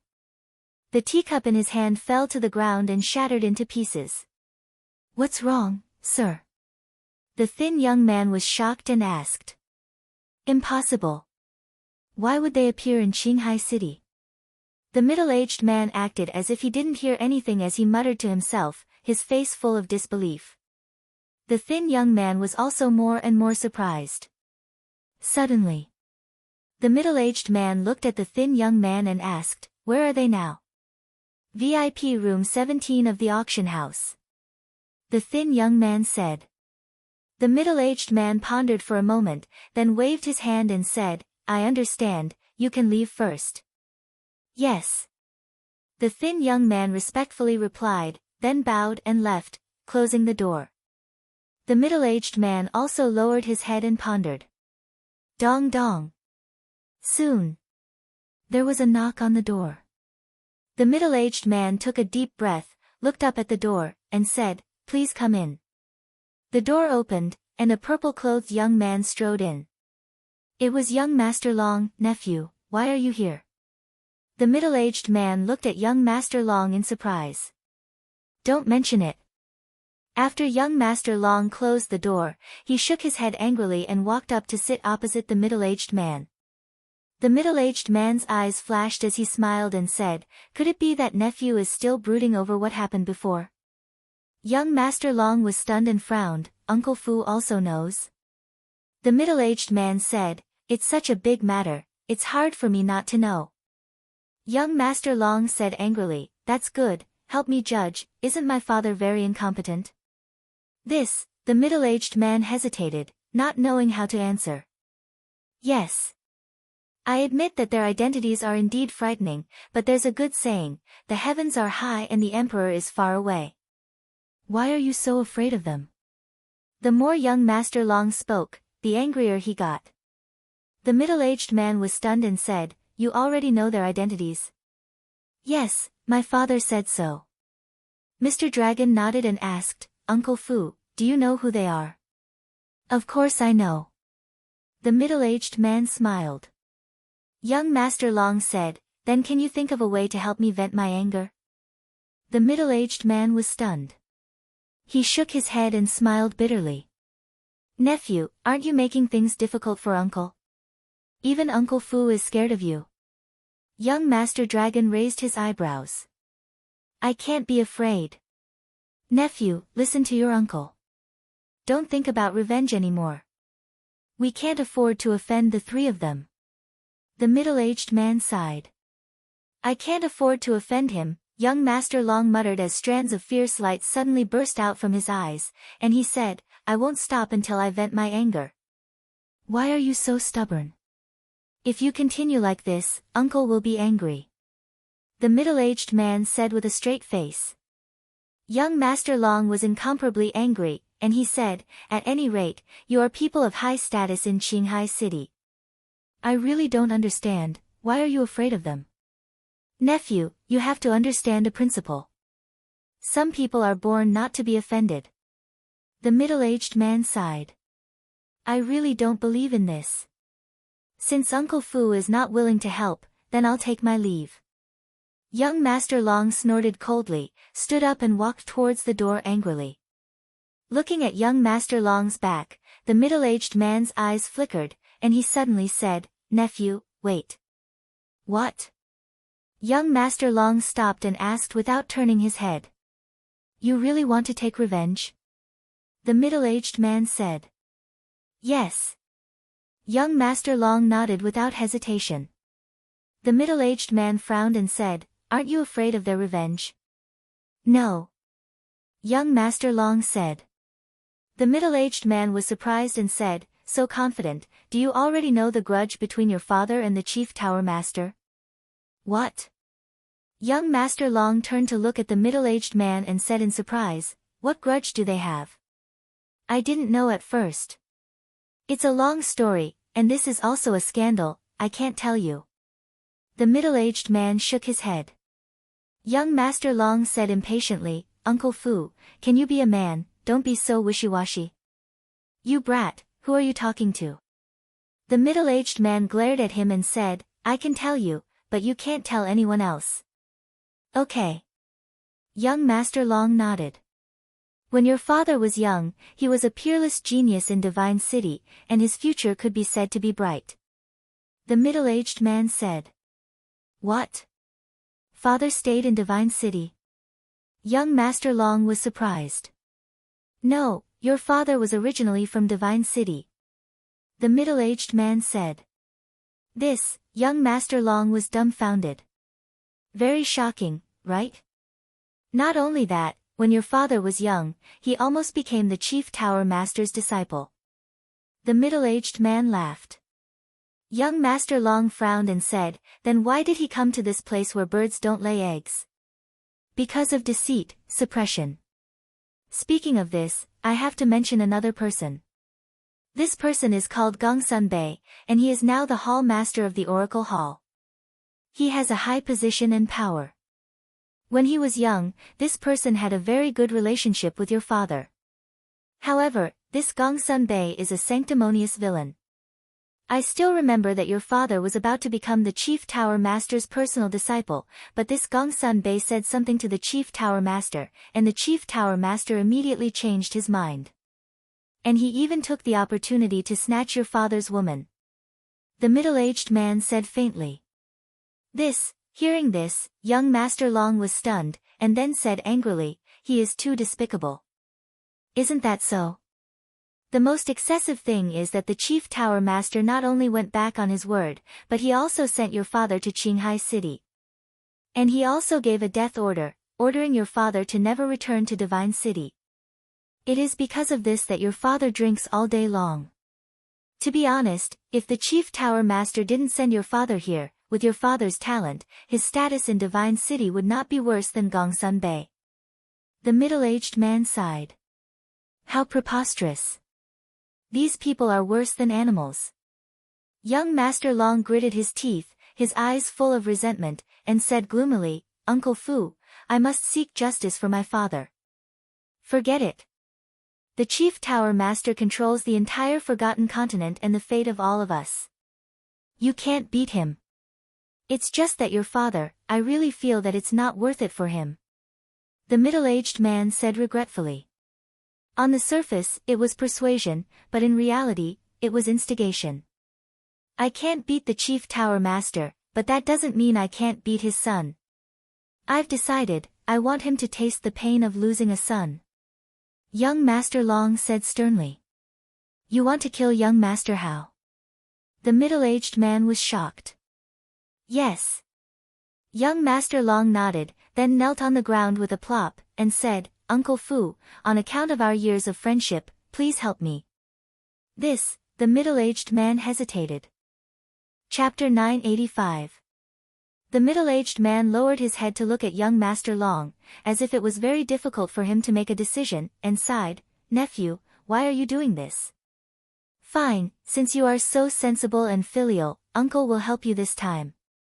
Thank you, Uncle Fu. Young Master Long was overjoyed. The middle-aged man smiled and said, Don't kneel, quickly get up. Young Master Long got up and returned to his seat, asking, Uncle, do you have any brilliant ideas? Let me think about it first. The middle-aged man pondered. Time passed by just like that. Suddenly, the middle-aged man's eyes flashed as he stood up and said, Wait a moment, I'll be right back. Without waiting for young Master Long's response, he hurriedly walked out of the lounge. In less than 100 breaths, he returned with an exquisite jade box in his hand. With this thing, I guarantee that you will succeed. The middle-aged man sat on the chair and smiled, then pushed the jade box in front of young Master Long. Young Master Long grabbed the jade box and opened the lid. At first, a trace of suspicion crawled up in his eyes, but it was quickly replaced by a ray of light. At the same time, in the VIP room, Qin Feiyang and the other two were sipping tea while chatting, waiting for the auction to begin. Dong! Finally, with the sound of a bell, the auction began. In addition to the various VIP rooms, the outside was already packed with people. When the bell rang, the originally noisy auction house immediately quieted down. Schwa! Immediately after, a woman in white appeared out of thin air on the high platform in the middle of the auction house. Looking around at the audience, the woman in white smiled and said, I believe that most of you are no stranger to me, so I don't need to introduce myself and will directly start the auction. As soon as she finished, the woman in white waved her hand, and a palm-sized boat appeared out of thin air in front of her. The treasure light was hazy, and the aura was astonishing. This ship is called the Saint King ship. It is a sacred artifact that can isolate the wind and waves of the sea and stop the attacks of the saint beasts. It can be said that as long as you have it, everyone can basically move unimpeded in the outer sea, the woman in white introduced with a smile. Sacred artifact. In an instant, the entire auction house was in an uproar. Qin Feiyang was also shocked. He turned to look at Wang Yu and said, Even a sacred artifact, isn't this too much? Don't be surprised. Wang Yu rolled her eyes at him. Qin Feiyang's face twitched. He was actually despised by this woman. Looking at Qin Feiyang's expression, young Master Hao shook his head with a smile and said, Brother Mu, this time, sister really isn't targeting you. What do you mean? Qin Feiyang frowned. Although saint artifacts are precious, the Divine City's exchange pavilion will auction off 1 or 2 every few years. Therefore, to people like us from the Divine City, auctioning sacred artifacts is no longer a rare thing. Young Master Hao said with a smile. I see. Qin Feiyang nodded. But even so, it was still shocking enough. After all, this was a saint weapon that was comparable to a 9-star battle saint. Its value could not be measured by gold coins. As if he had seen through Qin Feiyang's thoughts, young Master Hao smiled faintly and said, Sacred artifacts naturally cannot be measured by gold coins. Furthermore, the transaction pavilion does not expect to make money from these sacred artifacts. They do not care about this little bit of money either. It is purely a means of doing business. Qin Feiyang nodded. Indeed. With the wealth of the transaction pavilion, it did not matter even if they gave away a few sacred artifacts for free. Wang Yu suddenly said, This sage king, we have to get it. With it, it will indeed be much more convenient for us to enter Qinghai. But the key is, who will pay for it? Young Master Hao looked at Wang Yu and Qin Feiyang. Why are you looking at me? Wang Yu raised her eyebrows. Young Master Hao shrugged and said, I have no money. Of course, I have to look at you. The son of the chief tower master had no money.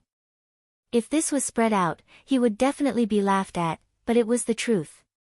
Because usually, except for pocket money, he basically did not carry any money with him. And his pocket money was obviously not enough to bid for this sage king. I don't have it either. Even if you do, I won't pay for it. Wang Yu said indifferently. Why? Young Master Hao was very dissatisfied. They had come out to train together. What was there to share? Because of my ability. Without me, even if you get the Sage King, you can't revive it. A sacred artifact that can't be revived has no value at all. Wang Yuer said indifferently. Young Master Hao was stunned, and then he couldn't help but feel a headache. Then he looked at Qin Feiyang and said with a sneaky smile, "Brother, it seems that we have to rely on you." As an alchemist, Qin Feiyang could refine a peerless pill like the Juke Yellow Dragon pill. He would not believe that he did not have money. But Wang Yuer did not know that the Juke Yellow Dragon pill was refined by Qin Feiyang. Hearing young Master Hao's words, she immediately rolled her eyes and said, "How can he afford a sacred artifact? What do I look like? Let me tell you, don't look down on people." Qin Feiyang's face darkened. Wang Yuer said disdainfully, "Then prove it to me." "Okay. But I have a condition. If I buy the Sage King in the end, not only do you have to listen to my every word during the journey, but you also have to be my maid for 2 years and follow me whenever I call." Qin Feiyang said. "You're quite ambitious. You actually want me to be your maid? Aren't you afraid that the wind will cut your tongue?" Wang Yuer gnashed her teeth. "You don't dare. It turns out that you're just so. Qin Feiyang sneered. "Who says I don't dare? I'll bet with you. I want to see how capable you are." Wang Yuer snorted coldly, looked at the auction house, and said no more. Young Master Hao glanced at Wang Yuer and secretly gave Qin Feiyang a thumbs up. He chuckled and said, "Brother, good move." He did not doubt Qin Feiyang's ability at all.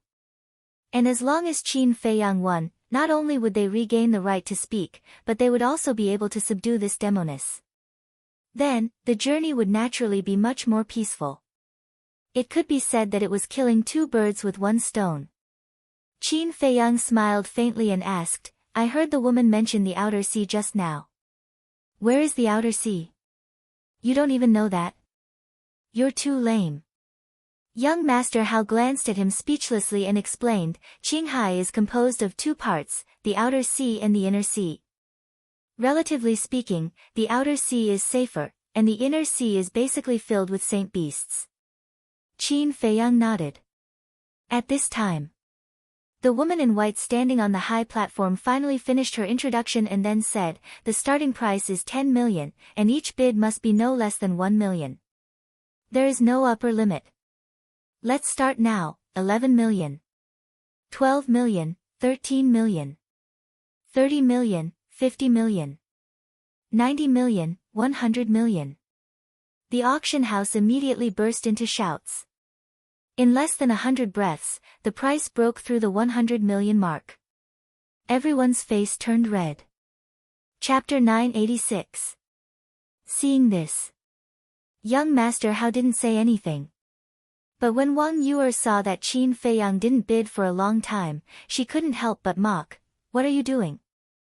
Don't tell me that this price scared you." "No hurry." Qin Feiyang smiled faintly. "Of course I'm not in a hurry. Anyway, I'm not the one who wants to bid. I just want to tell someone that if you don't have the ability, don't try to be brave." Wang Yuer slowly cleaned the tea set while chuckling, full of sarcasm. "Trying to be brave?" Qin Feiyang smiled helplessly and said, "Am I the kind of person who likes to be brave? I'm just afraid that once I open my mouth, they won't be able to play anymore." "Arrogant." Wang Yuer rolled her eyes. Qin Feiyang frowned. It seemed that he had to shut this woman up. Otherwise, she would keep nagging and annoying. 1 billion. He said without hesitation. Wang Yuer was stunned and looked quite surprised. Because the current bidding price of the Saint King ship was only about 300 million. In other words, Qin Feiyang had added nearly 700 million. 700 million. For her, it was nothing. But for the people of Qinghai City, most of them could only look at the dust. At the same time, the people in the auction house and other VIP rooms also looked at the VIP room where Qin Feiyang was. Who is this, increasing the price by so much at once? Isn't this deliberately making trouble? Everyone murmured. There was shock. There was dissatisfaction. There were also many people who fell silent. Because this number had exceeded their bottom line. 1 billion. Suddenly, an exceptionally loud voice sounded, coming from the VIP room next to Qin Feiyang's with insufferably arrogant tone. Qin Feiyang raised his eyebrows. Wang Yue revealed a gloating smile and said, as the son of Qinghai City's city lord, in terms of wealth, I'm afraid no one here can compare with him. I think you should give up. That's right. The owner of this voice was young Master Long. Him? Are you kidding? Qin Feiyang's eyes were filled with disdain. If it was young Master Hao, he might still consider it. However, this young Master Long was simply a profligate from head to toe. Such a person, no matter how high their status or background, would not be able to enter his eyes. Hearing young Master Dragon's voice, the rest of the people also came to their senses and thought of Qin Feiyang. Looks like they're going to have another fight here. Yeah, we'd better be tactful and not fight with them. We can't win anyway. But speaking of which, where exactly did those 3 people come from? Why did they cause such a commotion the moment they arrived in Qinghai City? People were confused. No one raised the price again. Because they understood that this was a shapeless battlefield, and the slightest carelessness would bring disaster upon themselves. On the high platform, that white-clothed woman also cast a meaningful glance at Qin Feiyang and young Master Long's VIP room. She smiled and asked, 1 billion, is there anyone else who wants to raise the price? Wang Yue teased, hey, say something. Otherwise, others will think that you're scared by him. Qin Feiyang raised his eyebrows and said, don't use such a childish method to provoke me, okay? I'm happy to. Wang Yue looked at him proudly. Sigh. Qin Feiyang let out a deep sigh. When this woman is unreasonable, it's really troublesome. He looked at the auction house and said indifferently, 2 billion. Oh my God. He actually increased the price by 900 million. How rich is he? Everyone was dumbfounded. The smile on Wang Yue's face also froze. Could it be that this bastard was really rich? She couldn't help but suspect. 1 billion. Next door. Young Master Long's voice also sounded. It was very calm. It was as if this 2 billion was just a drop in the ocean in his eyes. Qin Feiyang took a sip of tea and said indifferently, 10 billion. His tone was even calmer than young Master Long's. But Wang Yue was not calm. 10 billion gold coins, if it were her parents, might not be much. After all, the 2 of them were one of the highest authorities in the Forgotten Continent. But in front of her, it was an astronomical figure. Young Master Hao was also dumbfounded. This guy was too scary. He opened his mouth and said billions, tens of billions, how much wealth did he have to dare to bid so unscrupulously? Those people outside also couldn't help but suck in a breath of cold air. Everyone's face was full of shock. Young Master Long, who was next door, suddenly stood up when Qin Feiyang said this price. His face was full of disbelief. 10 billion. This was too crazy. After a while, he came back to his senses and said gloomily, although you and I are both bidders and have no right to ask about your financial resources, now I have to wonder if you have so many gold coins. You don't need to worry about that. Qin Feiyang said with a faint smile. Young Master Long gritted his teeth and said, that's the best, 1 billion. Qin Feiyang laughed and said, aren't you the son of the city lord? Do you still care about this little money? 20 billion. The whole auction house suddenly fell into a dead silence. Wang Yue said angrily, directly increasing the price by 10 billion, are you crazy? According to the current situation, the Saint King's ship obviously couldn't afford so much. Qin Feiyang said, this is my business, don't interrupt. Yes. This is his money, what does it have to do with me? Why should I feel bad? Wang Yue was stunned and coldly snorted, Fine, I was kind enough to do bad things, do as you like. At the same time, young Master Long stood in front of the floor-to-ceiling window in a daze. 10 billion was already beyond his ability, but he didn't expect that the other party would increase the price by 10 billion without saying anything. More importantly, when the other party increased the price, he didn't hesitate at all, as if 20 billion was not worth mentioning in his eyes. He was about to explode. Originally, he wanted to use this opportunity to suppress Qin Feiyang's prestige and regain some face, but it was the opposite. If this continued, the person who would be embarrassed in the end would be him. Once or twice, everyone would just laugh, and after a while, they would forget about it. But if there was a third or fourth time, then he would never be able to raise his head again in Qinghai City. Yes. I can't lose to him again. His eyes turned cold as he looked at the woman in white on the high platform and shouted, he must be bidding randomly, take him down immediately and interrogate him. The woman in white looked at young Master Long's VIP room and then looked at Qin Feiyang's VIP room with a hesitant expression. Obviously. She also suspected that Qin Feiyang might be deliberately causing trouble. But in the end, she didn't ask anything and smiled at young Master Long's VIP room. Although my Qinghai City's trading pavilion is not as good as other places' trading pavilions, I believe that no one would dare to cause trouble here. Young Master Long's face sank. No matter what, I don't believe that he really has 20 billion gold coins. Hee hee. In terms of family background, I might not be able to compare to you, but in terms of wealth, it's not that I look down on you, but even if you go bankrupt, you might not even have a tenth of me. Qin Feiyang said with a faint smile, his contempt undisguised. Aren't these words a bit arrogant? Chapter 987. Arrogant. Too arrogant. Young Master Long was so angry that his eyes turned red and his body trembled. He didn't have much wealth, but he had the City Lord's mansion behind him. The City Lord's mansion controlled the entire Qinghai City.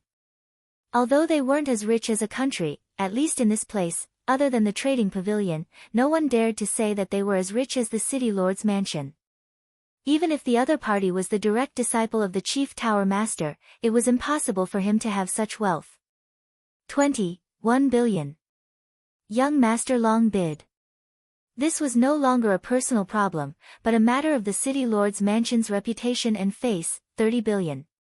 The corner of Qin Feiyang's mouth lifted, and he casually added another 10 billion. Bastard. Young Master Long couldn't hold it in anymore. He felt that it was too exaggerated and extravagant to raise the price by 100 million, but the other party actually raised the price by 10 billion repeatedly. This was a blatant humiliation to him. Qin Feiyang smiled faintly and said, if you're not happy, you can also raise the price by 10 billion. Are you trying to provoke me? Alright, I'll fulfill your wish. I'd like to see how capable you are. 40 billion. Young Master Long's gloomy voice sounded. Amazing. But let's see how you're going to deal with this next move. Not much, 100 billion. Qin Feiyang chuckled. What? Wang Yu, and young Master Hao suddenly stood up and stared at Qin Feiyang in shock. Their eyeballs were about to fall out. The people outside the auction house were also dumbfounded and couldn't come back to their senses for a long time. Even the white-clothed woman on the high platform was in disbelief. 100 billion wasn't much. Although sacred artifacts were priceless, the trading pavilion had never thought of making money when they were auctioned. They purely wanted to gain popularity, so the highest price in the history of the trading pavilion was only about 50 billion. But now, it was actually twice as much as before. What was the background of this young man to be so generous? She still didn't know Qin Feiyang's identity, so she was very puzzled. Young Master Long, on the other hand, went completely crazy. He directly increased the price to 100 billion, which was clearly to embarrass him. How is it? Is it okay? If you can't, then don't force yourself. Qin Feiyang said with a faint smile. Young Master Long didn't reply. To be honest, 100 billion had already far exceeded his expectations. If this continued, his father would not let him off easily. However, if he gave up just like that, who knew how many people would laugh at him behind his back in the future? 100 billion, is there anyone else? Asked the woman in white. She looked at Mr. Long's VIP room with anticipation. She understood young Master Long's personality. Calling him a silk pants was too flattering. He was simply an arrogant idiot. Perhaps he would really fight this person to the end. Qin Feiyang said indifferently, I believe that not many people in Qinghai City can afford this price. Just announce the results. Crazy. But he does have the right to be arrogant. People murmured. On the one hand, they were a little unhappy when they heard Qin Feiyang's words. Because Qin Feiyang was talking about Qinghai City. In other words, this included them as well. But on the other hand, they were powerless to refute, because the other party did have the qualifications to look down on them. Then there was young Master Long. He stood in front of the floor-to-ceiling window, his hands clenched tightly together, his eyes spewing thick flames of anger. He was feeling that his self-esteem was being ruthlessly trampled on. His face was about to distort, 101 billion. Suddenly, he gritted his teeth and roared. Obviously, he had reached his limit and didn't dare to continue. In other words, this was the last time he would raise the price. In fact, he was just gambling. If Qin Feiyang didn't raise the price, then he would win and regain some face. But if Qin Feiyang continued to raise the price, then he would lose completely. Continue. Young Master Hao frowned, looked at Qin Feiyang, and said in a low voice, Brother, although the Saint King's ship is a sacred artifact, we don't have to have it. Why don't we just forget about it? If we just let it go like this, I'm afraid some people will laugh at me for the rest of my life. Qin Feiyang said, glancing at Wang Yu as he spoke. Wang Yu raised her eyebrows and said, Can you stop being so sarcastic? I'm just stating a fact. Qin Feiyang said indifferently. Enemies. You'd better get married quickly, lest you fight all day long. Young Master Hao said helplessly. Get lost. Qin Feiyang and Wang Yu shouted at young Master Hao almost at the same time, their eyes full of hostility. Okay. I'm being nosy, you guys continue. Young Master Hao pursed his lips. He could tell that when the two of them were quarreling, bystanders must not interfere. Otherwise, they would definitely attract trouble. Not going to raise the price. Looks like I won. Seeing Qin Feiyang not speaking for a long time, young Master Long muttered to himself. He finally won back a loss, 110 billion. However, before he could let out a sigh of relief, Qin Feiyang's voice sounded again, echoing throughout the auction house for a long time. Bastard! Young Master Long immediately went crazy and smashed the floor-to-ceiling window in front of him with a punch. The people in the auction house couldn't help but look at him sympathetically. But the more it was like this, the more the anger in his heart burned, and the more hatred he had for Qin Feiyang, the more intense it became. However, he seemed to be a little afraid of the white-clothed woman on the high platform, so he didn't make a move here. You're good, we'll see. After saying those words, he turned around and strode out of the VIP room. Congratulations to little brother for winning the Saint King ship. Men, send it to little brother. The white-clothed woman immediately announced the result. Soon.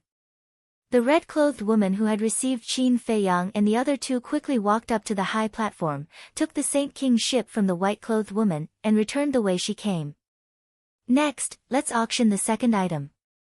This is a 10,000-year-old dragon flame grass. The starting price is 3,000 gold coins, and each increment must be no less than 100 gold coins. The white-clothed woman took out a crimson medicinal herb and introduced it briefly before continuing the auction. Dragon flame grass. Qin Feiyang glanced at the medicinal herb with a surprised expression. The dragon flame grass was considered a rare medicinal herb, and it was also needed to refine the 9 transformation dragon blood pill. Dong! Just as he was about to bid, there was a knock on the door. Come in, Qin Feiyang said. The door opened, and the red-clothed woman walked in with the Saint King ship. Qin Feiyang glanced at the Saint King ship casually, then pointed to Wang Yuer and said with a smile, "Just give it to her." Huh? The red-clothed woman was stunned. She had spent more than 100 billion, and she was giving it to someone else just like that? The world of the rich is so hard to understand. The red-clothed woman muttered to herself and respectfully handed the Saint King ship to Wang Yuer. Wang Yuer was stunned. A saint artifact was definitely a supreme treasure for those below the combat emperor realm. She was just saying it, but she didn't expect Qin Feiyang to really give it to her. She glanced at Qin Feiyang and frowned. "Aren't you afraid that I'll take it for myself? It's just a saint artifact. It doesn't matter. Of course, if you really feel bad about it, you can go and persuade your parents and grandfather to cancel our engagement when you go back." Qin Feiyang smiled. Wang Yuer's expression froze, and she said angrily, "Bastard, am I so annoying?" She should have been happy to hear that. Because she didn't want to marry Qin Feiyang. But now, she didn't know why, but she felt a little uncomfortable. Qin Feiyang said, "It's not that I'm annoying. It's just that our personalities don't match." Seeing Qin Feiyang's indifferent expression, the anger in Wang Yuer's heart rose. "Don't worry, I don't fancy a stinky man like you. Once we return to the deity's lake, I'll immediately persuade them." Divine City. The red-clothed woman's eyes trembled. These three people were actually from Divine City. No wonder even Shen Feiyun didn't dare to offend them. However, the relationship between these two seemed a little complicated. But as a smart person, she knew what to care and what not to care. She looked at Qin Feiyang and asked with a smile, "Young master, do you want to pay now or later?" "Now, take me to a quiet place." Qin Feiyang stood up and said. Because his gold coins were basically with Fatso, and Fatso was far away in Divine City, so he had to avoid young Master Hao and Wang Yuer and ask Fatso to send the money over. "Alright, follow me." The red-clothed woman nodded and turned around to lead Qin Feiyang out of the VIP room. Then, they walked down the corridor. Not long later, the two of them stopped in front of a door. The red-clothed woman pushed open the door. Inside was a lounge with simple decorations. A coffee table. A desk. A bookshelf and 4 chairs. "Young master, please." The red-clothed woman retreated to the side. Qin Feiyang walked in and looked around. Then, he turned to the red-clothed woman and said with a smile, "Wait for me outside." The red-clothed woman was stunned. What was this person doing? It was so mysterious. However, in the face of a guest's request, especially now that she knew that Qin Feiyang was from Divine City, she didn't dare to refuse. "Alright then. I'll go make a pot of tea for you." The red-clothed woman smiled. "Alright." Qin Feiyang nodded. After the red-clothed woman turned and left, Qin Feiyang immediately closed the door and took out the image crystal. Soon, Fatso's shadow appeared. Qin Feiyang said, "Immediately send me 110 billion gold coins." So much? Fatso was stunned, and couldn't come back to his senses for a long time. Qin Feiyang rolled his eyes at him, and urged, "I don't have time to talk nonsense with you, hurry up." Fatso said, "Then you have to tell me where you are now, right?" "I'm in Qinghai City." After Qin Feiyang finished speaking, he gave the coordinates to Fatso. In less than 3 breaths, Fatso appeared in the lounge out of thin air, and said, "What are you doing here? What else can I do?" "Of course I'm going to Qinghai City," Qin Feiyang said helplessly. Fatso frowned, "Then what did you do with the 110 billion? Qin Feiyang explained it in a few words. "Are you kidding me? A sacred artifact was given to Wang Yu for nothing. Are you a prodigal?" Fatso immediately said angrily. But complaining was complaining, he still had to give the gold coins. After all, this wealth was earned by Qin Feiyang, and he was at most a butler. After sorting out the 110 billion gold coins, he put them in an empty Qiankun bag and threw them to Qin Feiyang. Then, he asked, "Do you want me to go and help?" Qinghai City was dangerous and unpredictable. He was a little worried that Qin Feiyang would go alone. Qin Feiyang thought for a moment, then shook his head. "I don't need it now, but I might need it in the future. In short, wait for my news at any time." "All right." Fatso nodded. Dong. At this time, there was a knock on the door. "Young master, are you done?" The red-clothed woman's voice also sounded. Qin Feiyang looked at Fatso and said, "Let's go." "Be careful," Fatty reminded in a low voice. Then, he opened the teleportation gate and walked in. When the portal dissipated, Qin Feiyang sat in front of the tea table, looked at the door and said, "Come in." The red-clothed woman pushed the door and entered, carrying an exquisite tray with a teapot on it. The fragrance of tea assailed the nose. Qin Feiyang put the Qiankun bag that Fatso gave him on the tea table and said with a smile, "The gold coins are all here, you can count them." The red-clothed woman looked at the Qiankun bag and put down the tray. She first poured tea for Qin Feiyang, then grabbed the Qiankun bag to check. Qin Feiyang also picked up the teacup and slowly tasted it. Time passed breath by breath. Suddenly, Qin Feiyang's body stiffened. He looked down at the teacup in his hand, his eyes full of surprise. The next second, his arm trembled, and the teacup fell to the ground and shattered into pieces. At the same time, his whole body twitched crazily, his mouth foamed, and his face quickly turned black. "Young master, what happened to you?" Chapter 988.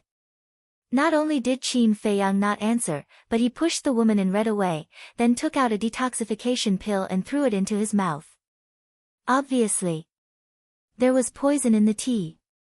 However, after taking the detoxification pill, he didn't get any better. The poison had even spread to his whole body and converged towards his heart. The corners of his mouth began to turn purple, and his consciousness was dissipating. What kind of poison is this, so terrible? Qin Feiyang was surprised. You know. He took a detoxification pill with 5 veins. Even if it was highly toxic, it could also have a mitigating effect. Young master, what's wrong with you? The woman in red was very anxious. Give me the teapot. Qin Feiyang shouted weakly. The woman in red looked at the teapot and then at Qin Feiyang, and a terrible idea suddenly appeared in her mind. She didn't dare to hesitate any longer, and immediately did as she was told, grabbed the teapot and brought it to Qin Feiyang.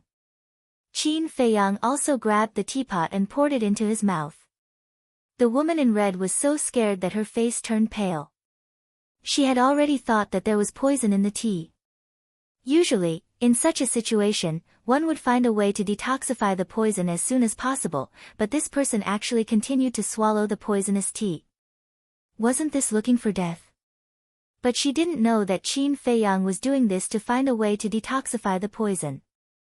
Because Qin Feiyang didn't know what kind of poison was in the tea. So he had to figure this out before he could think of something to detoxify the poison. While drinking the poisonous tea, he tried to maintain the last bit of consciousness and tasted the tea carefully. Damn it! But in the end, a trace of despair crept up his face. In this tea, other than the taste of tea, he did not taste any other smell. In other words, this kind of poison was colorless and odorless. Unless he found the person who poisoned him, it was impossible to know what kind of poison it was. Say it. What poison did you put in? All of a sudden, he grabbed the woman in red's neck and roared with red eyes. I didn't. The woman in red shook her head, panicking to the extreme. You're the one who brought the tea. Who else could it be? Qin Feiyang tightened his grip, and the woman in red was about to suffocate. He had a good impression of the woman in red, but he never thought that she would try to harm him behind his back. I really didn't. Please believe me. The woman in red shook her head vigorously. Her eyes were filled with tears as she felt wronged. It's really not her. Then who is it? Qin Feiyang frowned. However, the poison had attacked his heart and was crazily eroding his mind, making it impossible for him to seriously consider this problem. It's me. But at this moment, a cold laugh rang out. Young Master Long pushed the door open and entered. He had a cruel smile on his face as he said, "How is it? The bloodthirsty scorpion's venom isn't bad, right?" Bloodthirsty scorpion. Qin Feiyang's eyes trembled. Xiao Qian was not unfamiliar with this venom. Back at the Dragon Phoenix Pavilion, Guofeng had wanted to use this venom to harm him. The detoxification pill had not been able to remove it. Once consumed, one would lose their life. This person was truly vicious. However, he also had to thank young Master Long. Because if young Master Long had not said it, he would never have thought that this was the venom of the bloodthirsty scorpion. Although the venom of the bloodthirsty scorpion was terrifying, it was not fatal to him. Because, he just so happened to have the antidote. This antidote was the venom of the blood soul spider. Last time when he dealt with Guofeng, he still had a lot left. Now, he was putting it in his Qiankuan bag. In the blink of an eye. After knowing that it was the venom of the bloodthirsty scorpion, he immediately searched for it in his Qiankuan bag. Young Master Long looked at him curiously, not worried at all. Because he didn't believe that Qin Feiyang would have the antidote. 3 breaths passed. Qin Feiyang's last remaining trace of consciousness was about to dissipate. He had even sensed the aura of death. Finally, he found the jade bottle that contained the blood soul spider's poison, pulled out the cork without hesitation, and poured it into his mouth. Ah, the two poisons collided crazily in his body. Intense pain engulfed his entire body, making him wish he was dead. What's going on? The screams alarmed the people outside the auction house. People were bewildered. What's going on? Brother, why did you suddenly scream? Young Master Hao and Wang Yu also heard it. They looked at each other, immediately got up, and rushed to the lounge where Qin Feiyang was at lightning speed. At the same time, in the lounge, young Master Long looked at Qin Feiyang's painful appearance at the moment, and then looked at the jade bottle in Qin Feiyang's hand. A trace of surprise crawled up in his eyes. Could it really be the venom of the blood soul spider? Impossible. He didn't know that I would poison him, let alone that I used the venom of the bloodthirsty scorpion. How could he have prepared the antidote in advance? I must be thinking too much. But in order to avoid any more trouble, it's better to kill him quickly. Young Master Long muttered, killing intent flashing in his eyes, and then he slapped towards Qin Feiyang's head. The poison had not been removed, so how could Qin Feiyang fight back now? He didn't even have the slightest strength to resist. Seeing that young Master Long's palm was about to land, the woman in red suddenly stood in front of him, quickly raised her hand, and slapped it. No! Qin Feiyang shouted. The woman in red was only a battle monarch, and young Master Long was a battle emperor. How could she be a match for young Master Long? She was simply courting death by doing so. And now, although he didn't have the strength to resist, it was still easy to deal with young Master Long. But it was too late. Boom! The two of them slapped together, and a terrifying wave of destructive air instantly spread out.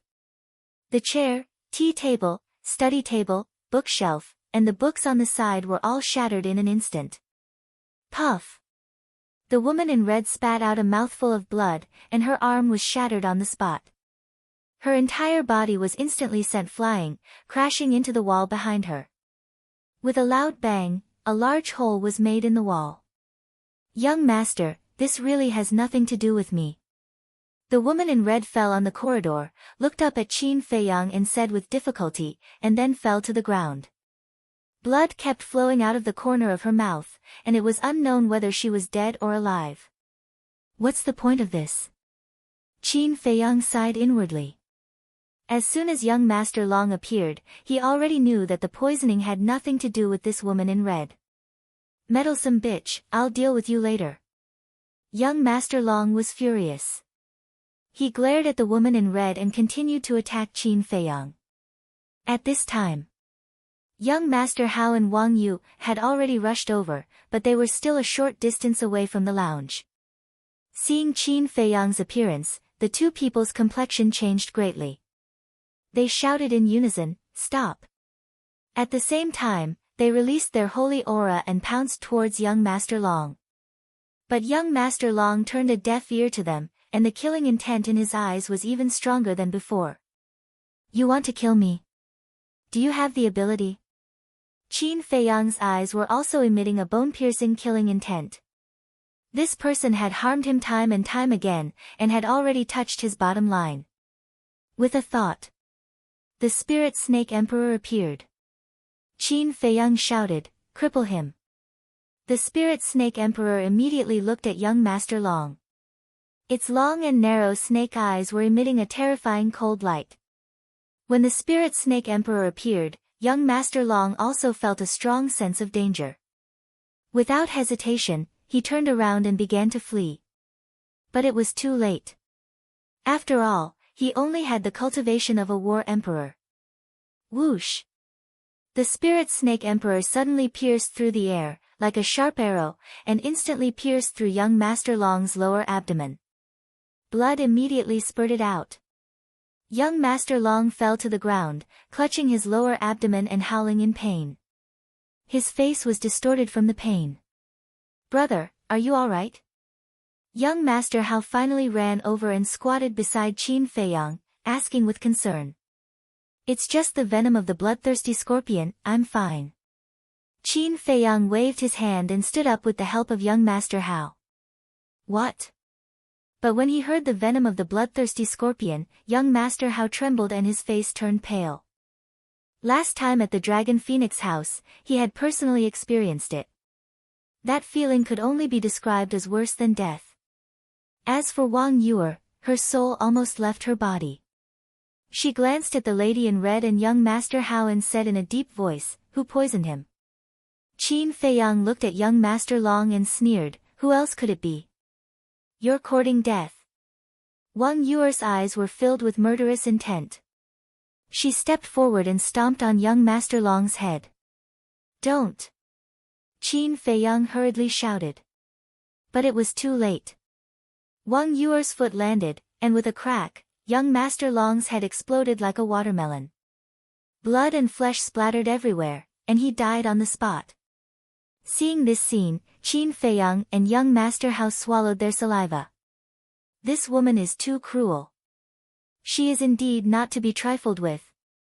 Wang Yu snorted and said, "This kind of scum should have been killed at the city gate." Young Master Hao frowned and said, "You're right, but what if Shen Feiyan causes trouble?" "So be it, do you think we're afraid of him? Besides, it was his son who was courting death. He can only blame himself for not teaching his son well." Wang Yu said domineeringly. Young Master Hao looked at Qin Feiyang. Qin Feiyang pondered for a moment and said, "It doesn't matter if you kill him. Anyway, the red-clothed woman will testify for me. Go and see how she is doing." Young Master Hao nodded and walked to the red-clothed woman's side. He reached out and touched her pulse. He turned to Qin Feiyang and said in a deep voice, "Not good." Qin Feiyang's eyes darkened and asked, "Is she dead?" "Not dead, but her heart is shattered. She's not far from death." Young Master Hao said. "Damned beast." Qin Feiyang was furious. He hurriedly took out a heart-protecting pill and a healing pill, both of which had 5 pill patterns, and said, "Quickly feed her." If this woman really died, he would feel guilty. First, he misunderstood this woman. Second, this woman was in danger because she wanted to save her. Young Master Hao grabbed the pill and stuffed it into the red-clothed woman's mouth. "What's going on?" At this moment, a middle-aged man ran over anxiously. It was the person who instigated young Master Long before. He ran into the lounge and saw the scene in front of him. His expression suddenly changed. Young Master Hao raised his eyebrows and asked, "Who are you?" "I am the pavilion master of the Qinghai City Trading Pavilion." The middle-aged man replied and then said, "What happened before? Why did young Master Long die here?" Young Master Hao suddenly said, "So you are Fu Xiong." The middle-aged man was stunned. He sized up Qin Feiyang and the other two. His body suddenly trembled as he said in shock, "You are," young Master Hao said in a deep voice, "It doesn't matter who we are. What's important is, how do you plan to deal with this matter? What is it?" Fu Xiong looked confused. Young Master Hao said, "This young Master Long poisoned my brother's tea, and it was the venom of the blood-killing scorpion." "What?" Fu Xiong's face turned pale. Young Master Hao said, "Don't say that this has nothing to do with your trading pavilion." "What do you mean?" Fu Xiong was confused.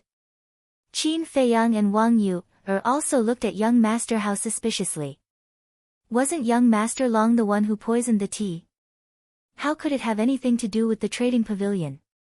Young Master Hao looked at Qin Feiyang and asked, "Was this pot of tea personally brewed by the staff of the trading pavilion and delivered here?" "I don't know if she brewed it personally, but I can be sure that she delivered it personally." "But, she should have brewed it personally," Qin Feiyang said. "Isn't that right? She brewed it personally and delivered it personally. How could young Master Long have the chance to poison it? So, I guess that either this woman was bribed by young Master Long, or someone else colluded with young Master Long and did something to the tea." Young Master Hao said. Qin Feiyang thought for a while and nodded, "That seems to make sense." Fu Xiong panicked and hurriedly waved his hand, "No, no, no, the staff of the trading pavilion would never do such a thing. There must be other reasons." Young Master Hao glanced at the woman in red and said, "Well, let's wait for her to wake up." "Okay." Fu Xiong nodded, then turned to look at the guards not far away and said, "Go and inform Shen Feiyin to come and lie down." "Yes." A guard responded respectfully and hurriedly turned around and ran away.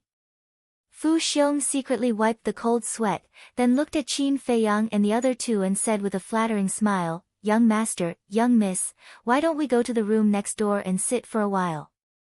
Young Master Hao said, "No need, just get someone to bring us a few chairs." "Okay." Fu Xiong hurriedly responded, then looked at the staff and said angrily, "What are you waiting for? Go quickly. In addition, tell the people in the auction house that today's auction is over. Don't gather here and do what you need to do." At that moment,